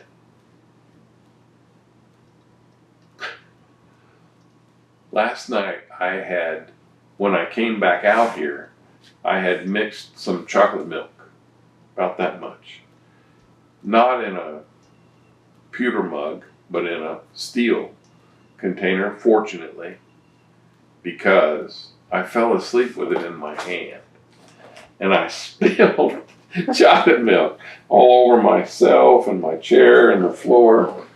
And it woke me up, and I laughed at myself and cursed at myself and said, "You idiot," And so then I cleaned it all up, and you were wide awake. And I was wide awake. And I tried to go through most of that whole routine again. And finally, I did get back. And I woke up. I set my clock for 7:25. And I woke up at 7:20, which I've been doing since I was in the seminary. I can set the time I want to wake up. And I wake up before that time, within 5 or 10 minutes. I learned that from a little tiny book. What must have been one of the earliest hypnosis books ever written in the 1800s. It was about this big and about that big. It was very tiny. It was written by some Jesuit priest. What a bunch of weirdos those guys were. And basically it chronicled some of these experiments that they were doing. And one of them was teaching yourself to wake up by intention. And I read it, and I'm in this Civil War building, surrounded by whatever ghosts were there. And I thought, well, I'll try this. And ever since then, I've been able to do it. I still set my alarm, because what if Well, I It did. doesn't work that day. Yeah. But it amuses me. Like today, it was 7:20. I was awake and I reached for my phone and I had 5 minutes before the alarm went off. That's good. All right. Do you ever get letters to Santa? I do. I've got stashes and stashes of them. I've saved them. As a matter of fact, Kelly has some kind of a project. She wants to borrow my letters, and I don't have every letter I've ever gotten. But and there's, I don't know why I even keep them. I mean, I don't I look think at it'd them. be cool to read through and see how, if things have changed, what they ask for, or what they tell you. Well, that does change from year in to all year, those years. and some of that is influenced by marketing. Yeah. Basically, it's what's the big popular thing. I learned early on that I needed to get the toy store catalogs. And now there aren't any more toy stores, but Or catalogs in paper anyway. Yeah. And so I go online and I look at gifts for children of certain ages, and then there'll be all these pictures and all these offerings. And then I'll usually Google what's new, what's new gifts or new thing, what's the trend. Because I know that I'll hear that because of marketing, because TV is selling that thing, And there are those kind of trends that just being aware of them. Cabbage Patch Kids from years ago. Exactly. That's one of the big ones. And people were out killing each other trying to get it. And certain Beanie Babies. Yes, all those trends. So, anyway. So you do a little bit of research or prep before each I do. season. Yeah. Just want to be ready. And I'm not much of a regular follower on TikTok, although I did have a young person urge me to do TikTok a few years ago when I was on my own, my first. And it's interesting. I mean, I could have pursued it and it probably would have been good in some ways. I just didn't have the discipline or the desire to do it. But she helped me. She guided me. I paid her once I found out that she knew what she was talking about. And I thought, well, this is worth investing in and checking out. But the reality was that it was a discipline that I didn't want to submit to. Yeah. I don't know a great deal about it either. It's amazing, though, how influential it really is. I mean, some of my friends who have younger people, even the political realm, it's got an influence on probably my son's age, that middle-aged person they've got to be idiots to trust that as their source. We're not allowed to use it at OSU. It's off limits. Is it? We cannot use it at all. Well. I noticed your license plate coming up. I wondered if you'd see it. I parked on purpose that way because normally, because of the shadows on the house and the sun, I'll usually be turned facing out. But I wanted you to see it. And it is what? Sleigh. And why? Because it's my ride. It is ride. And it's not red, but it's. No, they don't have a red license plate in Oklahoma. The car isn't. Oh, I used to have a red green. car, and then I had a green car. I had a red PT Cruiser for years and years. That's a good Santa car. It was perfect, yes. Yes. And then that one started doing things on its own. It was locking its own doors and unlocking the doors and turning the lights on. And then I started reading that it was, bursting into flames.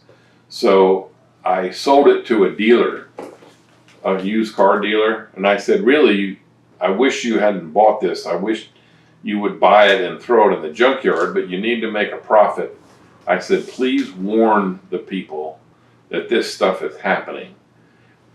And then I bought a Subaru, and I had it for 11 years. And it started doing weird stuff about a year and a half ago. And I had some real difficulties, real challenging things. Stranded all the way over on the other side of the state, and yada yada. And then one of my friends, one of my very dear, generous friends, who has been generous in hundreds of ways to me, gave me his car when they bought a new car. When they bought a new car for his wife, he gave me this car. And so then I sold my Subaru, which I had repaired and fixed up, and it was okay. Everything was okay with it. I sold it to my neighbor's niece, and she had it for a good while and then bought something different. But it was good for her and it gave her no trouble. The fellow who gave me this was on my board of directors at Mustard Seed.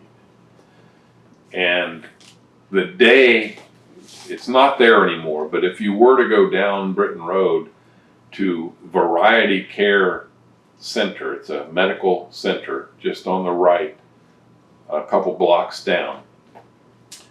That whole property used to be a public school and a farmhouse. The farmhouse was our headquarters at Mustard Seed. And we bought it from the woman who was born in it, 95 years ago or something. She and her sister were both born in that house, and their father's brother had an identical house. They both built the same house, and they farmed the whole section of land that went north of here for years and years and years until it started to be developed. They got older and they died and whatever. And the other house was gone long ago to commercial properties, but we bought her house for $78,000, her price. Beautiful piece of workmanship. And the day that I signed the contract with her, because she insisted on writing the contract herself, and she said, I'm not going to be around forever. She said, so I don't want a 30 or 15-year mortgage. I want a 5-year mortgage. I said, fine. So we signed the contract. I got home, told Gay, everything was cool. I get a call from my friend who's on my board, and he said, I understand you bought a new headquarters for Mustard Seed. Up till then, we were renting a space in a church that was a weird little here, there, gone tomorrow thing. And we had been in there for 3 or 4 years, 5 years. And I said, yeah, we just signed it. He said, how much was the mortgage? And I said, 77,000 and change. He said, that's really great. Can I come over? Now he's got a business in the title business. He said, can I come over and look it over? I said, yeah, please do. I said, I want to be sure everybody's okay. He literally came over and he said, this is how much you're going to be paying monthly, right? I said, yes. He took out his checkbook. He said, I want to write the first month's rent or the first month's payment. And I was very grateful. And he said, and every payment after. He paid for that house. Every payment for 5 years. And the man has, what's the right word? Recruited me into his generosity because I'm surrounded by poverty here. And you know, the pain of life is all around us. And so he invited me into his charitable, loving behavior. And so he's been the resource for so many people that I've just been the mediator for. Conduit. That's a good word. Yeah, exactly. Yeah, spreading the kindness and cheer all the way around.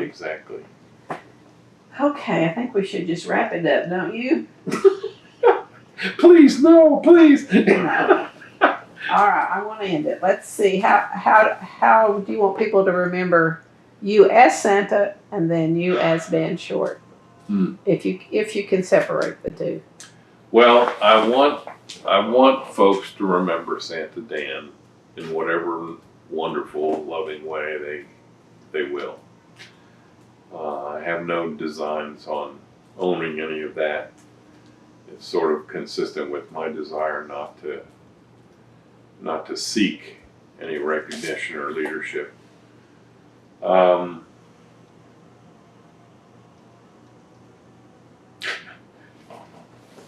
I've thought a little bit about my funeral. We all do at our age. Isn't that interesting? I have mine too. Yeah.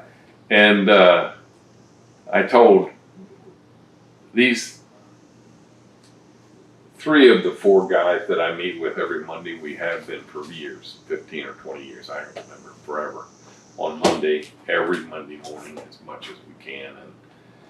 And we support one another, we guide one another, we commiserate. And one of them was here the other day and we spent a couple hours together, and he and I have a pact that if I die first, he's going to do the humor at my funeral, and if he dies first, I get to do the humorous telling. He's going to be a lot better at it than I am. He will be. I mean, he is. I know. You're a really good storyteller, so it'll work. Yeah, I'll probably, if I don't have good ones, I'll make them up for him. He's great. He's an Irishman. He's very accomplished. He's a beautiful man. And we're brothers, as these other guys are. But I have begun to select what I hope will be a conveyance of my life, what I want people to remember. And I don't have it all sorted out. 1 or 2 things then. Yeah, one of the things is I want there to be humor. I want there to be an appreciation of generosity and love.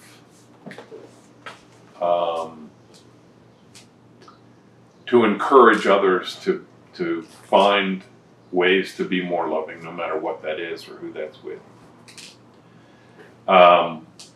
There's something hanging on my wall over here. I don't know, I can't quote it precisely, but it's an old, I think, Gaelic prayer that basically says, may you be buried in a casket that was hewn from a tree that was planted today. 100-year-old tree that was planted today. And may your life, I don't know, I'm going to go read it. That's too philosophical. Yeah. Hold on, I'll be right back, folks. Okay.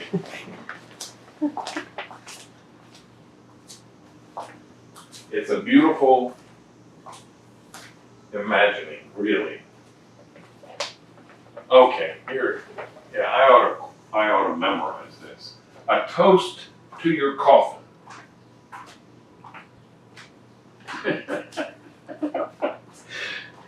We'll have to end on a lighter note after you do this. Yeah, that's Okay. good. I'm just bleeding it for all I can. Okay. A toast to your coffin. May it be built from the wood of 100-year-old oak tree, that which shall be planted tomorrow. Which basically is, may you live long. May your life continue to bless others. And in some ways, that I want that on display at my service. And I want there to be some really cool songs, a few, not, maybe a hymn, but not too many hymns. I want the celebration of life to occur in that. Thinking the songs that you had to wake up to and go to sleep to, if that count? No, that's too much. That's too religious. Yeah.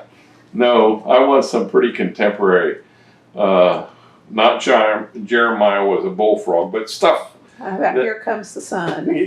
Yeah, exactly. Stuff like that. Yeah. You know, Wow. I celebrate. I've got a dear, dear friend. She is from China. She's an Asian woman. She's a massage indentured servant, as far as I'm concerned, because so many of these young women have been brought to America to be the income for their extended families, because it's dreadful. In any event, I met her, I don't know, 12 years ago or so, when I had my other back before my surgery, and I was trying everything, massages, acupuncture, acupressure, this and that, injections, everything. And she was effective to the extent that a massage person could be effective. But we became, over the years, over several years, closer and closer. And she is in her 50s now, late 50s, I think. And she struggles with being here and not there. She's got a son who just had a son. He and his wife just had daughter. And so we see the pictures, and she's struggling because the person who brought her over here has been dishonest with her. And she has been hoping for years to own her own shop and be her own person. And she had an agreement with them. She was eligible for this agreement 3 years ago, according to their agreements. 15 years or whatever. And they set on a price, and she was ready to activate that, and they yanked it out from her, sold the same shop to another person for $5,000 more. That's very dishonest, very. And it hurt her and it angered her. I've never seen her angry, but it really, really deeply, deeply. And literally yesterday, she went to Utah to another friend who was in the same general circumstance. Someone she knew from China, or maybe met here, who has a shop and has connections somewhere in Utah. I don't even know what town it is.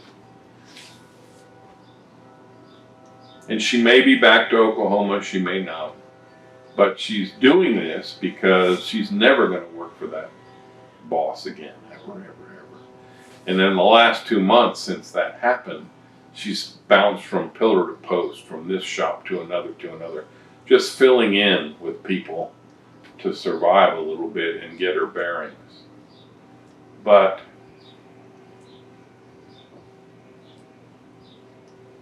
if there were a way for me to convey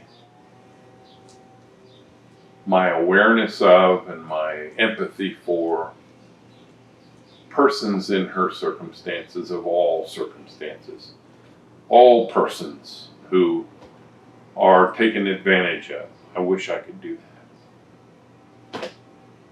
That would be my dying wish for the world. Well, I hope that's not anytime soon. We're going to make it to 100. Okay, it's a deal.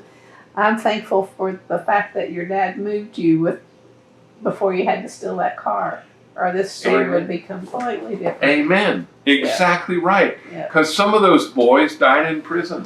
Yeah. Some of those boys spent their lives in prison. Yes, absolutely. Yeah. Thank you.